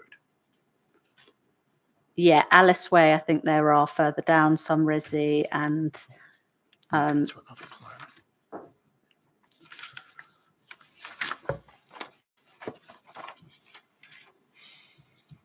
the ones on Hanworth Road, I think from evidence that I've heard, actually belong to the Gurdwara themselves. Therefore, overlooking is not an issue. Yeah. And any residential that's further past those to the south of, if there are those, the commercial units, and I would be more comfortable if finding a location plan, they really wouldn't have any direct impact on the Gurdwara itself in terms of that space. Okay. Now, in response to concerns raised by the Gurdwara, the appellant proposed an increase in the height of the balconies from 110 to 120 centimetres. Yes. And proposed to obscure the lower part of the windows. Yes. To what extent would that overcome your concerns about overlooking and privacy to the Gurdwara? The overlooking issue is a matter of height of the people, and 1100 or 1200 centimeters in your, or 120 centimeters in your case, is for me the standard height of a balustrade. Okay. So anybody that's above the national average height or above 3'6" will have a clear view into, whether you obscure the front panels or not, will have a clear view into the ceremonial space. Thank you. Now, in his rebuttal proof, Mr. Tickle suggested that some additional screening could be provided on the south side of the block D balconies. Do you recall you'd raised some concerns about privacy, which the Gurdwara didn't appear overly concerned with? Yes. So that was in respect of block D. Are you aware of any additional screening? Because the inspector, I think, asked somebody about this. Mr. Adan, I think. Are you aware of any additional screening that's been proposed on the block A balconies? I haven't seen any note of that. Sure. No. Okay. Thank you. In terms of the amenity space, please, there's a slight dispute as to the calculations, and you've, as I understand, have excluded some areas that the appellant says shouldn't be excluded. Can you just show me on a plan what areas you have excluded and why that is? If I refer you, and please give me a second till I get to it, to the own. What's this? The design and access design statement? and access statement. Right. Yes. 1.3.2. Thank you. I always prefer to use the information provided by the applicant themselves.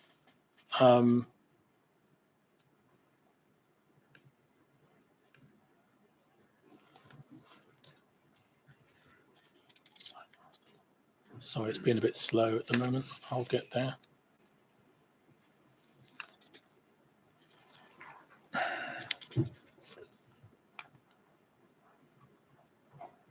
Sorry, could you, the quickest way, then, could you give me the right page reference in the DAS, please? Is In the it PDF. 116? Is it 116 that shows the external areas? Yes, correct. Thank you. Okay. That's just a quicker way of doing it for me, rather than continue to scroll. Again, in consideration of this as a piece, experientially, when we were at Design Review or anywhere else, we would have a definition of what would be functional use space and communal area. Sorry, would they be two different things? They would be two separate things altogether. Okay. My concern when I looked at this particular drawing and the tables beside it was that there were areas that are shown on this particular drawing. So I don't know if you've got reference to this drawing yet. That, yeah. I would regard professionally as functional areas. Right. On the ground floor, they're next to things like bin. Can you just show, I mean, storage. can you just actually identify where those areas are on the plan? Which bits are you talking on block about? C, let's deal with the Sorry, north first. which It's the core design and document? access statement. Design and access 1.3.2, statement, so sir. 1.3.2, and it's PDF page 116. 1.3.2. Yes, sir.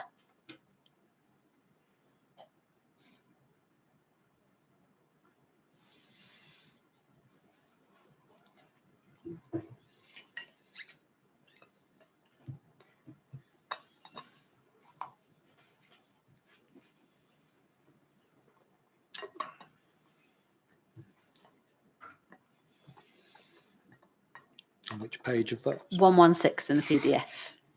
Thank you.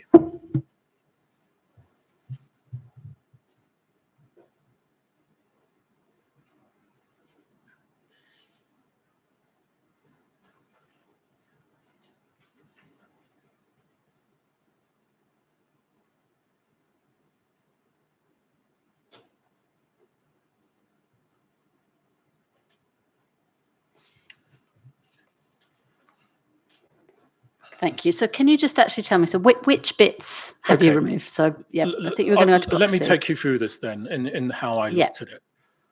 My first glance, if I could point you towards this, is the key plan in the corner. Bottom left. Bottom left. The key plan in the corner indicates to me it shows a different definition of the areas they're highlighting, because this is definitely a section that's dealing with residential and external play areas. Yet there is a difference between what they're demonstrating in their key plan as a guide and then what they're demonstrating in detail. It wouldn't have been too difficult for them in that smaller plan to have continued that white outline to the south of block C. That adjoins the road. And is the main entrance way right, to the block. I see. So that's been excluded. So that has been excluded in the same plan on that. So I looked at that and said, okay, why have they done that? I then went to the ground floor plan, yeah, and saw that in that area they have access to cycles stores, to bin stores, yeah, and if we were reviewing this from a design point of view, we would say, okay, that's not only is that the main access route for it's a movement space, but it's also a space where bins might be. Now, I'm sure the management of this place will be excellent given its high quality. However, in some very high quality schemes, bin stores are left open, doors are broken. It's not a space where you'd have children playing or people would be comfortable, because bin stores, with all in the world, they smell.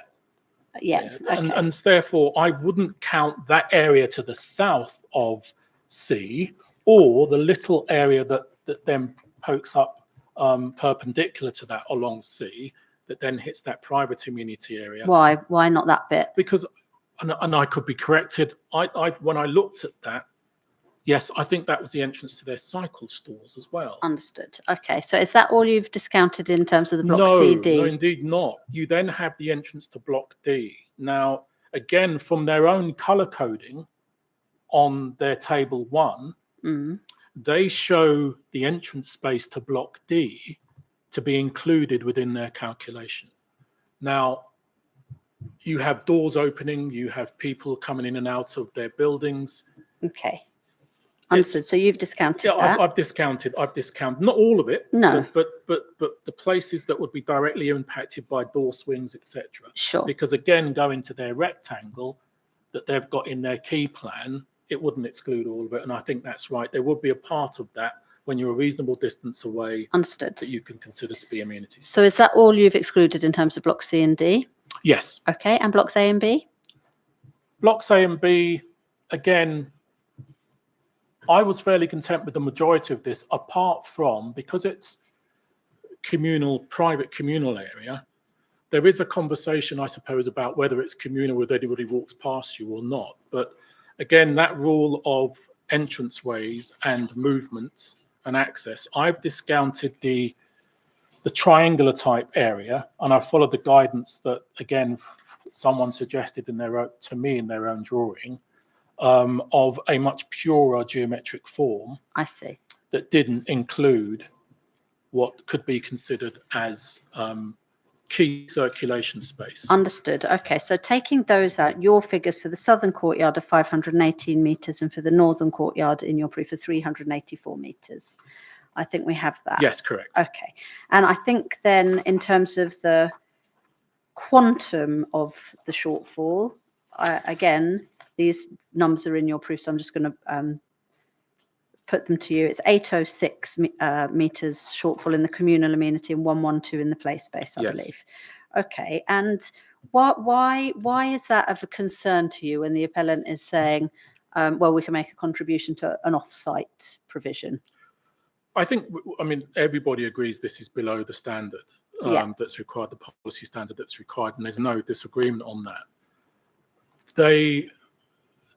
What I read was a £34,450 off-site contribution to a local park that's over 800 to 900 metres away, I think I saw from one of the proofs. Now, that park has a pressure on it from all of the residents in the area, and there is a preference always to have provision on site where possible. Obviously, there is a really important delivery of a school here, and allowance has been made, to be fair to the appellants, of some use of that space, particularly for potentially older children in terms of the mugger. But there is some question about whether that would be freely accessible space or whether that needs to be booked. So would they actually use it? I don't know. Okay. I couldn't comment on it. But my concern, I suppose, with that is I would then expect to see within their design and access statement a clear route analysis of mothers with children, younger children, how they would safely get to utilize that space which they are investing in. Okay, could I ask you please to turn up the Shaping Neighbourhoods and Play SPG, which is core document 10.2.3?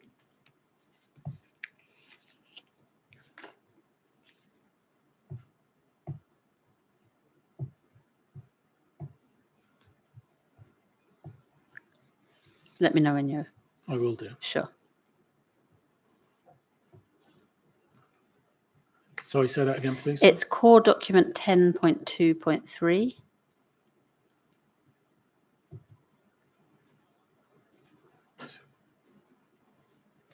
Shaping neighbourhoods, plain and formal That's it. And could you, thank you, could you turn to PDF page 72?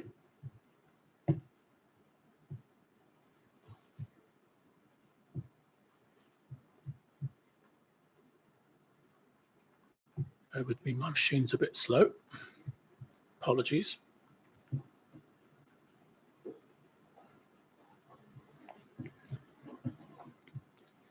Page 72? PDF, yeah. Can you see paragraph 4.38? Yes. Top of the page. What can I help you? The mayor will expect provision to, this is just in relation to play rather than communal amenity, but the mayor will expect provision to be made on-site in new development and regeneration schemes wherever possible. Play for provision must therefore be considered at an early stage in the preparation of development proposals and master plans, etc., etc. May include identification of strategic opportunities that will serve more than one development, etc., etc. Yes. Why, in your view, does the SPG say that provision should be on site wherever possible? And to what extent has the appellant shown in their design evolution that it's not possible to deliver a policy compliant quantum in this scheme? The reason why it says this, for me personally, professionally, in my interpretation, would be it hedges towards safety. Children aren't the most responsible of creatures. They don't, not even when they get to my children's age and they're not children anymore. They take risks. They're distracted by technology, and therefore their ability to have secondary supervision on site and therefore to keep them safe would always be a first preference. However, there's a realization in terms of D3 and the requirement to optimize that that's not always going to be possible, particularly on a site like this that deserves development. And therefore, moving off-site is an issue. But why is it an issue if you said it has to be optimized, etc.? What do you say the design evolution shows about attempts to deliver a policy compliant in this case? Yes, I understand your question. Yeah. Design evolution initially showed slightly more, there were options that had slightly more space in them, but whether they were compliant or not, I don't know, because I didn't have the information that I could make a professional judgment on.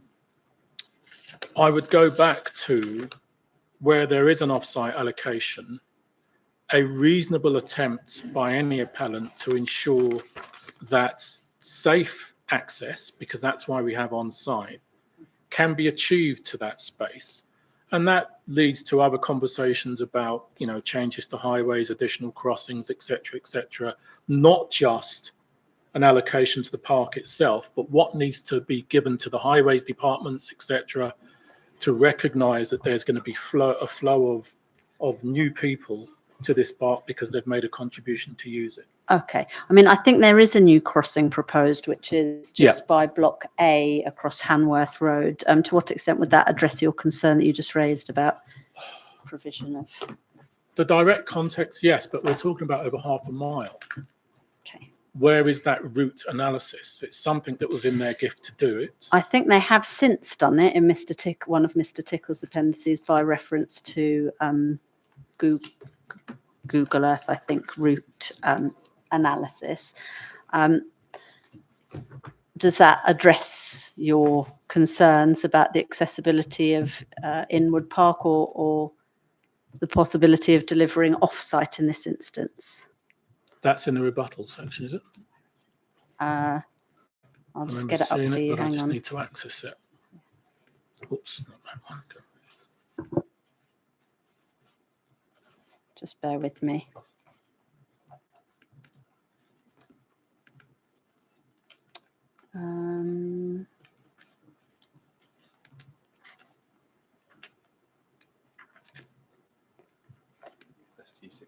Thank you. It's ST16. Yeah, it's the rebuttal.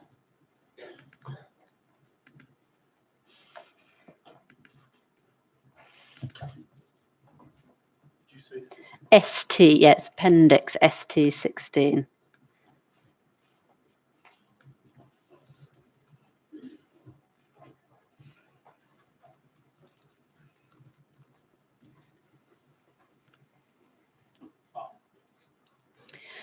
Okay, so I guess so we've seen that the Mayor's SPG says that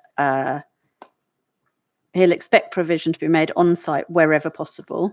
And I guess the question is, to what extent in the design and access statement do you feel the applicant has shown that it was not possible to deliver a policy compliant quantum on site?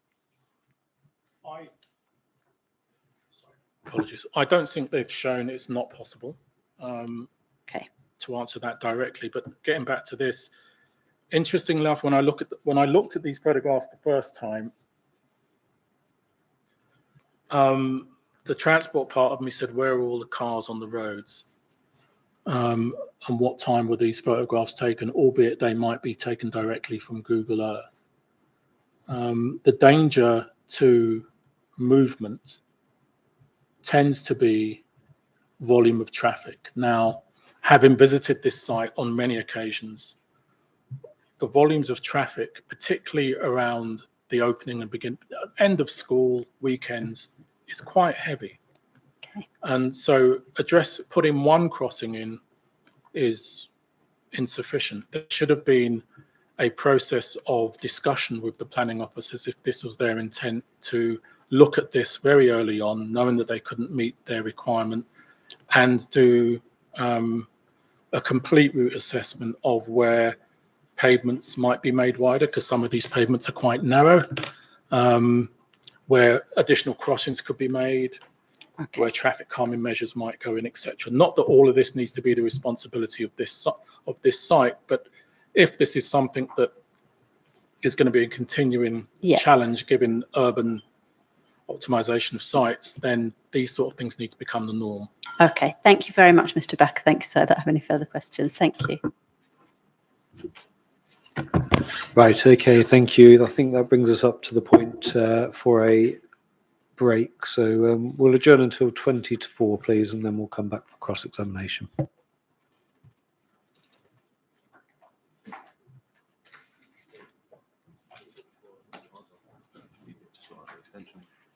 It seems to be, yes, it came on after a while.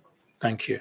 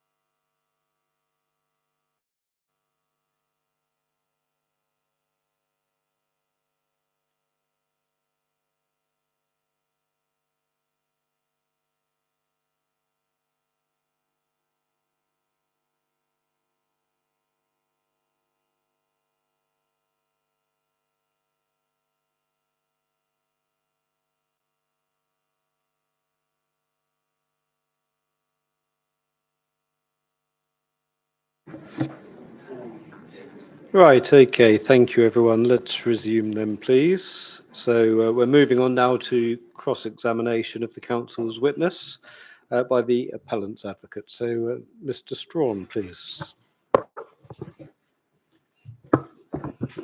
Thank you, sir. Good afternoon, Mr. Barker. Good afternoon, sir.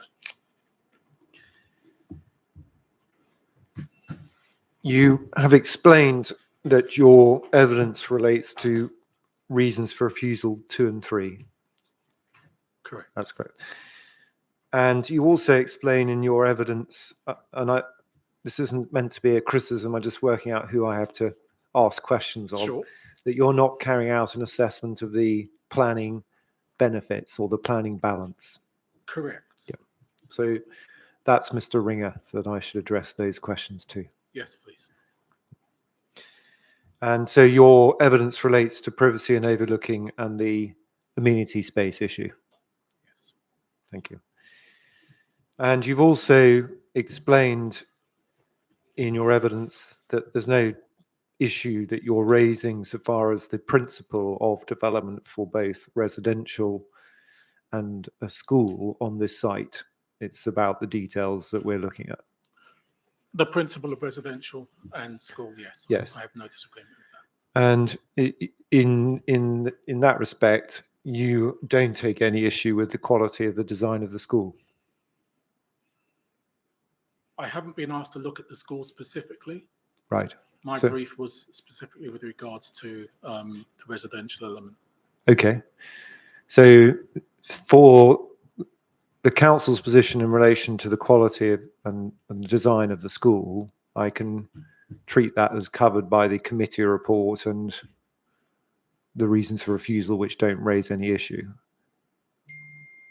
Sorry, my apologies. This is turned back. I need to get it turned off.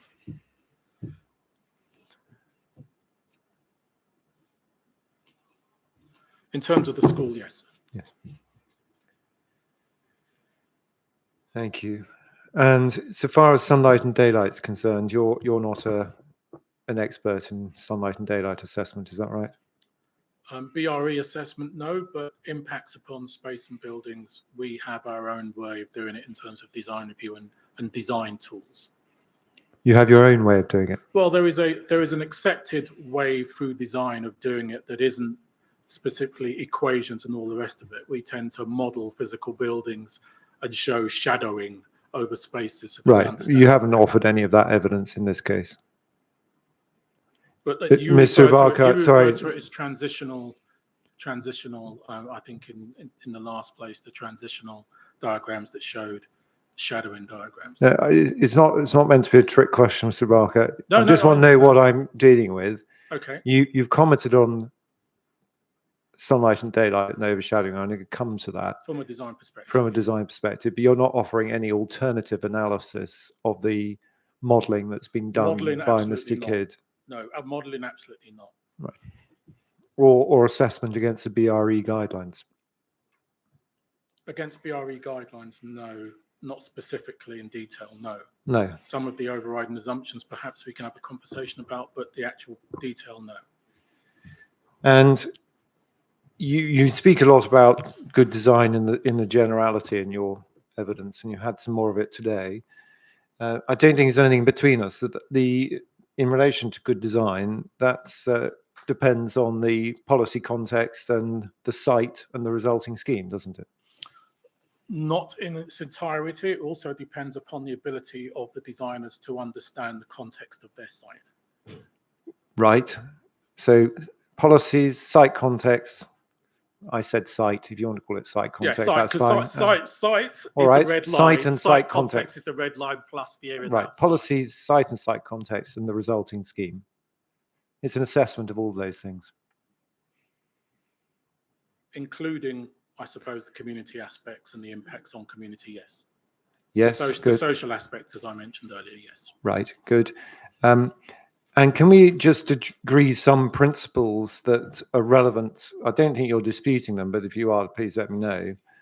That are relevant to an assessment of whether good design's been achieved for a site of this kind.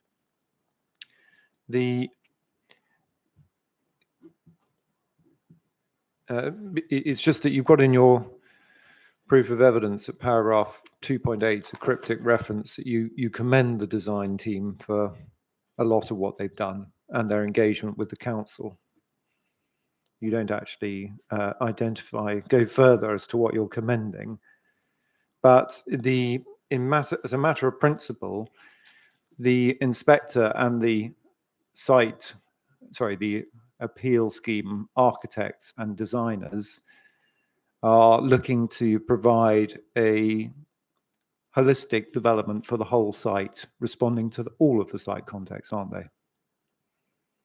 One would hope so, yes. Yes. And so there's a balance of uses that needs to be provided. There's an Correct? appropriate balance, yes. Yeah, appropriate balance of uses.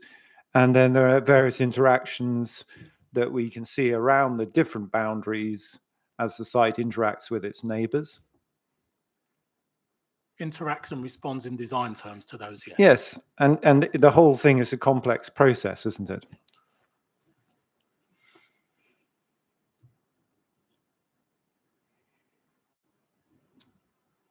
I don't know that it needs to be complex. I wouldn't disagree. I wouldn't agree that it's particularly complex. There is a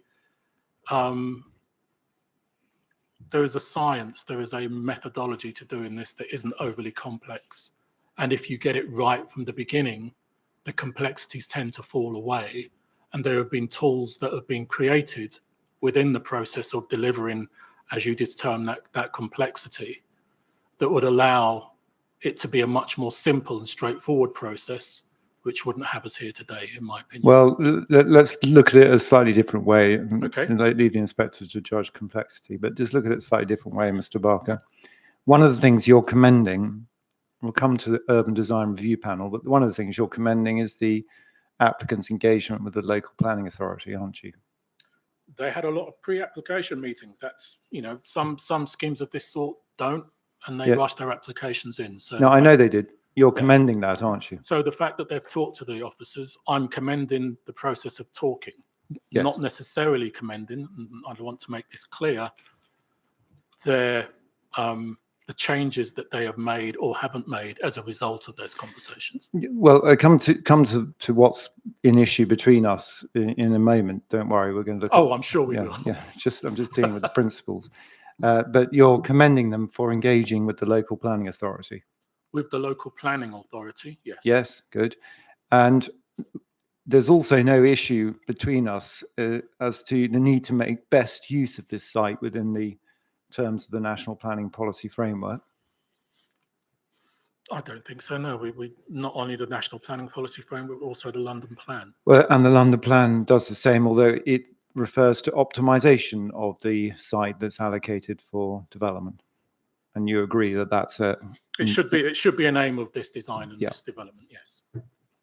And just to assist, because those are potentially broad concepts, but just to put some flesh on the bone of that as a skeleton, can we just turn to the housing SPG CD 10.2.9, the Mayor's housing SPG?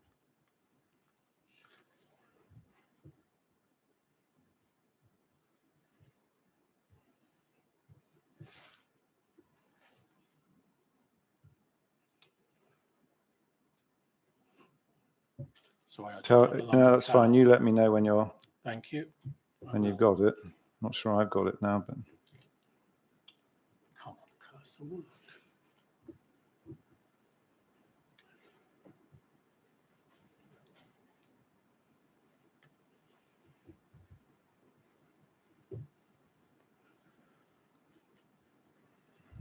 Sorry, could you give me that reference again now? CD 10.2.9.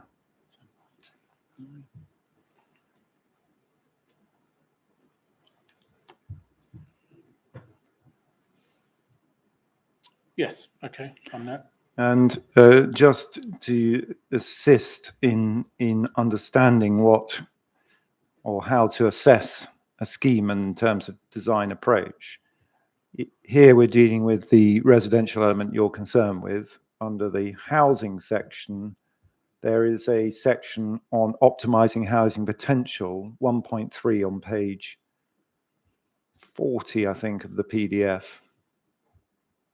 41 of the actual document.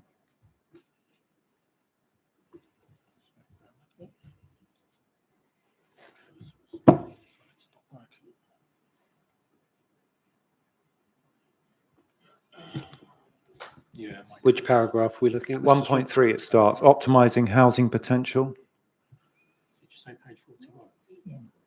Is it PDF page 41? Yeah. Yes. Have you got thank that, sir?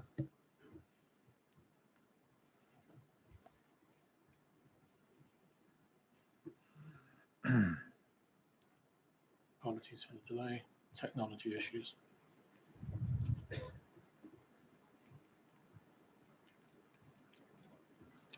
Let's try this a different way. 14. For God's sake. No, I'll just scroll. That's fine. My apologies. It's just as quick to scroll, Matthew. Did you say page 41 on there? Section or paragraph 1.3 is headed optimizing housing potential.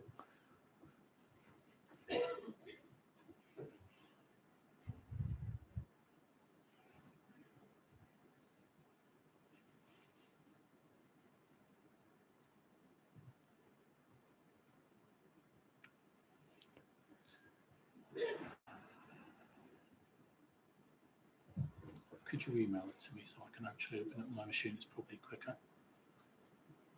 So I bought 2 machines just in case this was an issue.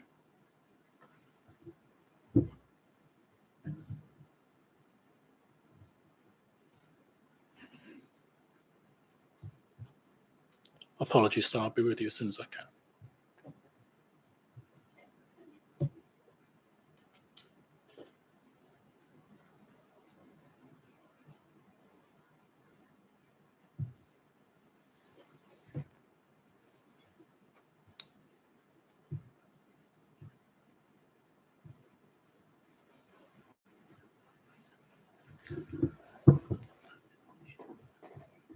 Has that been sent?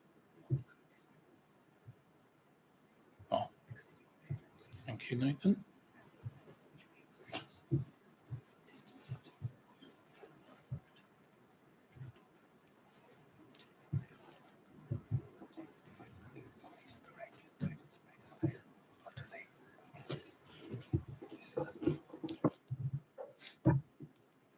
Optimizing housing potential 1.3. Yes, apologies for the delay.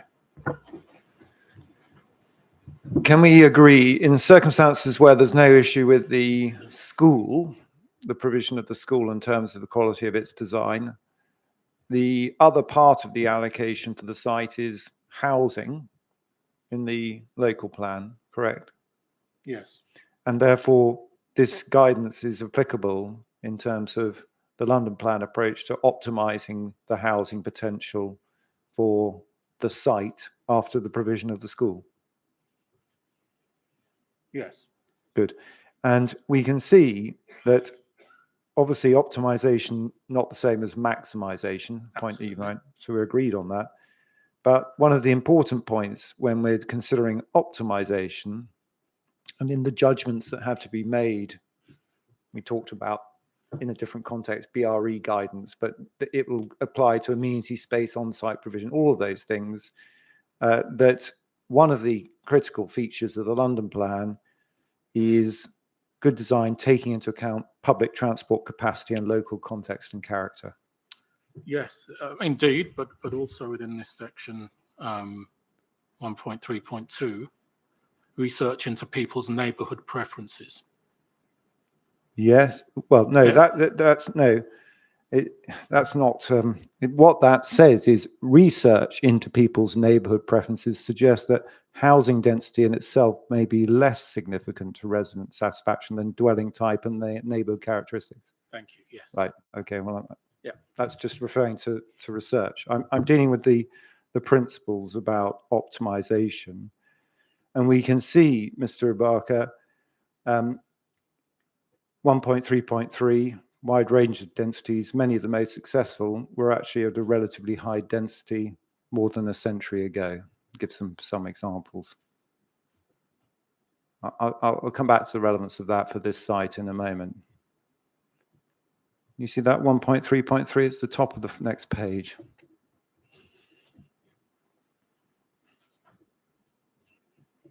Seem to have a difficulty with the Yeah, my document. it jumped. Apologies.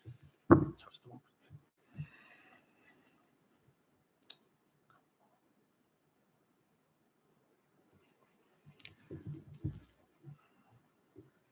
I can see 1.3.4. Cannot see 1.3.3 is just above 1.3.4. Unsurprisingly, perhaps. Unsurprisingly, indeed. Yes. Yes, that's what I was reading from. And then I just wanted to take you to 1.3.6 because the relevance of for the London plan, optimizing development on sites in different settings with different levels of public transport is made clear, isn't it? In 1.3.6 and then fed in again to 1.3.7. Are you referring to 1.3.60? No, there's only 1.3, there's no O, which is 1.3.6.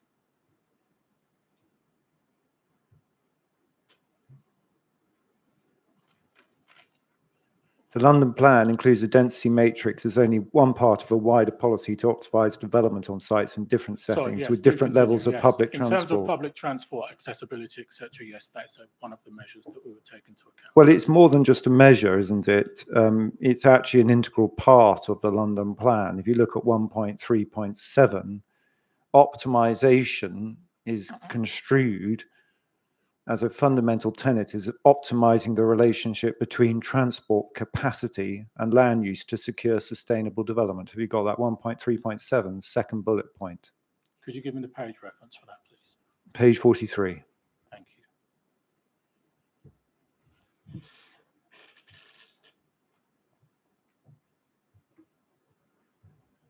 Okay. Yes. You got that? Can we Yes. agree that that's a fundamental tenet, not just of the London plan, but national planning policy? There's a basic relationship between optimizing a site and its public transport capacity. When reading the whole, Sorry? when reading the whole of that 1.3.7, yes, i.e. Well, the need to secure residential quality and density guidelines, I would agree with you, yes. Yes, and that then fed in or explicitly feeds into the density matrix at the top of the next page, table 3.2.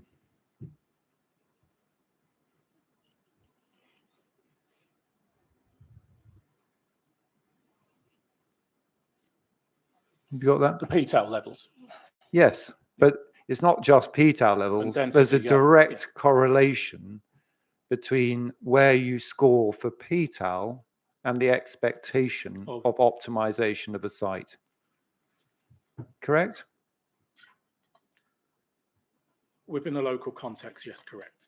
Yeah, you don't set everything else aside. I'm just No, dealing with. I'm not setting anything else No, aside, but within the local context. within the local context, yes, with analysis and the contextual analysis having been done, yes, this is a guidance to the density you can create. Yes, so it'd be relevant to a number of where judgments have to be made. We talked about BRE guidelines, for example, flexibility depending on the site location. Yes. That would be relevant to this, wouldn't it?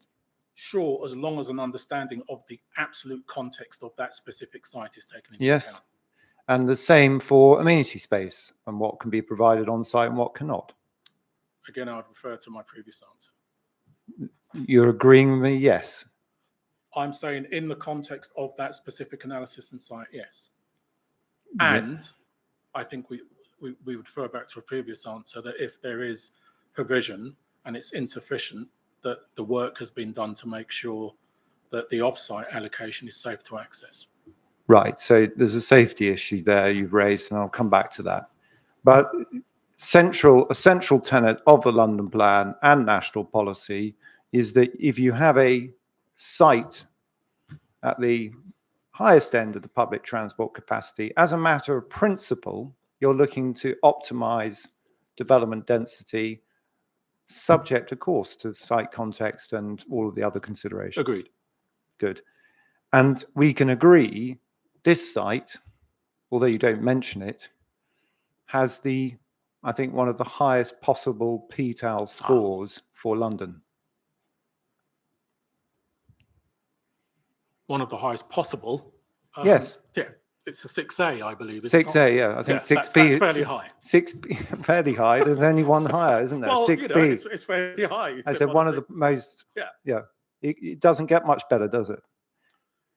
In pure PTAL, no. But PTAL as a pure guide is, in urban design terms, in good design terms, isn't the only thing you need to consider. I didn't say it was the only thing. It's certainly, Yeah. it's certainly It's very It's important. part of the balance, yes, and it's important.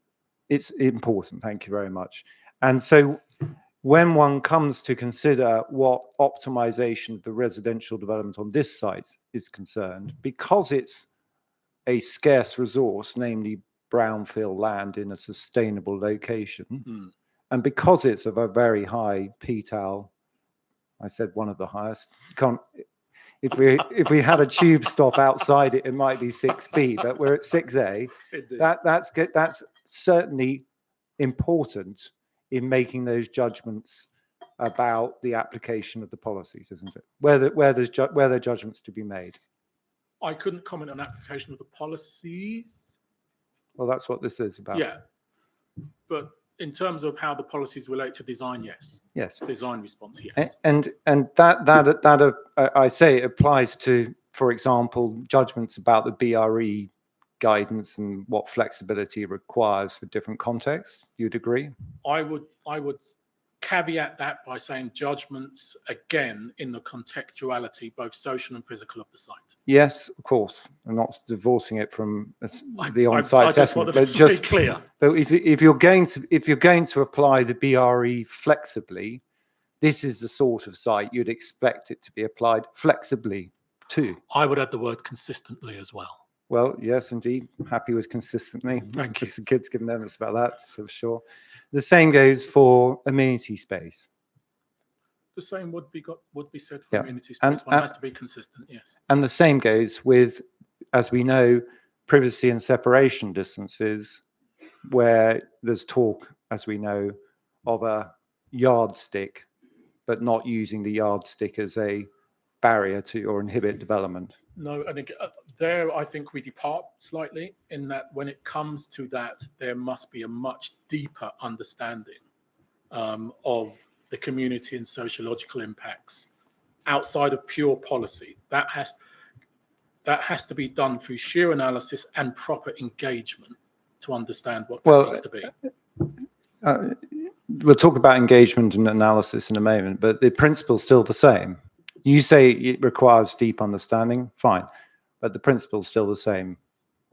The general principle, yes. That I'm articulating, optimizing for a site of this kind, making those judgments must be informed by the nature of the site in terms of its brownfield PTAL score. Given the caveats I've added with social aspects, yes. Thank you. And I don't think you're disputing, at least I haven't seen any dispute, that this falls into the category, if you look below. Have you done the density calculations, by the way? I can tell you what they are if you want. No, I haven't. Okay, but you're not taking any issue with the density per se of what's proposed? No, I'm not taking issues with density. Okay, but there isn't any dispute between us, Mr. Obaka, I don't think. I haven't seen any dispute that this would fall into the category of an urban site under the table. Do you want to look at the definitions? I would. The definitions are what they are, and I can see the definitions here. I think the guidance of the local plan is clear. That's a matter for the local authority to define, and I would refer you to Mr. Nathan Ringer in terms of his evidence. Well, if it's for the local authority to define, why are you taking issue with how the local authorities defined it in their committee report? I haven't taken an issue. Right. Can you turn up the committee report then?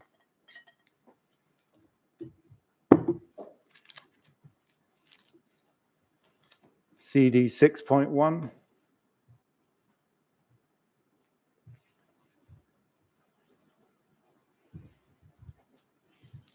quite a long document. Going to come back to it in a second. 8.212 on page, I hope you don't have the same problem you just had, page 68. Otherwise, we might be here a long time. Indeed. I apologize. No, well, it's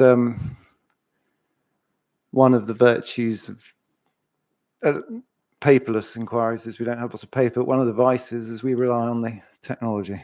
Indeed. But if you could find your way to CD 6.1, paragraph 8.212, we're in the section here dealing with.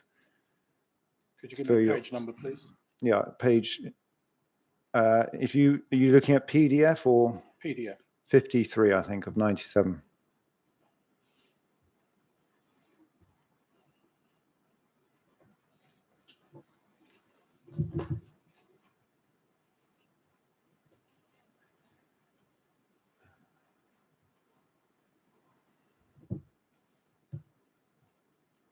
Which paragraph, sorry? 8.212. And just so you've got the context, this is a discussion, this is an assessment by the planning officers, come back to who they are in a moment, of sunlight and daylight effects on properties, including the ones you're giving evidence upon.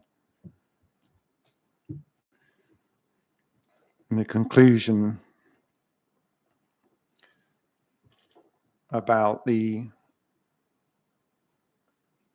It's still good for an urban area. That's Yeah. the part that you're referring Yes, to. yeah, absolutely. That's their assessment. Again, that's the local authority's assessment. Yeah, I don't have a problem. Your question to me was, and I've said I'd refer it to the local authority if that's what they've defined it as in here. But in terms of the evidence of Mr. Ringer, he's suggesting in terms of the, as I understand it, this area has a suburban nature to it. Now, in compass terms, if I can use that analogy, I would describe this as north-northwest. It's neither north or northwest. It's somewhere that lies in between. Right. So you're going for somewhere in between. In the housing SPG, if the inspector wants some structure to it as to how the mayor would define it, it would be urban, wouldn't it? Do you want to go back to that document? As the mayor would define it, I agree it would be urban. Yeah. Thank you.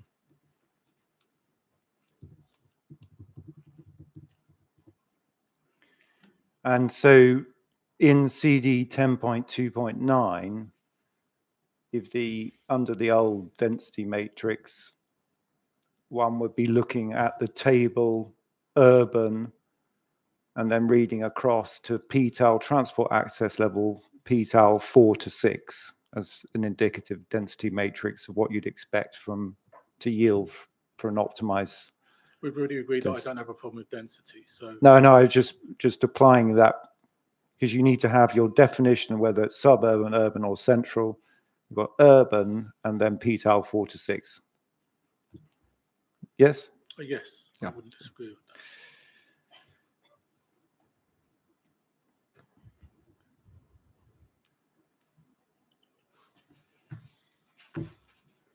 And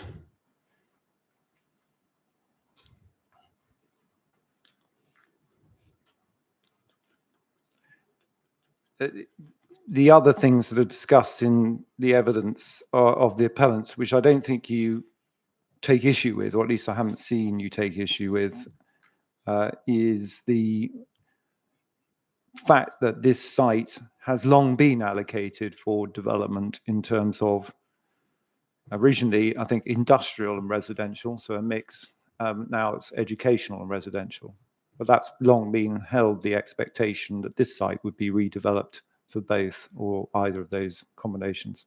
It has, and the allocation, if I'm correct, was on a 75-25% basis of educational to residential. Yes, and the one thing that the council has done in their committee report is consider that the delivery of the school with all of its requirements takes up a certain site area, which isn't 75%, and that the remainder that isn't required should be, and you agree with that as a matter of sound principle, don't you?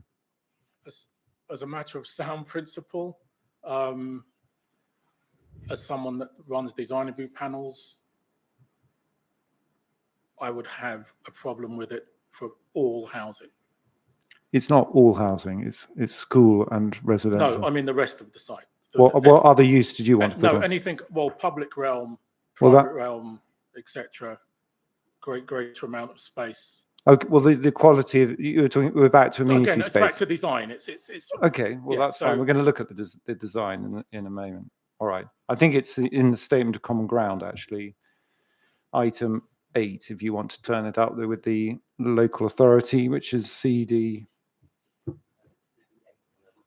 811.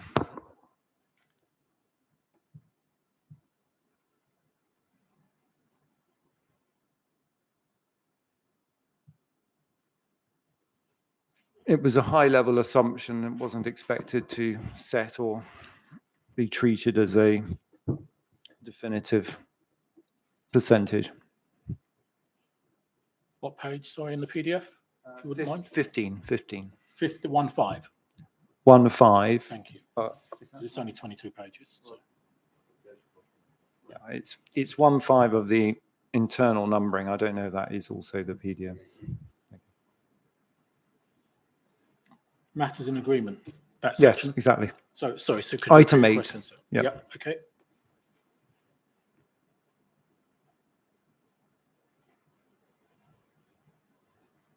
Yes. Yeah. It's a high-level assumption. Good.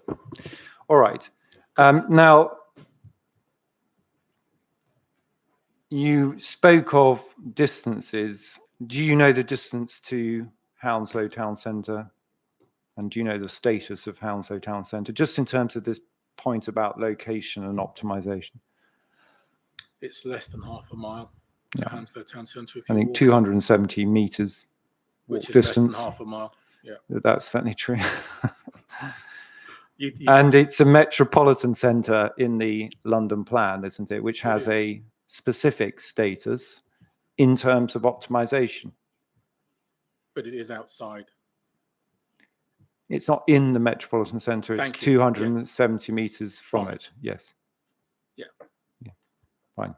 Which has a significance for optimization as well. Do you want to look back at the It housing has, SPG? It has a bearing. Yes. Good.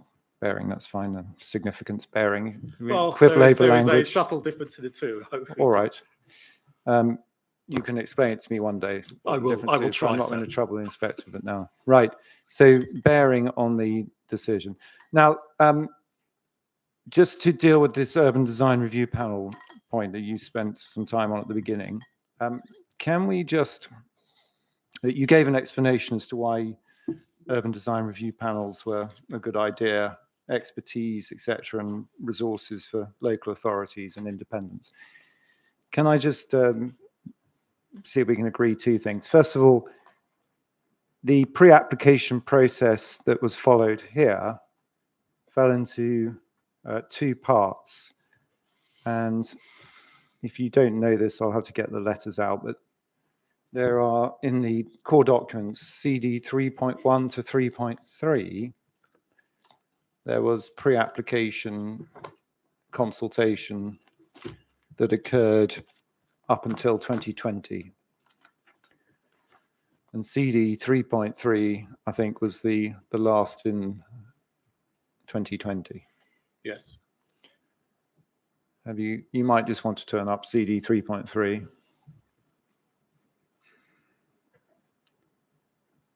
And at that stage, Located was discussing the site for the principle of residential and educational use, but without a residential developer.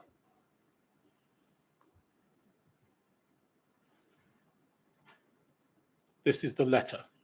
Yes. Okay. Have you got the letter 3.3? Yes, I do.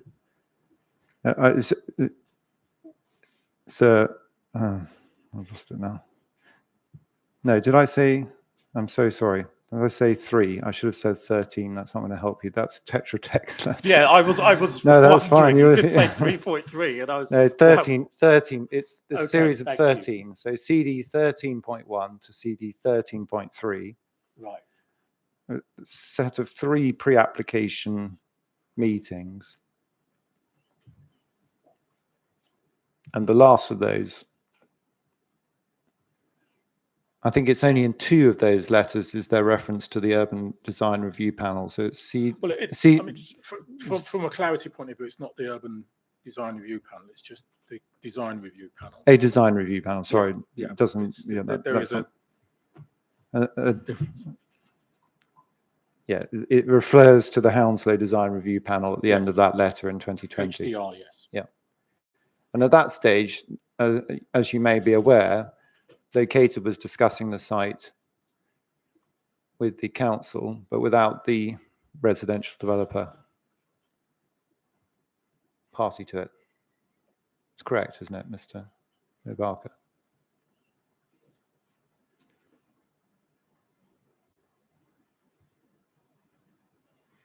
Sorry, could you point me to the point where it mentions the design review panel? Sorry. It's What right page is- at the end of the letter. So page 10? Yes. As Okay. part of the pre-application process, the council strongly encourages the use of. And it gives the email address of the design It review does, panel. yeah. Yes. And that was the letter. The last of that series, I think, was 17th of June 2020.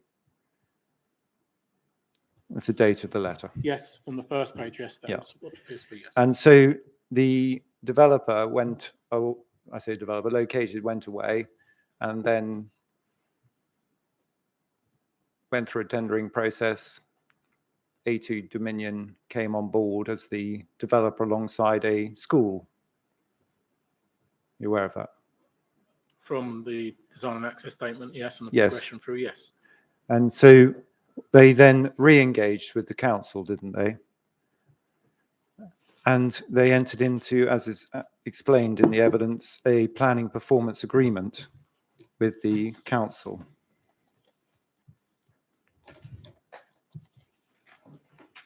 I don't personally have knowledge of a planning performance agreement, but Well, it's referred to in the evidence. It's referred to in the design and access statement as well. okay. And on the, as part, do you happen to know, because you were talking about sort of reasons to go to a design review panel, expertise, etc. Have you investigated? It's available to you because the planning performance agreements was with the council. Who was part of that planning performance agreement in terms of who was going to be available to enter into detailed pre-application engagement with the developer?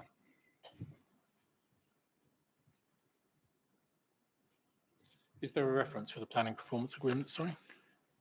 No, I'm asking you, I'm just dealing with your points that you raised in examination in chief. Who was available to the council in that process of pre-application Well, according arrangement? to national and London guidance, everybody's available for that process, including design review.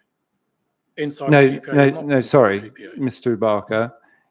This was a specific planning performance agreement entered into by A2 Dominion, London Borough of Hounslow, and Located in April 2021 when this scheme was being considered. And I want to know whether you know who the council identified as available as part of that arrangement.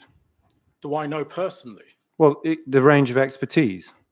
So if I tell you, Well, I wasn't involved in the negotiations for the PPA, and I've asked you if there's a reference in here that I can look at it. So how am I you supposed to you can have the PPA, your council has it, but I'm responding to the comments you made in chief. Sorry, I can only refer, sir, to the core documentation that's been made as part of this appeal. Yes, as can I. But Mr. Strong, perhaps you could just try to be more specific All with right, your question. Thank and- you. All right, you referred to drawing on a range of expertise. As part of the range of expertise for the planning performance agreement with this council, there was a case officer, Kerry Shuttleworth, who's, if you want to refer to CD 13.4, which is the output of the first Kiri meeting. helped to run the design review panel. Sorry? Kiri Shuttleworth helped to run the design review panel. She helps to run a design. She helped. She's no longer at the council, my understanding. She Right. So she was the case officer running the PPA arrangement, wasn't she? There was a principal urban design officer, Would that have been Amanda? Amanda Rashid. Rashid. Yes? Again, I'm not. This wasn't the core document, so I'm taking your word at this Well, point. you seem to for it. know who she is, but she's Well, the yeah, principal. because I've been the chair of this panel for a number of years, and those two were part of the original team. So you're testing my personal knowledge that isn't in the core document.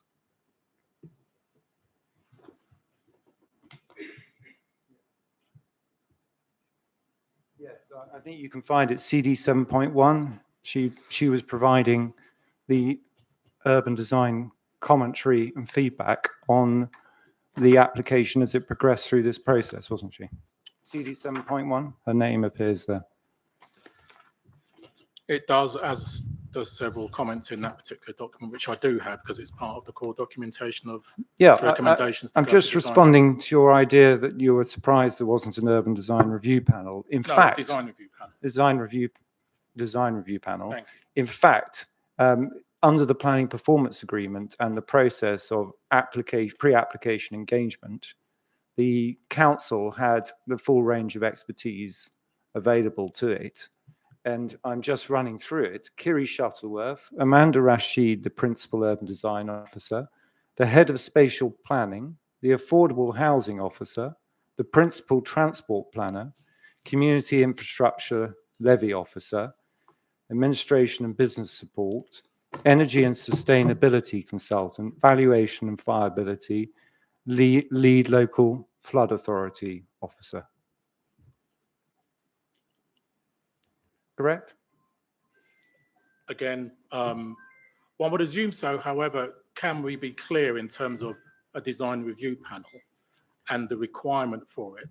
It's an independent panel that can advise those officers and give them independent advice outside of what they might normally receive. No. So whatever PPA has been signed, the thought of both Design Council, central government, the Mayor of London, is that whatever expertise you may or may not have within your borough, it is recommended for sensitive schemes or schemes over a certain size for you to take it to a design review panel. Right. Now, they could have had design officers, etc. I personally knew those two because I worked with them for 2 years.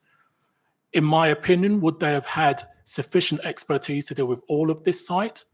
No, which is why they referred in one of the pre-application letters you've just set out for it to go to a design review panel. Well, that's what they I wanted to rely upon the expertise that they had ability to go to, if you were willing to pay for it. Mr. Barker, let's just do it in stages. So Okay. you were talking about expertise available.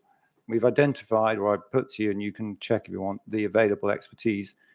When this developer, A2 Dominion, engaged with the local planning authority under that PPA, the first pre-application meeting response is CD 13.4, isn't it? Do you want to turn that up?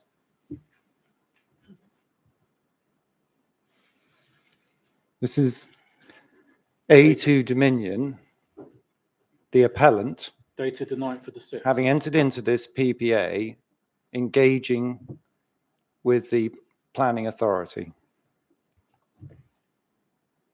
Okay. Have you got that?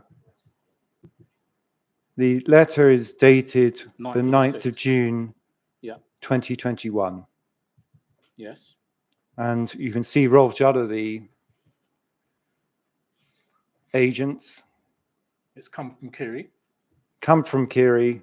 to Miss Emily Cochrane. Yes. And it's the result of the first meeting with the design team responsible for this scheme. And it provides comments on their design, doesn't it? You can see it from paragraph 1. The scheme follows a previous PPA on the site. A2D McLaren's are now on board as the development partners were located. The design has evolved from the earlier submissions. Well, it's a pre-application letter, sir. So yes, that's why it's issued to respond Yes. to what they've seen. So yes. With a new developer under a new PPA. A new developer developing something they previously looked at, yes. Under a new PPA. a new developer looking at something they previously looked at. Whether it's a new PPA, I can't comment because it's not in the core documentation. Well, it says the scheme follows a previous PPA on the site, and if you look at the design and access statement, there was a new PPA. It's a very simple point, Mr. Obaka, that we're getting to. I'm not disagreeing with you. I'd prefer to move on rather than stay pedantic. Well, no, just okay. Armed with all of their available expertise to them, engaging with A2 Dominion, the one thing the local authority did not do in this letter, nor in any subsequent letter, was suggest that there was a need to take this to a design review panel, did they?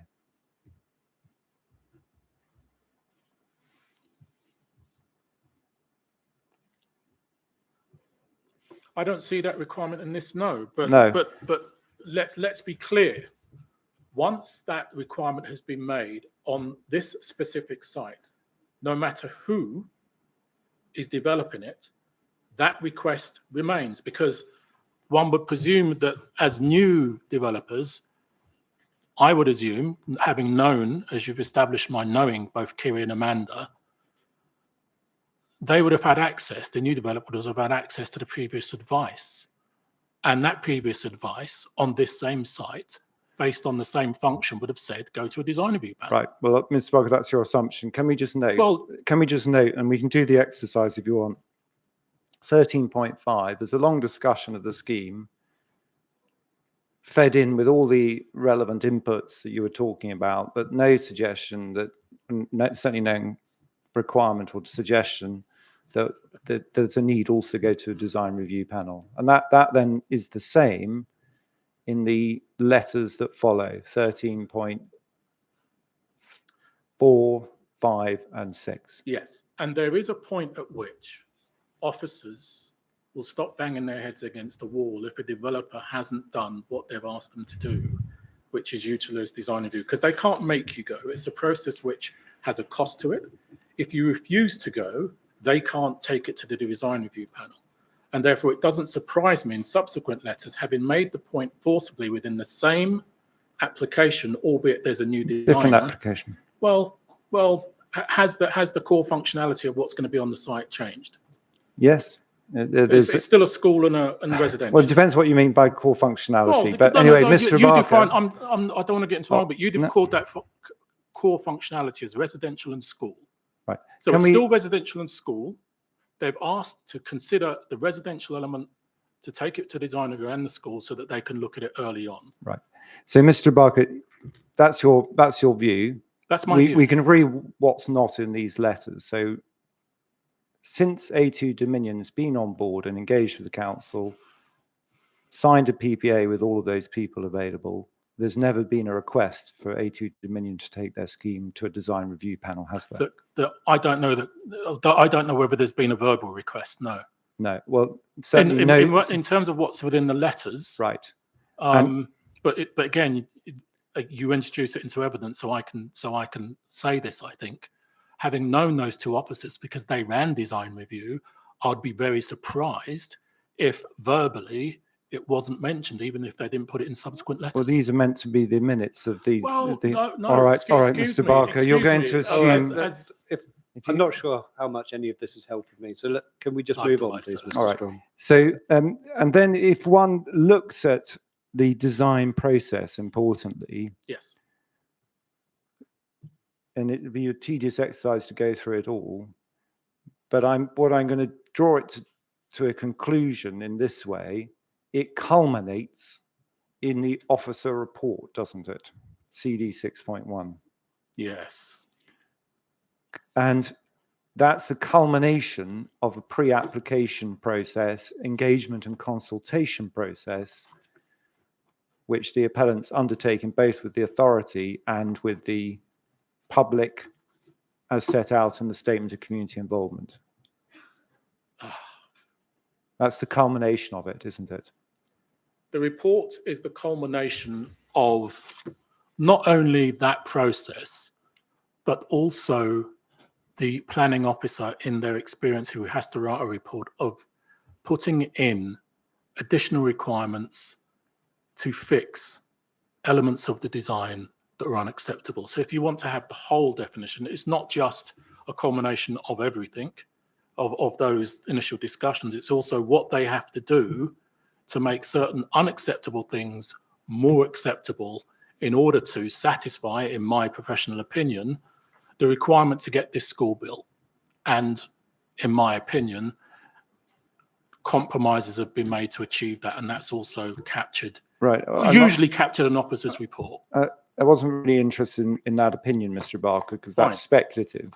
Well, what CD 6.1 does is the end point of a lengthy pre-application process and engagement and consultation process, including advertising the application and receiving all public responses to it, setting out the local planning authority officers' views on the scheme and whether or not it should be approved. Sorry, was there a question? Sorry. Yes, that is a question. Don't you agree? Could you repeat that? Sorry, yeah. I was The reading the back of the combination document. of the pre-application process, changes made to the scheme, public consultation, changes made to the scheme, application being submitted and responses received and changes made to the scheme, is then the planning officer's view of whether or not it should be approved. With conditions. Yes, of course, Certainly. because I mean, because it's a well-established principle which applies here as anywhere else, that planning permission should not be refused if a condition can be imposed which makes the development acceptable. That's as I say, meat and drink to most planners, but it's expressed in the MPPF and I think the MPPG.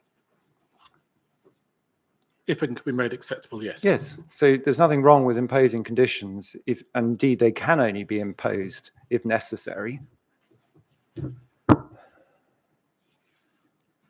Yes. Yes, right. If those the conditions are and delivered, so yes. and so although you talk about the importance of understanding local contacts, local community engagement, understanding, for example, the Gurdwara, a process which we say we followed to the letter, and then there's a public consultation on the planning application where the Gurdwara make their views known. All of that is recorded and reported by the officers in CD 6.1, isn't it? No, I would disagree. Right. Turn up CD 6.1, please. Yes, I've got the document open, and can I tell you where I disagree, having read it? Where I fundamentally disagree is you've talked about, specifically you mentioned in your question, engagement. It is apparent in this, for me, that there are questions of engagement. And there's always been questions of engagement. I don't know what a question of engagement is, and that wasn't really my question. Okay. I don't want to stop you, Mr. Mark. Mine was a simpler point. If you look at the officer report, they record and summarize, and these are all available to look at. Consultation responses, section 6, including a petition, the representations from individuals. They identify all of the issues raised, and just for good measure, if you want an illustration of this, we heard today from Seema Malhotra, the MP for the area. Her objections summarised 6.6, as was Ruth Cadbury's, the Gurdwara's objections 6.7, including the allegation of a failure to consult. Every single point that this inspector's heard has been recorded in this report in substance, hasn't it? I'm struggling to find anything that hasn't.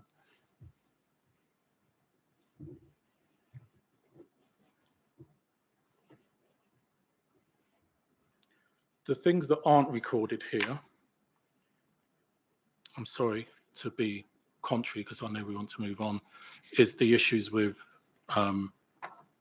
dimensions That's not recorded here because perhaps Sorry, they was, what issue with the dimension? issues that we raised earlier in terms of the discrepancy in dimensions and therefore impacts. That's not specifically raised here. If I'm being 100% accurate, perhaps they weren't known at the time. Well, they weren't didn't part of pick any them up. representations, were they? Because they're ones which appear for the first time. Sorry, hold on, Mr. Barker. They're ones, insofar as they're of any, take the inspector any further, they're ones that appear for the first time in, I think, either oral evidence today. So how could the officer put them in?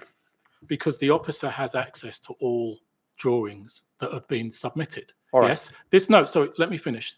The planning officer has a duty to look at the submitted drawings because that's what's then published on the website. Mr. Barker, let's not go back to this. No, sorry, We yes. spent a lot of time on it earlier, and then you said that it's of no significance. So we don't need to spend more time on it, I don't think. Okay, so I disagree that it's all in there. There is the information that exception- the report should have stated. Right. The exception is you disagree with some of the measurements. So that noted, we'll see where it takes us. Everything else, all the allegations made about the not understanding how the Gurdwara operates, the concerns about privacy and overlooking over the Gurdwara or indeed Perkin Close, the officers, the professional officers, were aware of every single point when they wrote their report, weren't they? When they wrote the report, and again, this is not something I can comment on, but I will mention the term. There is a balance that they've decided to achieve, I think. So that wasn't my question. Were they aware of it all? Mr. Barker, that's not my question, is it? I'm coming on to the planning balance in due course. That wasn't my question. Do you remember what my question was? No, sorry, again, repeat your You've question. read the committee report. We've heard a lot about, and I'm really focusing on the things you're raising. You've made a qualification about measurements of distances, so I've got that point. Every other point is carefully considered, recorded by these professional officers, armed with the full expertise that we discussed earlier in making their recommendation.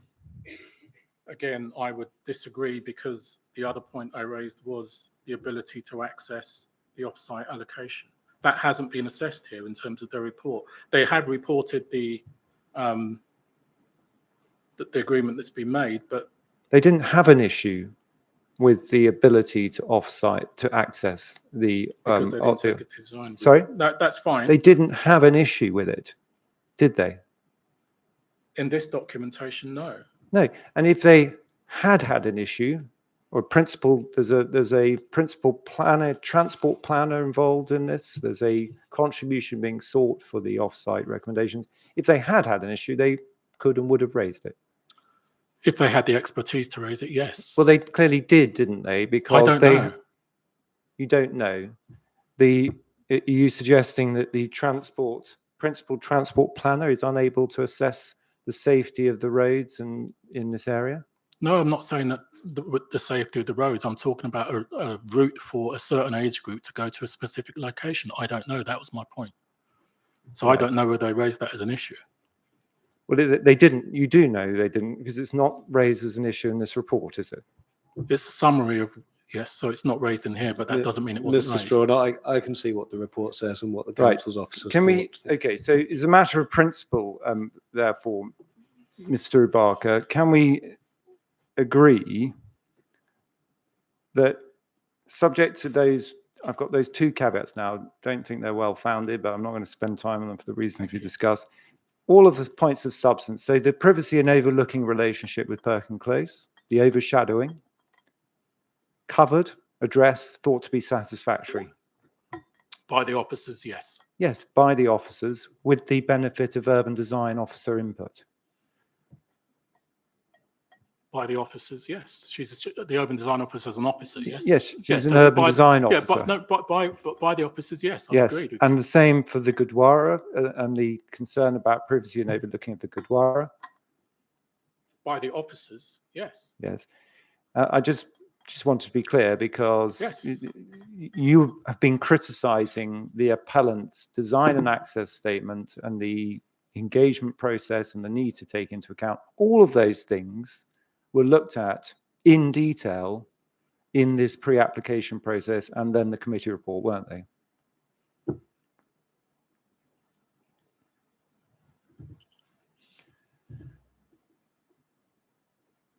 I personally don't think they were fully, but in terms of the information they received, that's what they've reported on. Well, let's just take an obvious example, because we were there about dealing with overshadowing and sunlight and daylight. There's a whole section analysing Mr. Kidd's, Avison Young's report, isn't there? Yes. Do you want to go to it? There's both. No, yes. And they look at it in detail. They look at the numbers of levels of compliance of the windows, so you can find it in that section, which culminates. And they make a judgment that, in fact, this is a good outcome for an urban area. I took you to one of the windows where that conclusion is reached. There's similar conclusions in relation to daylight and sunlight and overshadowing, aren't there? The officers have made a judgment call in balance, yes. Yes, having analysed it in detail, they've scrutinised it in just the way that you've got a different view. No, but that's right, isn't it? Example, I don't know whether they had a lighting expert within the offices to make that specific. Well, you're not a lighting expert. No, I'm not. But you've Right. asked my opinion. I don't know whether they, in the list you read out earlier, I didn't hear an officer that was a lighting expert. It's not. No, I'm just going to the example you used. If there were another example. That wasn't my point, Mr. Okay, Barker. sorry. They've made they have the results of the sunlight and daylight assessment and the overshadowing assessment from Mr. Kidd, which no one is challenging the results, are they? Not even you. I am challenging the results in terms of its impact, as I've said in my. No, that's the reason for judgment refusal. about it. The judgment. You've got a different No, you judgment. said, am I?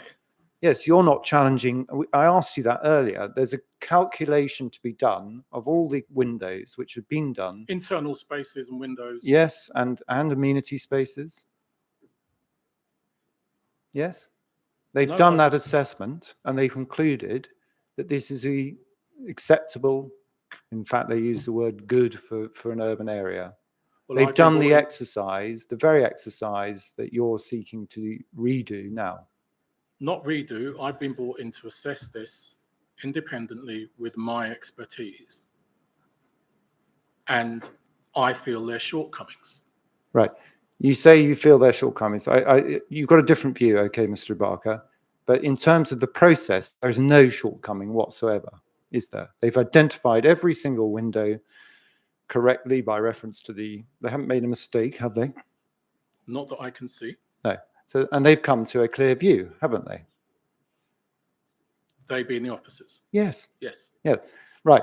I just wanted to understand, because you don't give any credence to their professional ability to make judgments of this No, kind. I disagree. I think that they're officers, and as I said earlier, they will make balanced judgments with regards to offsetting things that won't necessarily be truly acceptable and of a high quality. Well, that's a rather flippant observation, I may say, Mr. Barker. I wouldn't Can regard you- it as flippant, but if you define Well, it is that- flippant. Look at the section. Go back to the section, please. 8 point. Which section, sorry? The section on sunlight and daylight. It's there are two sections because it covers both internal and external. Daylight, sunlight begins at 8.160. Yes, yes. And detailed examination. Then there's privacy and outlook, 8.165.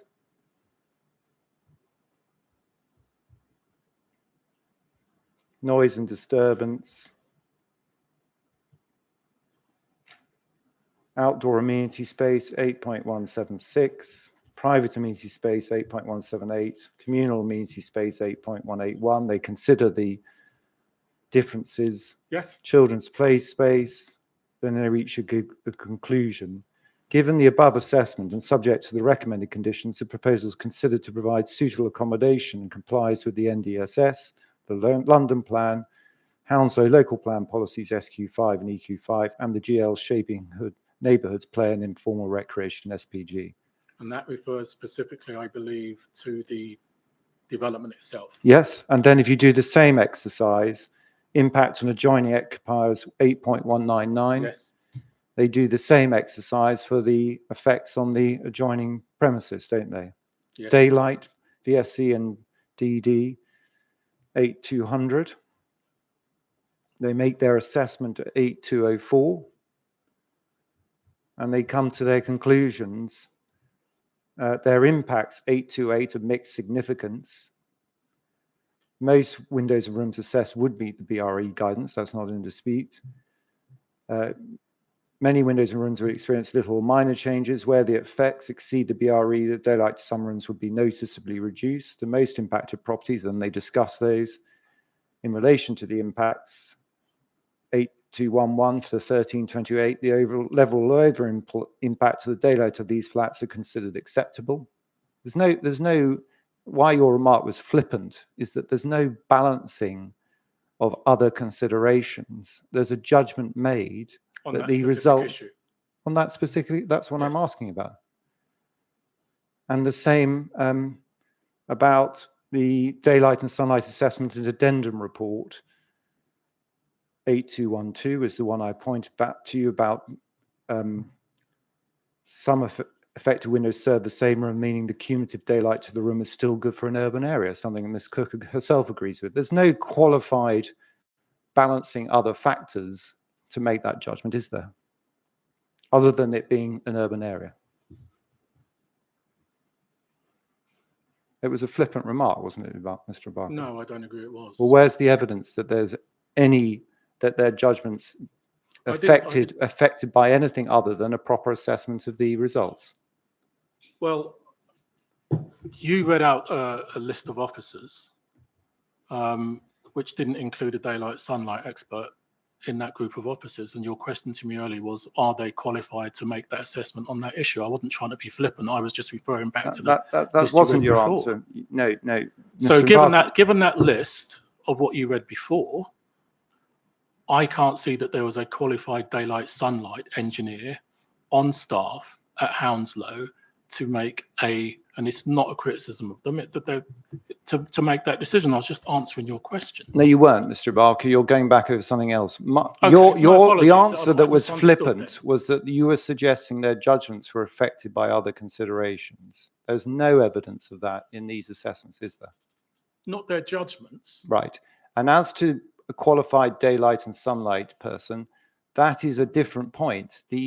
There's no dispute as to the results, the actual results. And the judgment that's being made is the judgment being made by the officers, the planning officers, who are just as qualified to make those judgments, and urban design officers, as you are.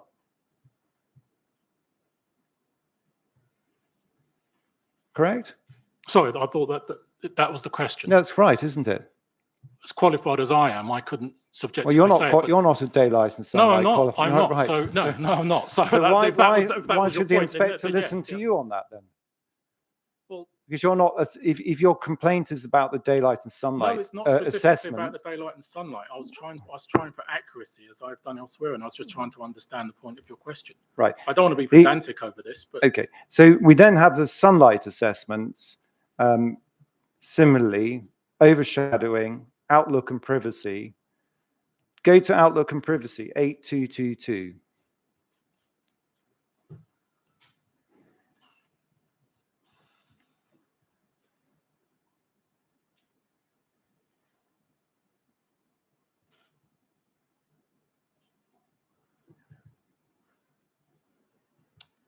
There's an assessment of the outlook and privacy effects of this scheme, having regard to the 18 to 21 meters, which is a useful yardstick, but sometimes unnecessarily restricts density. We've already had a discussion and agreed that.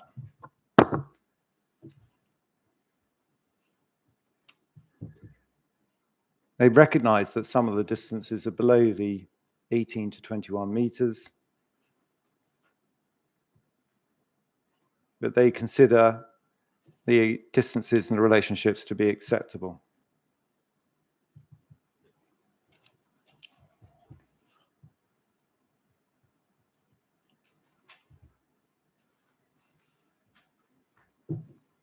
apologies.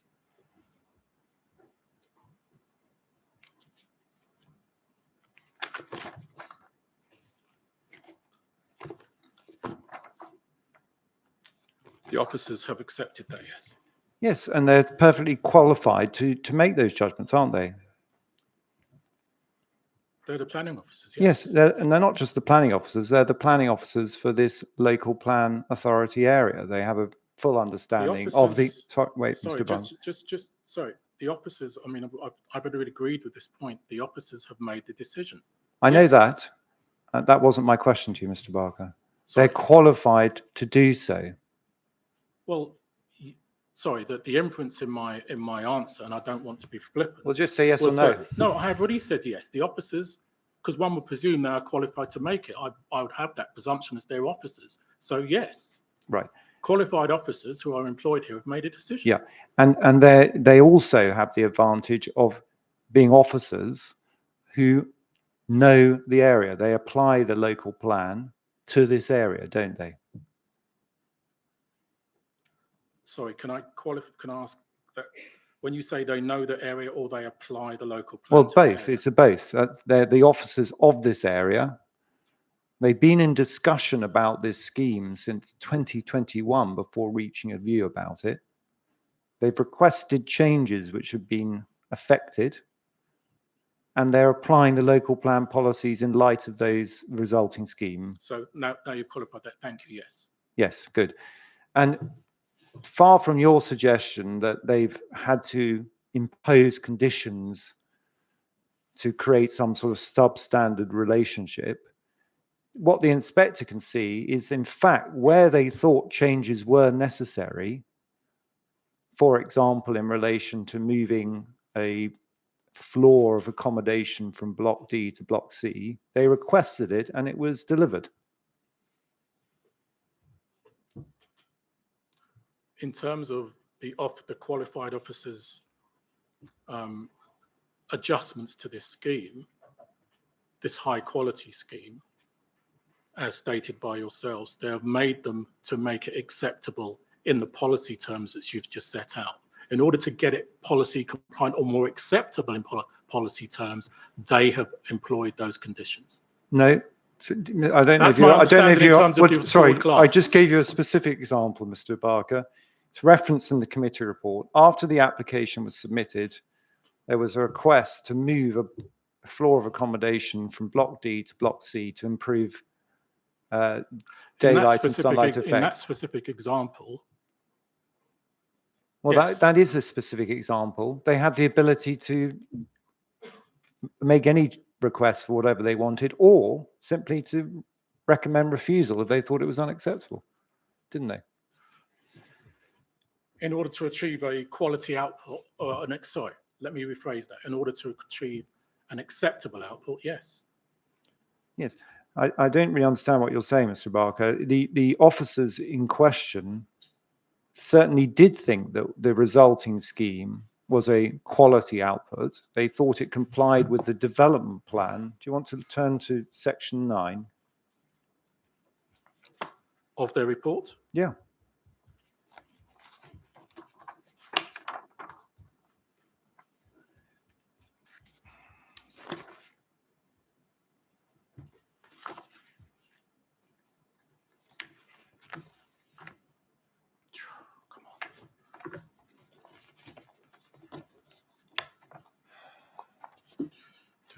No, section 8, section 9. Thank you, sir. Very helpful. Sorry.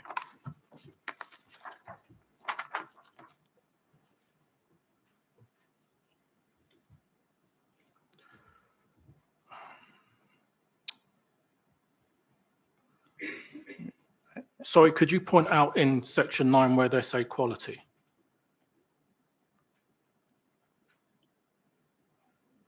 No, I'll probably have to go back. Well, But no, sorry, you just asked me to refer to section 9, so I assumed right. within section 9 What? there was a statement by the officer Oh, that was your defining point, this okay. application as All right. quality. So because I read They this, but- thought it been sensitively designed to respond to its surroundings, in particular the adjacent Gurdwara. Yes? which particular paragraph is that? 9.2. So thank you. Because there's a lot of writing here, so I just need to make sure I'm where you are. Thank you. Yes, they state that. Having taken on board, because we can see the earlier section, this whole section on agent of change, discussion about the noise, discussion about privacy and overlooking, they took the view that in fact it achieved a sensitive design to the Gurdwara, didn't they? In 9.2, that's what they say. But again, we started this section with me specifying something which was quality. And again, I can't see that in here. I accept that that's what it says in 9.2, but you sent me here specifically to look at the officers saying this is a Don't get quality hung scale. up about that. Okay, I won't. I was If you just want to trying use answer your question. Sorry. right, well, that wasn't my question. My question to you is they took the view, having taken on board all the concerns we've heard about, that the relationships were sensitively done to the Gurdwara. We can go back to the section where that's discussed. I'm trying not to do it in too much detail, but there is a discussion about privacy and overlooking and the use of the Gurdwara ceremonial area. It doesn't mention the ceremonial area, it just says the Gurdwara. Mr. Barker, do you think that the council officers would have recommended approval of this scheme if it wasn't of sufficient design standard? I would hope not, sir, no.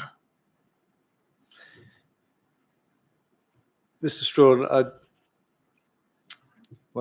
Okay, I'll try and make progress, sir, but yes, well, we're approaching 5 o'clock now, and I do want to finish at 5 o'clock today. So how much time do you think you've got left of your cross-examination? I haven't got that much. I might struggle to do it in 4 minutes, though. So Yes, well, I'm wondering about how long it's going to take tomorrow if we. Oh, it's not going to. I don't think I'm going to be within my estimate. I think I've got about half an hour left, unless I've mistaken my estimate. Okay, would this be a suitable time to adjourn, as we seem to be stuck at the moment anyway? Yes, I hate to end something when we're stuck, sir. But well, by all means, if you think you can bring this to a resolution swiftly, then shall I just bring it so I can move away from the committee report and just indicate what we will left to cover? Mr. Barker, I've taken you to section 9, the conclusions. Yes. And just to be clear, there is a supplementary report, isn't there? You probably see 9.2, which dealt with some further late objections where the officers, notwithstanding, I think, further objections from the Gurdwara, repeated that they had considered all the points, including a quality impact assessment. That's right, isn't it? Yes. So the one thing the inspector can be absolutely satisfied on, and you haven't identified anything that I've encountered, is that the officers did reach a very clear, reasoned view as to the acceptability of this scheme on all the issues that you are otherwise debating. That's fair, isn't it?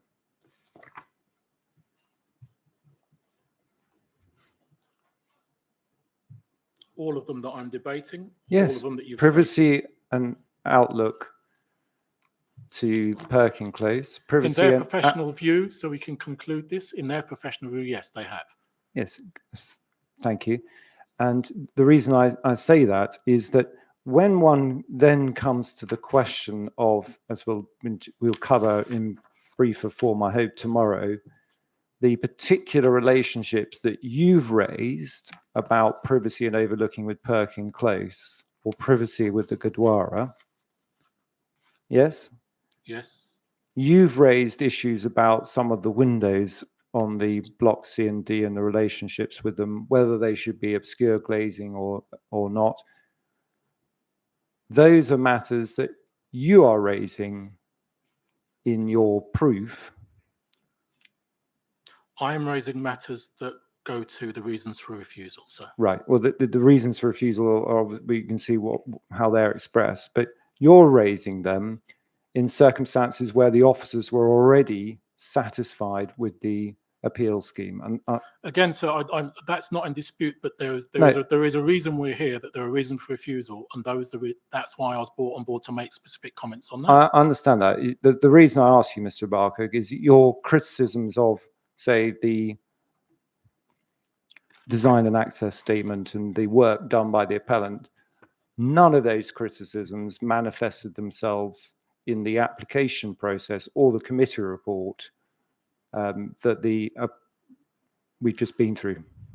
And Did they? again, for the sake of repeating myself, I had to look at the information presented in front of me.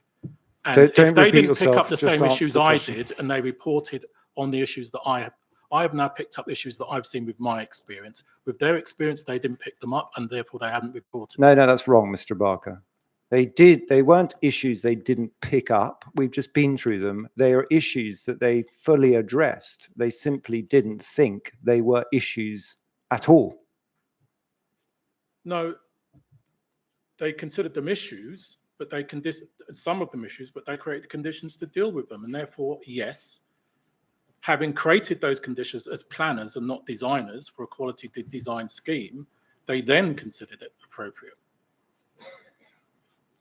I've struggled to see a difference, Mr. Barker. Let's just focus on it. Let's try and finish. You said they're issues they overlooked. That's wrong. They were all issues, or they didn't pick up. They were all issues that they did examine. They just have a different view about them to you. Is that a fair position? They've reached a different conclusion, yes. Right.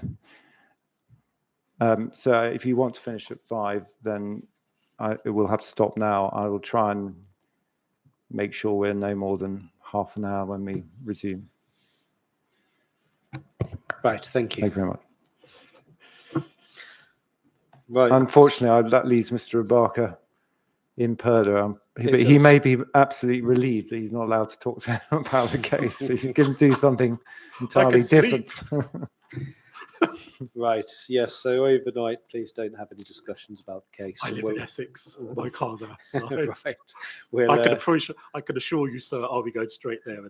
We'll pick up cross-examination tomorrow. Is everybody able to start at 9:30?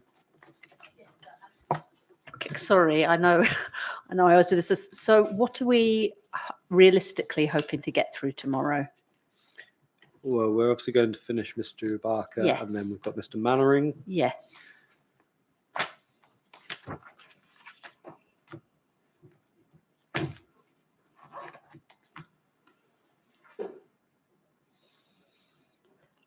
And potentially Mr. Ringer as well. Hang on. That would be good to get through Mr. Ringer. Do you think we could get through Mr. Ringer and Chief and cross-examination?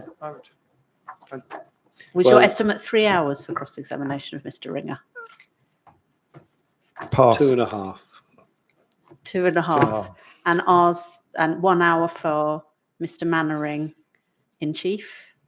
And then I think it was an hour, 3 hours from us, between us. Or Mr. Mannering? Yeah, an hour and a half each. I think I've got an hour. Yes, an hour and a half for the council and an hour for the Gurdwara. Well, I'll certainly see if I can shave time off the examination of Chief, Mr. Mannering. And I hope, well, it depends. Maybe I'll see if we can be shorter with Mr. Ringer.